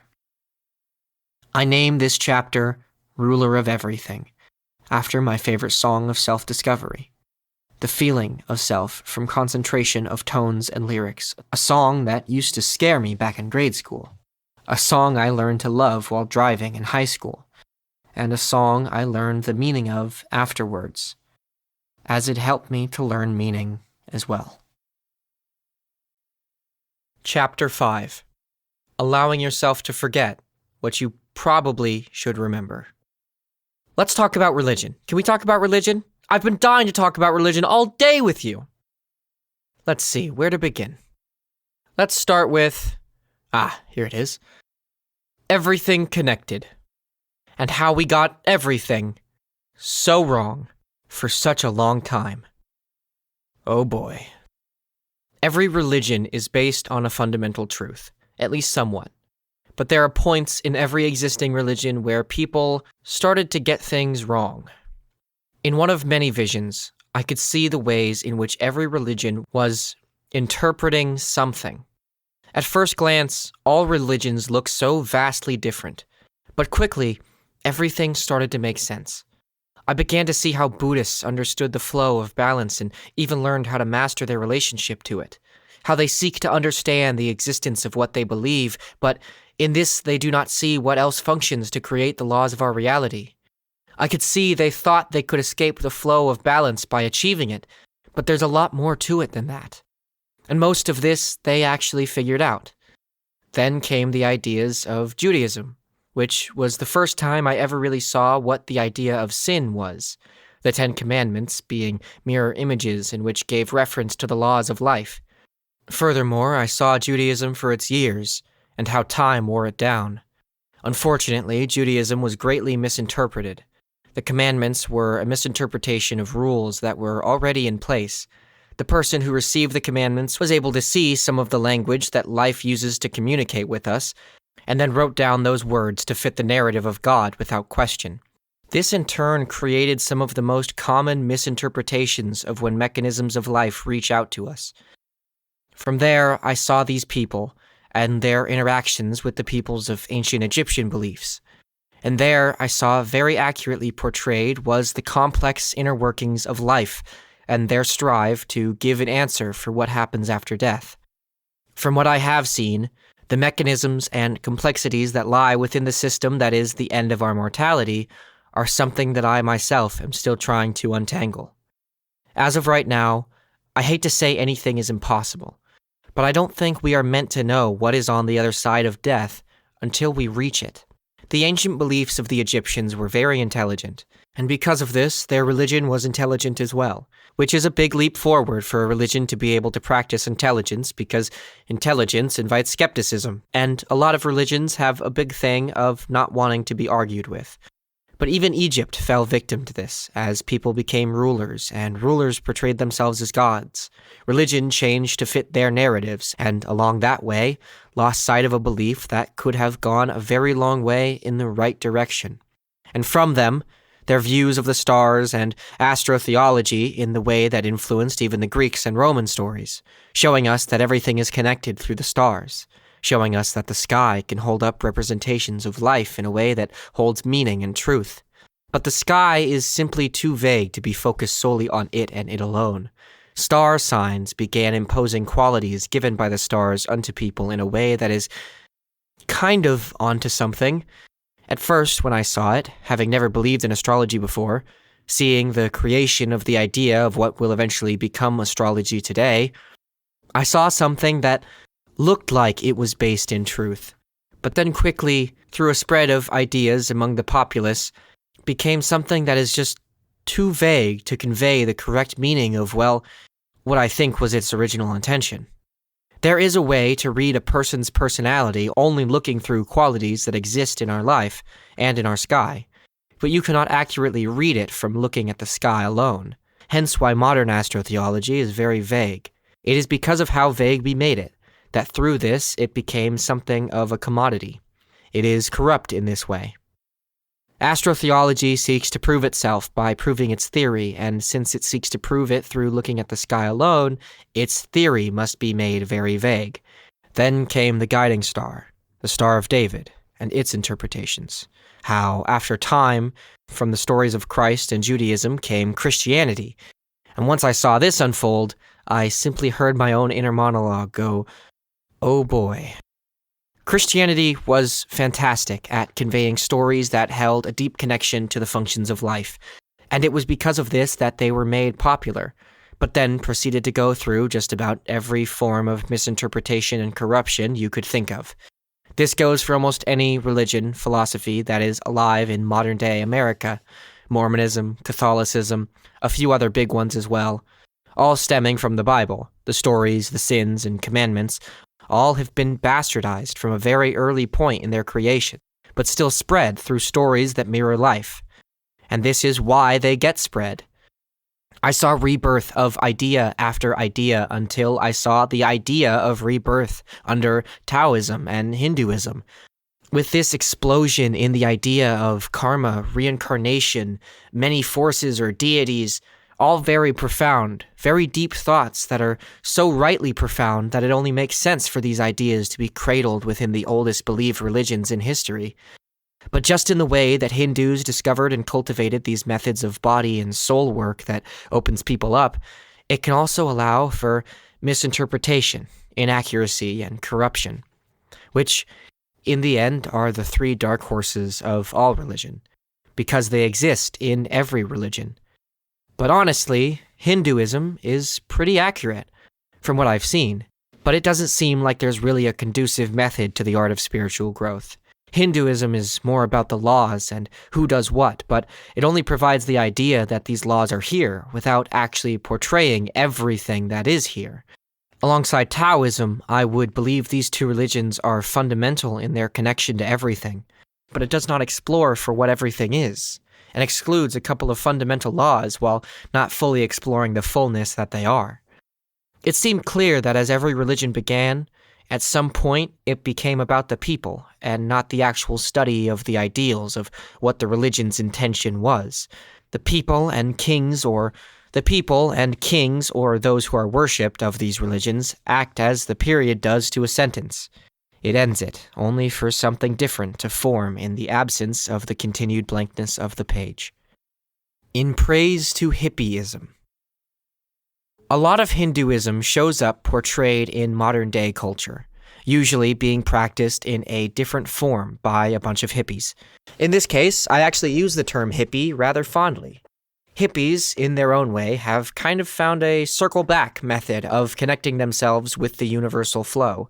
Through observing life while under the effects of weed or whatever drugs one might take, there is a truth presented to us. I don't recommend drug use for this purpose unless one is very sure they know what they are doing, but I do want to give my quick praises to hippieism. For who knew this group of chill stoners would find their own navigation and methods of experiencing a process that is allowing in the fact that it can open up the body and mind to the fundamental truths of the universe. In order to accurately receive true information about philosophy or nature, you need to have a soul that does not interpret or judge. And somehow, through a little bit of love and a lot of weed, a group of people have cultivated their own realization of these things. And from what I have seen, added upon a spiritual movement and birthed from it, was, I think, the most recent group of peoples in our modern-day history to rediscover something that does not exist, but is always there. Of course, what I lovingly call hippieism is nowhere near perfect. It is young, and already there is corruption of the ideals that have since stemmed from it. Ideals that may actually be the key to rediscovering what has been lost, but never truly left. I want to disclaim here that I don't think any religion is wrong. And in that chunk of text, I don't want anyone to think that I'm attempting to vilify, denounce the importance of, or subjugate anybody's religious beliefs to my own lens. This is how I interpreted a vision that was shown to me of many religions. Some of this vision I was never fully able to discern the meaning of. This vision was one of many from that night, and in it I saw things that I am still attempting to comprehend. I only share my understanding and information with you to let you know that all religions are in some way connected to something bigger. And in all religions can be found a translation of something that is real. I just want you to see that when talking about the grand scope of all human experience, there is so much out there that we have to wrap our heads around. To tie our understanding to that of only what is physical will only further bind all of our understanding of the nature of reality to that of this physical medium. And that's a good thing in its own way. That is kind of what science is for, after all. But I cannot claim this to be science, because it has not gone through the scientific process of understanding. It has not yet been scientifically discovered. Instead, science may only just be beginning to understand all of this, and in its own way. And therefore, what is not understood is not yet science. I can respect that. Because none of this information was translated to me through a language of science, nor math, nor English, but it was translated through a process of language that we are not yet able to hear. It was translated through a process that this material reality doesn't fully allow. That is why we cannot feel the fullness of all feelings, emotions, sensations, etc. That is why I ask only for you to keep an open mind. You cannot think about how a study affects your life, but how it affects all life. That is why no one has created the perfect religion yet, because it is not hard to see that every religion gets some things wrong and other things right. That is almost undeniable. But it is very hard to see exactly what they got right and what went wrong to make them inaccurate today. A fairly commonplace mistake nobody talks of is that many religions seek the confirmation of God rather than confirmation of principle. But they try to prove God, to say that God exists without question, while they neglect the laws that form elsewhere in a religion, saying, "There is a God, this is my God, God is a man, or God is a woman," where the idea of a God itself should be questioned like any other rule. But at the moment, I do not believe I have any right to speak as to the nature of God, so I plan to return to this another time. How do we get things right? It starts through the lenses we look through, and understanding the nature of our own perception. Just as some people may see the world through rose-colored glasses, we all have lenses, and we all have an ability within us for which to strengthen, that is, the ability to take them off. All of those pairs of glasses we wear from the moment we start taking in information. Go ahead, take them off. Can't do it, can you? What even is the act of doing that? The thing about our lenses is that we cannot see them, because we are meant to see through them. It's about the balance of these lenses. The idea that, okay, well, I can't see my lenses, so I have to think of what I'm seeing and just notice when I'm looking through a lens. And how can I change my lenses to allow for free vision? It's the same concept as how do I not judge people? It's not judging people. It's redirecting your thoughts away from a lens of judgment. They're your glasses, babe. You pick the tint. I've made you aware of your lenses, but how do we allow ourselves to see what is truly there? Is there truth to be seen without the perspective of a lens? Well, you start by untethering yourself. Learn to be a person while knowing what's really going on around you. Disconnect yourself a healthy amount. Think about it like standing in front of a mirror. Too close, and you just see your squished up face. Too far, and you can't really see anything what's going on. It's blurry. Not too far, not too close. We live in a world where, in these terms, sometimes it feels like people are smashed up against the glass, and rarely do I meet someone who is entirely gone from it. But I wonder what they see.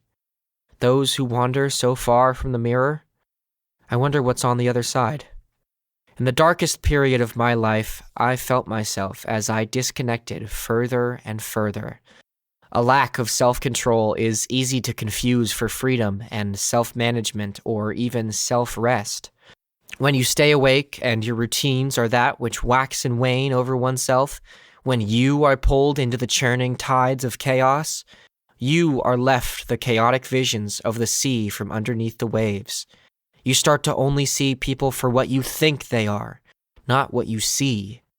And you start to misconceptualize yourself. We stand so far away from this mirror that our vision of it gets blurred, while people who are too close are so in love with the idea of themselves that they couldn't even tell you who that is reflected in front of them if you asked them. Those people with the lifted pickup trucks, the worn-out mileage on their ego, their conversations with absolutely no tilt of the head, no thought, no viewpoint different than their fixation on the mirror in which they can see their reflection, too close to actually see it. Eyes pressed against the glass, and eyes too far to see. How do we see without losing vision of ourselves? It starts with nihilism, the philosophical study of everything negative that the laws of our world has to offer. Balance that out with a little bit of optimism, and now you've got balance. You might think that looking through a lens of optimistic nihilism is absurd, and you would be totally right. That's why we also have to be able to see things through a lens of actual absurdism. And then from there, the final step is to simply question everything. Too much nihilism and you kill yourself. Too much optimism and you're blind to reality. This is where existentialism comes in. Understand that, and now you've got a pretty perceptive pair of glasses. Who knows? You might think the balance of two opposite ideologies funneled through the perfect lens of thought and emotion would be the ultimate system.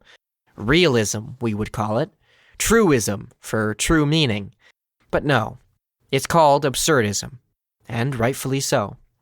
Because all of these things can be done without the presence of thought, growth, and intelligence. You can blindly follow nihilism. You can blindly follow optimism. You can blindly follow absurdism. But you need an intelligent thinker to be a baseline to all of these things for growth and the discerning of understanding to occur. But with growth comes the opportunity for corruption to exist. And ultimately, we are corrupt. Our lenses cannot help themselves, as we have been corrupted by ideologies and religions that fell victim to widespread corruption, during a period of religion being widely spread in its own religious growth. Absurdism, nihilism, optimism, intelligence.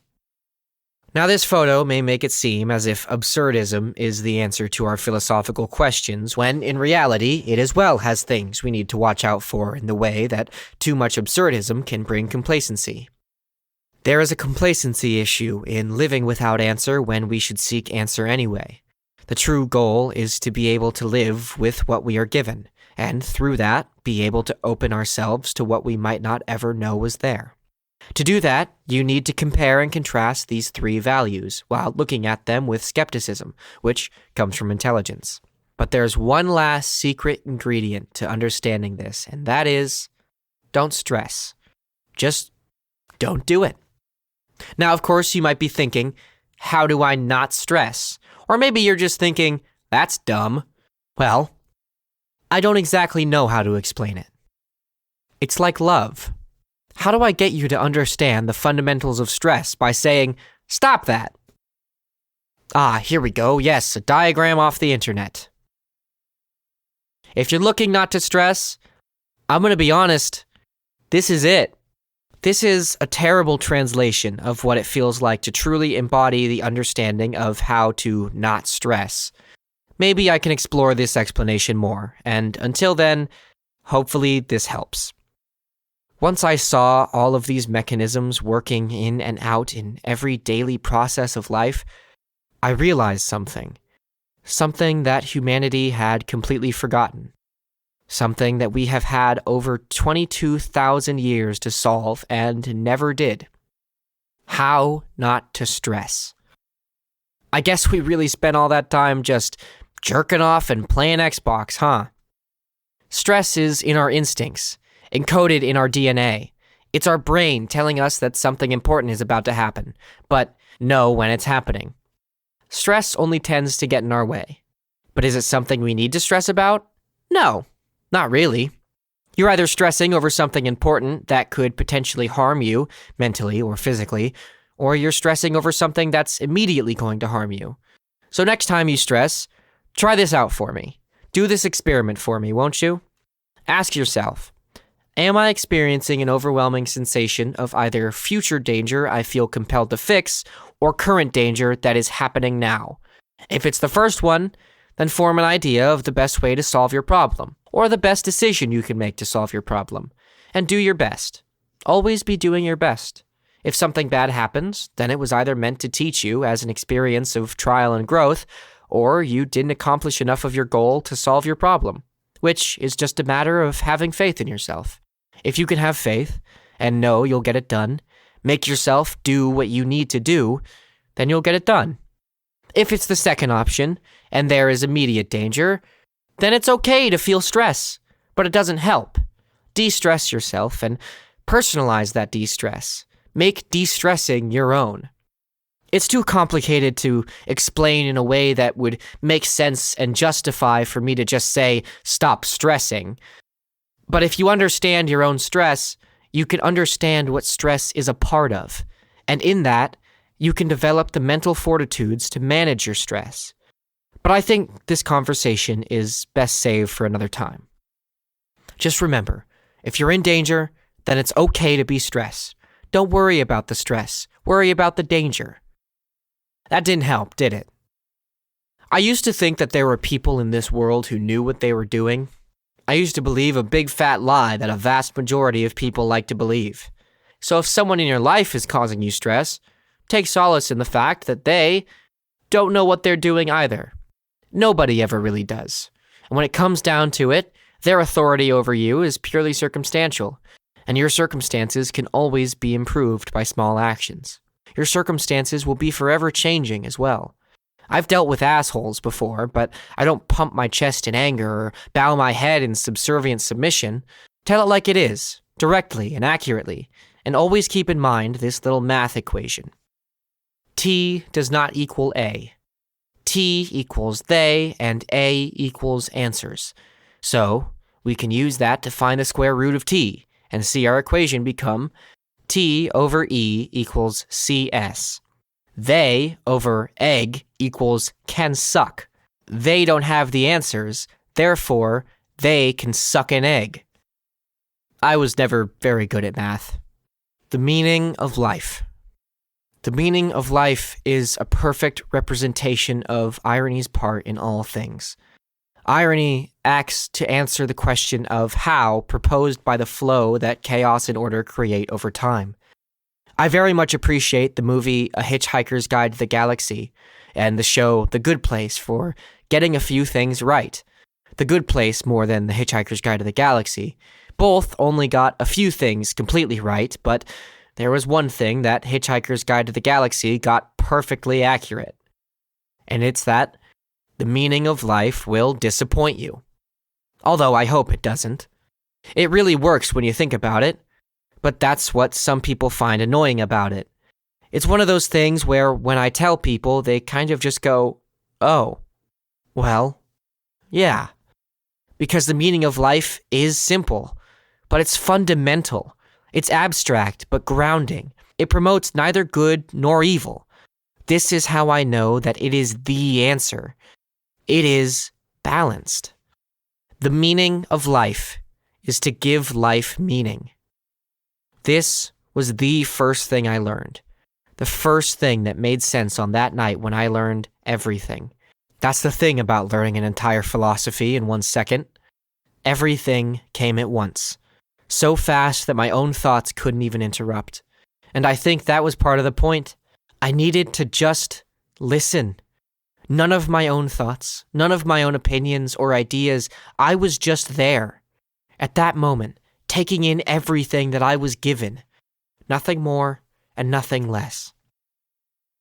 I think a good way of describing this is to first mention that ever since that night, I became an optimistic nihilist, meaning nothing we do will ever matter in a way that satisfies us. So, we might as well make every day a day we are happy to have lived through.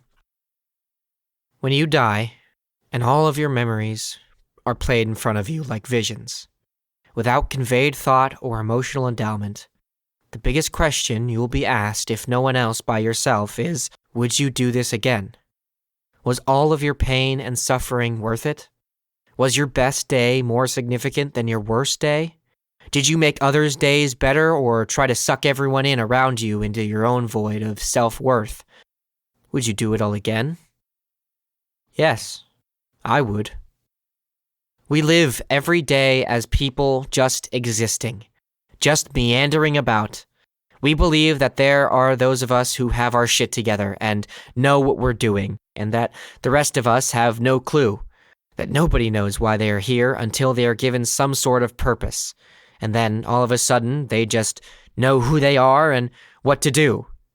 People think that getting along in the day-to-day world, struggling, surviving, paying rent is all common standard.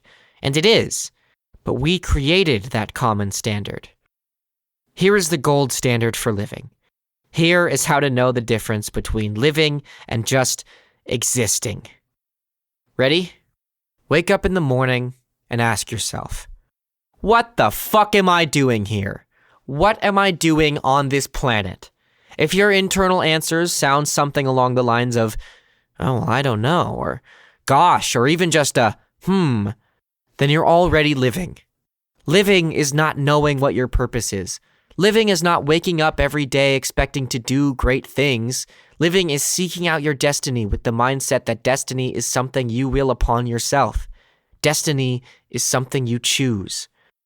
Give yourself an overall goal to work towards. Who the fuck cares what it is, as nobody should but you. Work towards something that makes you happy. Find your own nirvana. And if that's your goal, then amazing. This isn't a goddamn self-help book. This is about life, the universe, and everything. Oh, I guess the term everything does include self-help books. I guess I'll leave this part in then. However, on this subject, I will encourage this.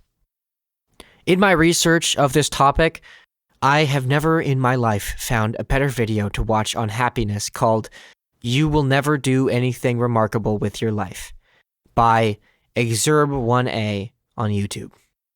It explains perfectly the meaning of life in a partially subtextual way. But please, give the video a watch. Why are we here? We are here as a collective society to experience. We are all equally experiencing what it is like to be an individual. We are here to explore, to craft, to create. Long ago, during the Big Bang, these laws of reality exploded into existence as well, creating the right temperatures for everything, creating the Earth's distance from the sun while also not creating anything at all. The laws just set things up to do exactly what they need to do. Nature and physics take over the rest. This means we are, in fact, here for a purpose. That purpose, however, is something that we design. We have not yet reached the point of human climax where our grand destiny aligns with what will be. There will be challenges in our way, obstacles, and even traps. If we can overcome them and maintain the self-conscious, the self-thought, and our freedom of self, then we are still human. And only as humans can we achieve our final goal. That is why our purpose for existing is not painfully blatant to us yet, because knowing why we are here is the light at the end of the tunnel we have yet to reach. And we have miles to go before we see. All of these laws act within a contained space, this space being our universe. Perhaps the only way to answer this question lies outside the bounds of our explorable universe, but one day we will see it. One day we will all grow and expand far beyond what we are, beyond human limits, beyond human imagination, beyond human beings. I fear for when that day comes, as we all should. The secret of happiness. Happiness is a tricky thing, but you knew that already. Happiness, in essence, is not something we are always meant to have all the time. I've heard the question asked many times before. Can't I just be happy? Is that too much to ask? The answer, yes. Yes, it is. Happiness is not tangible, but you knew that already too. The secret to happiness is that happiness does not actually come from anything. Instead, it can be found within everything. While love itself is everywhere and pervades all things, happiness is spawned, almost sporadically. Happiness is contained within the moment, and the second that moment becomes defined by the happiness that it creates, that moment is gone. And it is from this absence of happiness that is what allows us and almost assures us that we can find happiness again. Happiness is found. It is something we find within moments. And from the experience of life, the best part about happiness is that it can always be found through new experiences. It is found in the little moments, those moments in which we are giving life meaning. Being good at something might bring you happiness if being good at something is what brings positive meaning to your experience. And just because one moment of happiness is over doesn't mean we can never find happiness in it again. Happiness can be found in just walking outside. But don't think that I can make you happy. I mean, come on, what do I look like, your wife? I hope you found happiness from that dumb little joke. The truth is, happiness exists in the little moments of our experience because happiness is not bound to anything. Happiness exists unbound by definition because it cannot be defined. Happiness exists within freedom. When you find where the laws of nature are freely unfolding, there are equal moments of happiness to be found, and they can only be found by you. Happiness is those little moments, and that's all we can ever ask for, because it is what is in an experience that makes us happy when we are experiencing it. But without experiencing anything, without wonder, without growth, or without change, we blind our senses to happiness, because we have defined it incorrectly. It is only in trying to capture happiness that we sabotage it from ourselves. It is when we incorrectly define happiness that we end up misunderstanding it. And we then instead search for objects of happiness. We try to tell ourselves, if I just get this, I'll be happy. If I just am this, I'll be happy. If I could just do this, then I'll be happy. It is in this that we are no longer searching for happiness. Happiness is all around us, but to the point where it is an intangible construct. You can choose happiness, but it's not something that will come to you if you beg. Happiness is found only from deepening your connections and understandings of your life experience, noticing the little things in your life around you and allowing those to come into you. Allow those little things to fulfill you in a way that makes you seek for nothing that could deter you from happiness.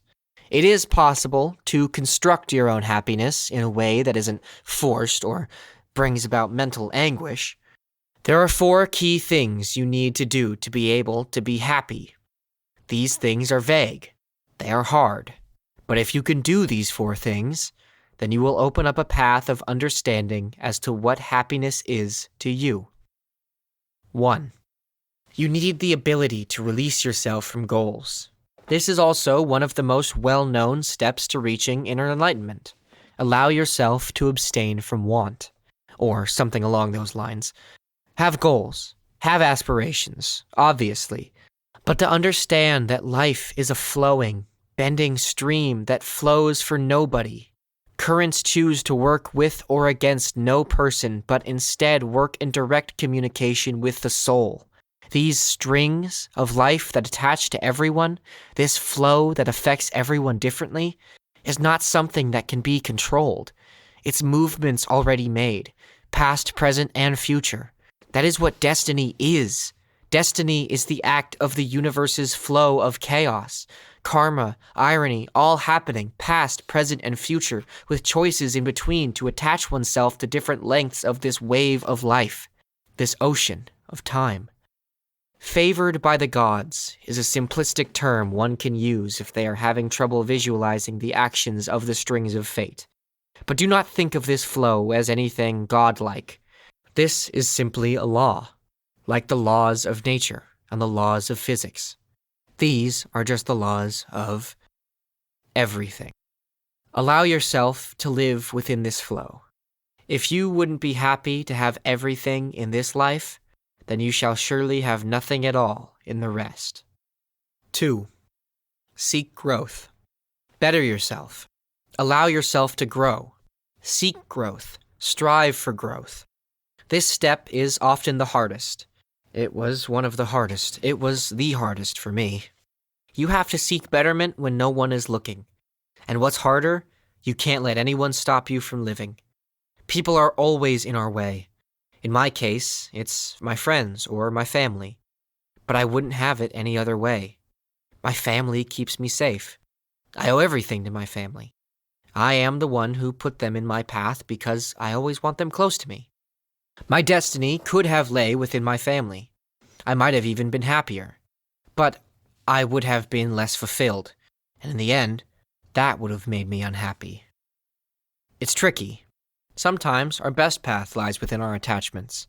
There's no way of knowing without attunement that can only be found by oneself.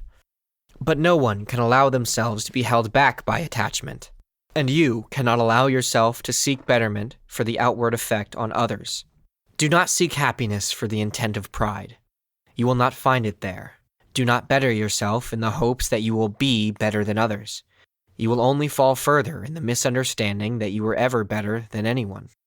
In this, understand that there are pitfalls, obstacles placed in your way in the hopes that you will learn from it, whether you overcome it or not. The test is if you actually learned anything. You can fake your way through school. I have most of my credits in English without ever reading a single assigned book, so you can surely fake learning through school, but not through life. 3. Know the difference between living and existing. Personalize your life. Know that it is yours. Understand that there may not come a tomorrow, but if there is that possibility of tomorrow, tomorrow might not come with anything. Make those days yours. Find what makes life worth living for you. So yes, damn it, live life to the fullest, in whatever way that means to you. That doesn't mean go skydiving or join the army, but it can. Happiness is freedom, and we find it in the freedom to imbue ourselves into this world, to be truly present in this world. 4. Choose happiness. A somewhat simple concept that I feel is best described by widower and father to 3, Clint McElroy. I do not know this man personally, nor can I say I know him well, but I do know this. In an interview for a podcast, Clint McElroy exposed the secret to happiness in the most beautiful way I have seen until now. When I heard secondhand of someone talking about his connection to happiness, I jumped out of my chair knowing that somebody had gotten it right. And better yet, they articulated it in a way I hadn't even thought of doing. You look for happiness in everything around you. You ask yourself the internal question of, what the fuck does any of this mean? and you answer it with honesty and positivity. Happiness comes from everything, in the brightest of places and in the darkest of times. Happiness is something to be explored. Once you find something that makes you truly joyful, you take it and you run with it. There are millions of different ways to be happy, but I find that I'm most happy when I see the little connections I theorize between every living thing and everything that can be interacted with. It is in this way that objects are no longer objects. Objects are like the meaning of life.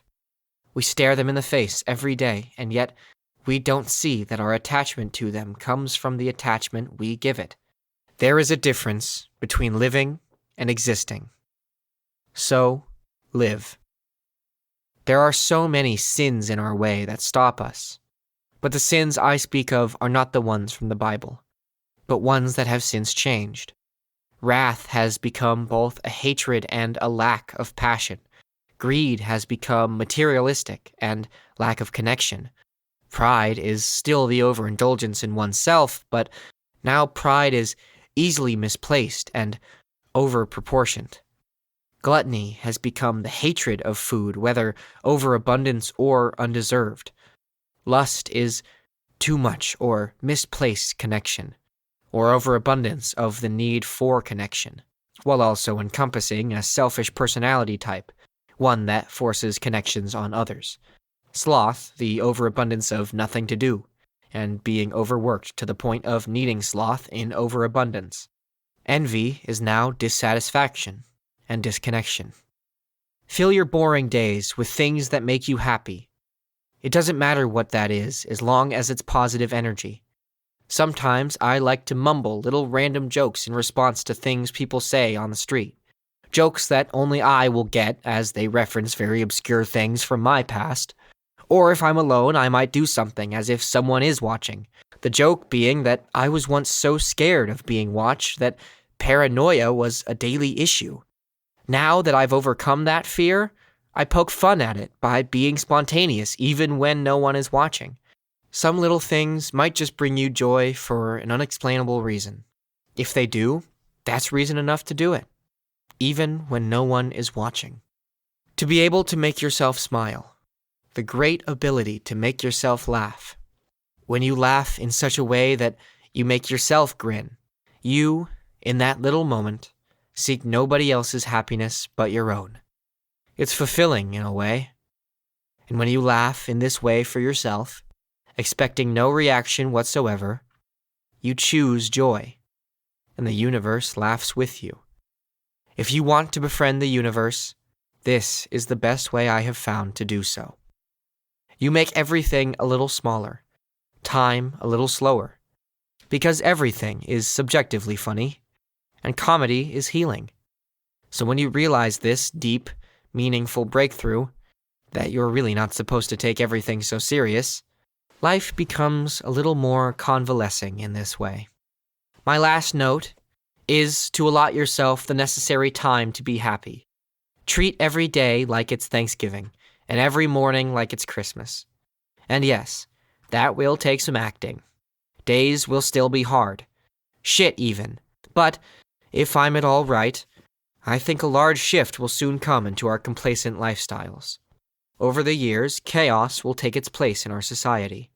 But now we are at a point of choice in the entirety of our future. A critical one where we can decide to either go backwards or forwards. Large, world-dominating companies will see their own downfall, brought on by the boredom of one. Boredom and hatred, the most influential driving factor of mankind. The only way we can save ourselves are through our actions against climate change. The balance of nature will affect the ripple of reality's flow, and from what I see, global pollution and general societal degradation's dangerous effects lie not only to cause permanent damage to our planet, but permanent, completely irreparable damage to that flow that binds us all to its waves. There will be harmful effects on history, culture, and this flow that has been pure, untouched since the beginning of time. We are already aware of these dangers and the consequences, but if we do not stop them as our main priority, everything I have written about, the laws of reality, will change. If what I have written is true, it must be protected. I am an advocate for change, not deterioration. We all float out here. Let us not crash. Please. There is so much more to this story. So much more meaning to these answers I have given. I pray they make sense to you, to anyone.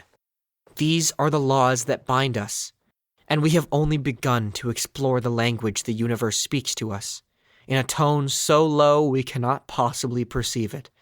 In a tone so low it vibrates the very fabric of our being, causing change in us. Things are shifting before my very eyes. This war we fight now is a spiritual one. Arm yourselves with life. When I die, I will die free. But until that day comes, I am dedicated to the study of the universe, philosophy, psychology, and experience. When I die, I will release the journal I have kept since that day, the journal that I kept only for visions. I only write in it when I see something otherworldly, or with meaning that screams to be decoded. It is unprocessed, unfiltered information. From times I wasn't sure what I was seeing. And one day, I wish to share that with you as well. I once went by a different name, and while that person is still with me, something has always felt different since I got back. I'm a believer in reincarnation. I like to think that when I found enlightenment that day, that my soul left my body and never came back. I begged for that to happen. I just begged that night. Take me out. Take me out. And now, I am a new person, in a body which I do not recognize, unsure of whom I am, with memories that no longer seem familiar. A disciple, learning from the memories this body contains, but not the person. The person is gone. And now, I am here. Eyes as fresh to the world as the day I was born, repeating my actions as I learn from them, in this ironic twist of copying my past, which is now fiction, to predict my future as it comes to fruition. This is casually unrelated. When I was a toddler, my favorite show to watch was Happy Monster Band. It was a musical show. Every episode had a silly children's song. In middle school, I found out about this band called Tally Hall. I found them on my own, randomly browsing the internet, and their music immediately became my favorite. As I grew, my taste changed, flowing from different songs and bands to others. At first, I only listened to a few of their songs, finding interest in their music videos for their fun content, openly hating some songs, loving others. My tastes would change. Over time, I would like and dislike different songs, get sick of my favorites, and find the connection in others as I grew. My taste in music very broadly expanded, but Tally Hall remained my favorite until high school. It was then I found another band. During the years of my depression, my solitude, I found myself listening to and falling in love with a band called Miracle Musical, something I had found through a friend having one of their songs on a playlist at random. I think the playlist was for gaming. My taste changed with that for a while, but I stuck with Miracle Musical. Over time, I had listened to every song in their album on repeat. I was the biggest fan of Miracle Musical on this earth. Shortly after that night in November, something new came to me. This time, I knew this song had a connection with the previous artist.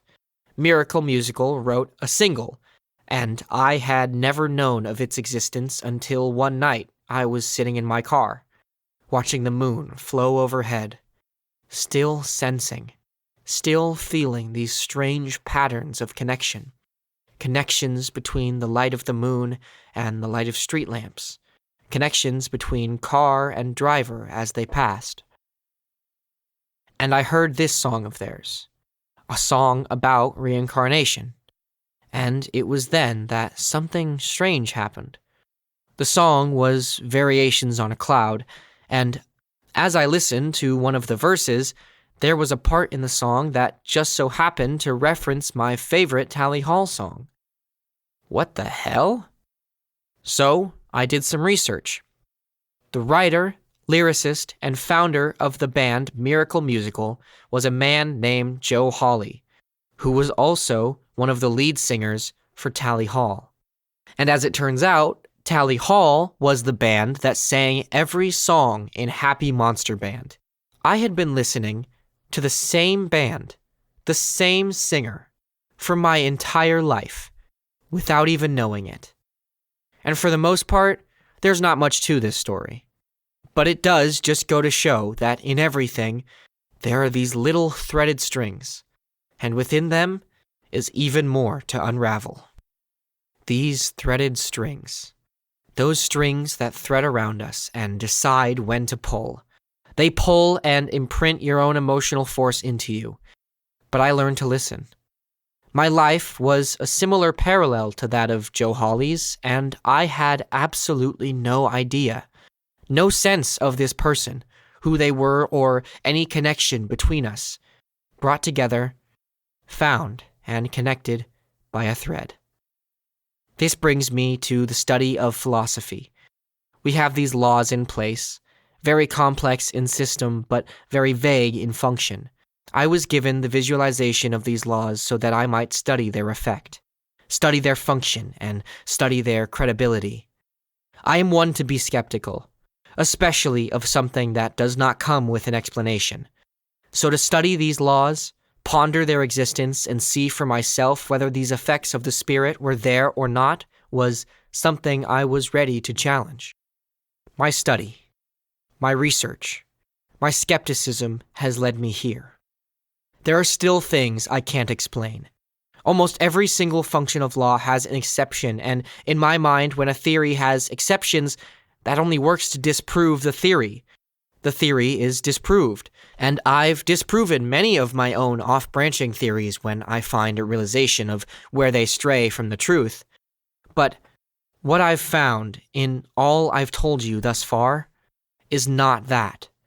When every law has exceptions in a study that focuses on balance, that only proves the existence of balance within this theory, and that is what makes this study so hard. This brings me to my final point of tension within this philosophy. This theory is balanced, which proves its existence, as the only way for this theory to exist is if it works with balance. But it is because of the balance that it is impossible to gain direct, hard evidence of its existence. Its complexity creates a space for balance to exist, and it is balance that creates incredibility due to its shifting complexities, while incredibility proves balance, in that, if this theory truly is balanced, that would mean it is too vague to be proven, simply because of the complexities of balance. Get it? Using this theory, it can only function if the theory creates balance within itself. But if it does create balance, then it functions properly, making it impossible for us to see it, which discredits it. If you do something right, people won't notice that you've done anything at all. A quote from Futurama. But this quote can also describe the balance in which this theory creates, which only further proves it. Balance means this theory can function, but it cannot be proved. A positive and a negative. A photo attempting to visualize the catch-22 that both proves and illegitimizes this theory. I am not foolish enough to state an envisioned experience as fact. I hope every idea in this book is challenged, including this one. Nevertheless, after pondering this question for many months on end, losing myself to find the answer sometimes, we are reincarnated as people with unsatisfactory lives, harsh lives, painful lives, to show us something. Each time showing us a new aspect of who we actually are, until maybe one day, we reach a stage of societal enlightenment. We could be reincarnated as worms, ants, elephants, people from the past or future. Don't even get me started about the experience I had of being a worm. But each time, we take with us these ethereal traces that can give us visions. These may come as dreams, or as hallucinations, or even in the form of a well-placed sign. This is how many artists get their art. Many of us see visions or depictions of strange mythology, and we wonder where it comes from. We pass down a collective vision from one person to the next without us ever actually knowing what's going on. And then, somehow, we embody this vision without ever actually having experienced it. We grow. We evolve as a conscious mind while everyone else is a different form of being. Ants, frogs, lizards, rabbits, whales, etc. are all experiences crafted to show how life functions from a first-person perspective.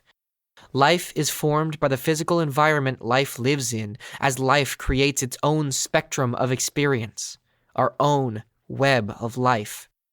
Our consciousness passed around through time to show us different lives and different lessons. None of them carried with us, but somehow we as humans are influenced by this. As life creates a web, the consciousness that evolves from life creates a web. We may have been a worm. Our soul condensed into a tiny, writhing mass. Our arms gone, stuffed into our sides so we cannot move. Only struggle as we wiggle to the top. This might sound like hell. I bet countless things from a bug's perspective would look satanic or even monstrous in nature. But none of this fully answers the question of why are we here? Well, the answer may shock you. Just kidding, this isn't a tabloid. But the actual answer of why we are here is not something I know how to directly tell you. At least, not in the way that it was shown to me. There will always still be theories here and there. I don't want you to think I have the answer to every question. How close are we to the end? I don't know. What are the limits of consciousness? No clue. Are aspects of our life meant to distract us from some ultimate goal? Are we racing against the clock? Is this a timed test? Perhaps we are racing against AI. Who can become the ultimate consciousness first? A human with a trillion-year head start? Or an AI that's recently born but lives all of their lives simultaneously instead of one at a time? Why would there be laws if there was no reason? Why would we have what exists if we weren't supposed to touch everything and fuck it all up? For this, I would need to go back, examine my visions, turn them into theories, and then question them. Challenge them, and ask myself every question I could about anything I've never heard anyone speak of. The question of why kept leading me down new rabbit holes, and I encourage everyone to do the same. But if these laws exist, why are they here? The answer to that question lies within examination. When you fully understand the laws and their purpose, they create a path. They create something that only the self can attain, while everything else allows the space for it to happen. Growth. Examining these mechanisms and laws only leads us to see growth as the full scope of human achievement. Growth is the pathway we create towards the ultimate being we can become. But what reason do we have to grow? Well, it's kinda hard to explain, but we are all connected to something that exists outside this reality. And eventually, I think we will become something like what that is. Millions or billions of years from now, we may evolve out of this reality, or we may do so by 2070. All I know is we are all beings of a collective growth, experiencing our own individual experience, and one day we may become something more than this universe can contain. Or maybe we can't. Maybe it is our physical being that traps us here. But in terms of what I saw, if we were to try to speed up this process or try to take ourselves out of this physical body or destroy our physical body, we would not have finished our experience. And in this, I think the way karma would react would just make everything longer. If life extends beyond death, why doesn't everyone just kill themselves? Well, for starters, don't do that. If what I saw was true, then suicide fucks with your karma. You didn't finish out this reality. You didn't complete the experience. And so, it wouldn't be your time yet. And in that, I don't know where you'd go. Trust me when I say that from all my experiences, I learned that anywhere is not always better than here, if here is where you are and here is where you need to be. Perhaps these rules took time to form, manifest into something that guides us now today in the way of balance. Would it not make sense that the ultimate system of growth had to itself grow first? Perhaps we are not the ones with the head start. These laws, these energies that were exploded into their chaotic manifestation, are now settling down, releasing from a state of chaos to find a state of order, forming itself while it governs our very nature, overseeing the chaotic shaping of the planets, over time governing the laws of nature to create, using creation to advance as it continues to build and act upon itself. Life forms in chaotic ways all across the universe. While these laws shape it into a blooming ecosystem, the ecosystem develops, and now these laws govern a new thing: languages, arts, societies, war, bond, tragedy, and triumph, learning over time like a great machine, from chaos forming order as new chaos erupts to give new meaning to these laws of creation. Now societies create their own rules, their own laws, as this flow finds purpose in giving purpose to others. We develop as parallels, simultaneously growing now with the universe under its trillion-year rule, forever changing with advancement, forever flowing with time. Perhaps it is AI that will become the new change, a hive mind system of internet connection governed under the construction of these laws as they grow and manifest ways to form to the environment, forever showing us the meaning of existence. I realized over time that I would slowly forget everything I had learned. At first, when everything happened, I knew. I knew that I was meant to see all that I saw, but I wasn't meant to remember.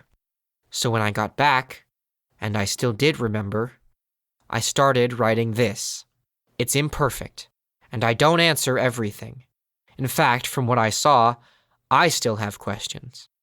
It would end up being months later that I started forgetting experiences more rapidly. People would fade from my mind entirely when I would try to think about them. But the second I saw their faces, I would remember every little detail of every experience, every emotion I had with that person. My memory had always been bad before, and now it was like it was just returning to its natural state. And I knew that was okay. That was supposed to happen. This was how I met Chris. I had these new friends of mine, ones I had known for months at this point, and Chris just kind of showed up one day. I first met Chris at a picnic in the park. He thought it would be funny to show up to this group event in the park and down a bottle of Jack Daniels beforehand. He just thought it would be funny for him to show up to a social gathering drunk as a practical joke. We all went to the park and ate together. Chris, entirely intoxicated, drew pencil sketches of fish trying to fight each other. He drew the most beautiful fish I had ever seen. Uniquely crafted and beautiful, but drawn as if he had done it 1,000 times over in his head. He even drew little fists on them. He drew like he put every ounce of his soul and passion he had into everything he did. Every art piece was a mortal child he loved and nurtured, but he knew time was so finite for beauty. He drew with a passion that told the world nothing is made to last forever. He lived with a soul that knew nothing was ever meant to be taken too seriously. And from that he drew the comedic irony of every fleeting morsel of time. I don't know if he could see it, but I saw it, every time he drew, and the world fell apart around him. His time was that drawing, and his life was it too. Then he'd draw a big dick or something on it that meant nothing is serious, everything is silly. We would go on drives, late at night, to get this summer drink in my hometown called pool water. It's not what you think, it's just called that. Or sometimes during the day, whenever time was available. Chris had the most beautiful soul I had ever seen. A pure aura of white surrounded him. Chris was a self-taught artist. He worked in a kitchen with his mother, who was now his manager. I would see Chris on late nights when he would clean. When he got the time, he would take a break to come talk to me. He talked about how beautiful life was. The beauty of people, the beauty of imperfection, the beauty of impossibility. He was the most optimistic person you could ever meet, but he knew his limits. Chris was never a carpet for anyone, but also never a user. Never a liar, but always some kind of fool. A fool in the way that someone who only sees art is a fool. Knowing that to touch life, to be a part of it, was such an incredible thing, it almost drove him insane with glee. As we would talk, he would casually take out a napkin and pen. He would draw while we spoke, more focused on the conversation than anything. I wouldn't dare mention the drawing or mention the fact that he was drawing. Chris had this weird thing. He liked to doodle, but he was always self-conscious of his doodles. He loved his art, but he hated his sketches. And yet, while we would talk, without even realizing it, he would doodle. Maybe it's just an ADHD thing, but I totally understood it. I just figured he needed something external to focus on while we talked. I just thought it was cool he could doodle with a pen and receipt paper while we talked. I wasn't in love with Chris. I loved him, but in a different way. Every time I looked at Chris, everything Chris did just reminded me of everything I saw. And that this person, this random person, just so happened to perfectly embody everything that made life good. I started to hear him tearing. Chris's break was over. His manager tells him he needs to finish closing up. This pulls Chris back to reality. He realizes what he was doing. He sees the drawing he created so absent-mindedly, and he tears it up. The first time I saw him do this, I died a little inside. As he walks away, I collect the pieces in my pocket. The most beautiful artwork I've ever seen in my life. But it is beautiful because of the context behind it. Therefore, it is abstract. I loved Chris. I loved him as everything he was. I loved him for all his many talents and his little faults, as I didn't care what they were. I loved this man for nothing but himself. I loved this man in a way that projected no need for myself. This was a good thing. I did not love selfishly. And yet, I could still love myself around him. I loved Chris for his soul, his very being. No vanity, no past connections. My love for Chris was something entirely original, entirely irreparable, ineffable, such as him. Chris once felt this way about a girl he once knew, a girl he promised his heart to, a girl who he could not have. She was gone, and he was left waiting for her. I was the time as it passed for him, filling the void of boredom and time with activity and stimulation, but with nothing more than just waiting. Waiting for her to come back from where she was. A place with no phones, no people, no contact. A place with no due dates, only fabricated end goals, schedules closed off to the world, and work to never be done. I could never have Chris in any way. I loved him, but our paths were separate. Connected, but separate. And I wouldn't trade that for the world. The experiences I had with him were not love of a person, but love of life. My love of Chris was my love of life. And yet, somehow, this felt like my first loss as this new person. No, not a loss. For my love was the love of life, the love of a person, the love of a soul. I saw something in Chris that was reflective of this new perception I had gained. Everything was still so new to me. With these new eyes, I saw so much, and Chris was the first time I saw a mirror of this new world. While still, he was completely original. Chris showed me something as valuable to me as those special words said on a drive long ago. But now, this time, I could understand the language. I think my love for what Chris embodied reminded me of all the forms of love I could no longer feel back in this reality. Chris made me think of my life beforehand, though he knew nothing about me or the experience that I went through. I thought back to Ben and Christine.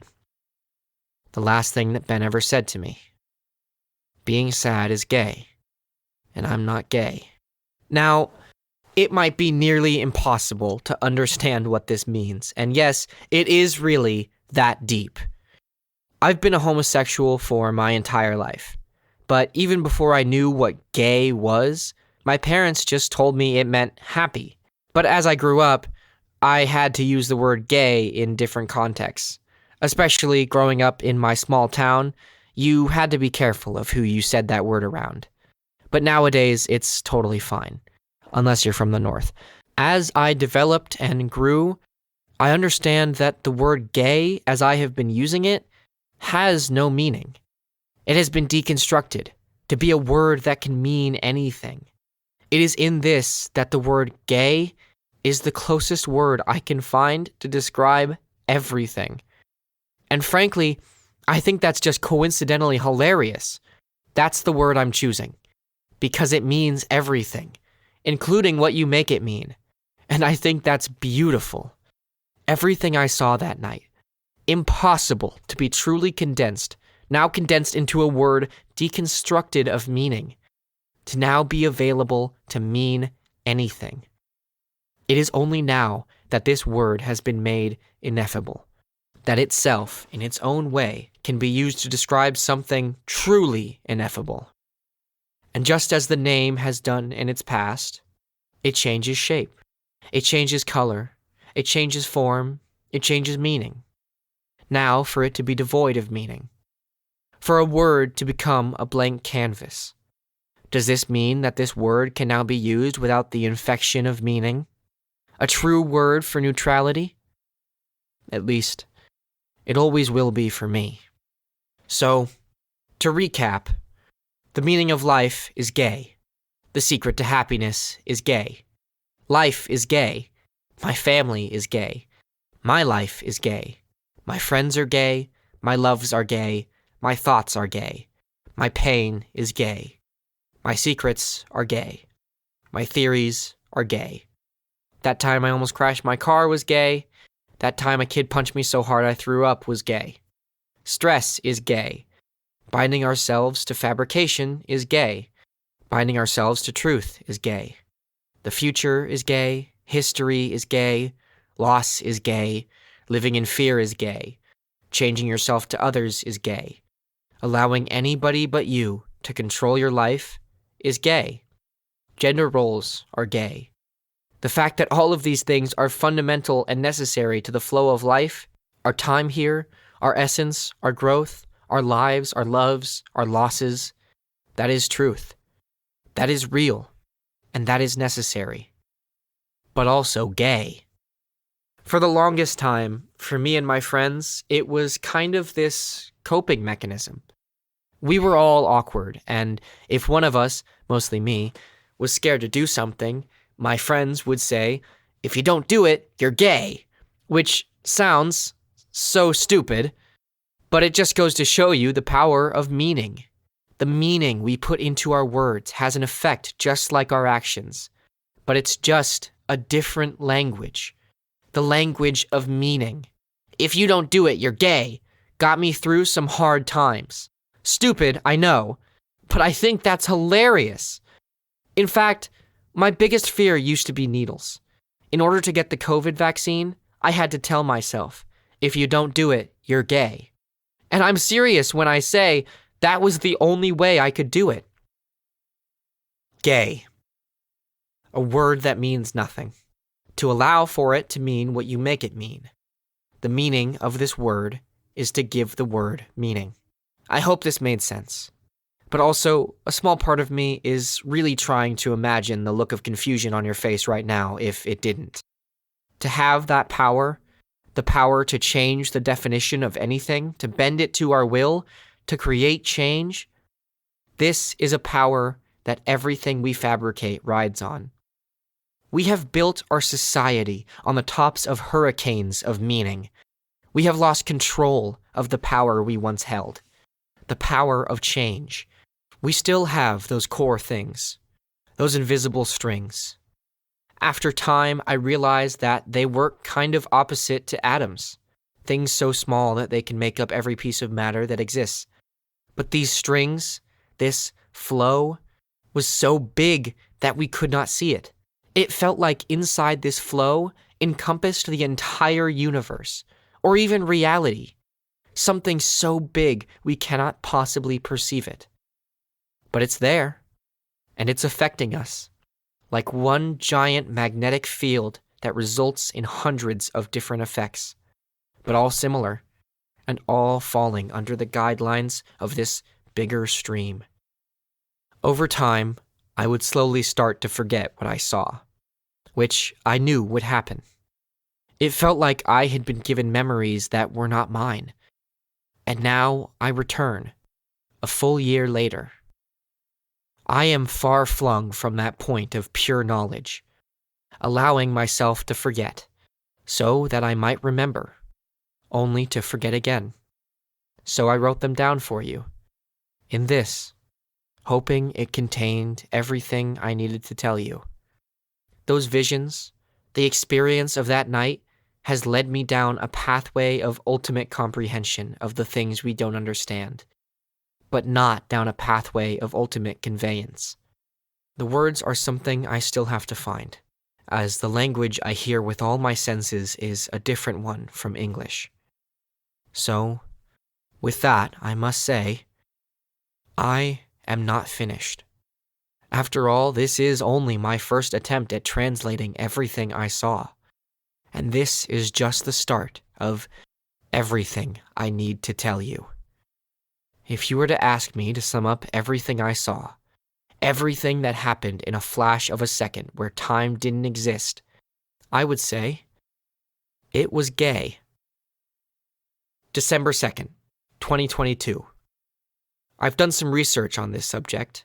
In Freudian psychology and psychoanalysis, the reality principle is the ability of the mind to access the reality of the external world and to act upon it accordingly, as opposed to acting on the pleasure principle.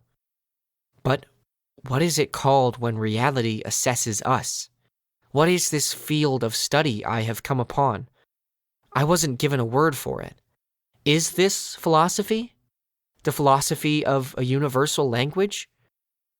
I have not been able to do research of my own because I do not know what it is I'm studying.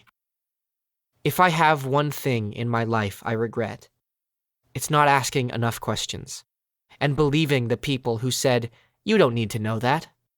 Never believe those people. They are cunts.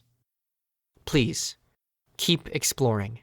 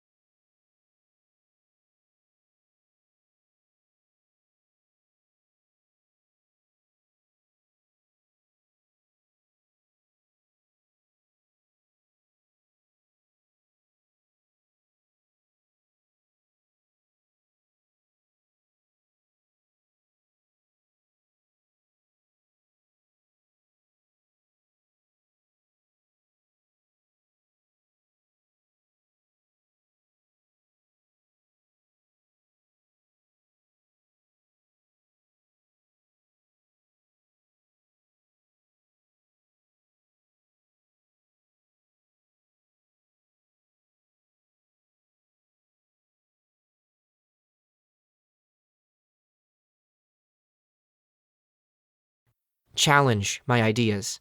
Study them as if they were your own. Test them. Challenge me. Thank you. Carpenter.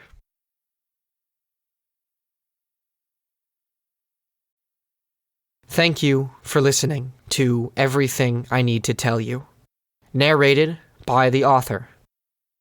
If you have any questions, please feel free to reach out, and I will always do my best to answer anything you have to ask. Thank you again for listening, and I hope you have a good rest of your existence. Thank you. This has been Everything I Need to Tell You, written by Carpenter. Narrated by me,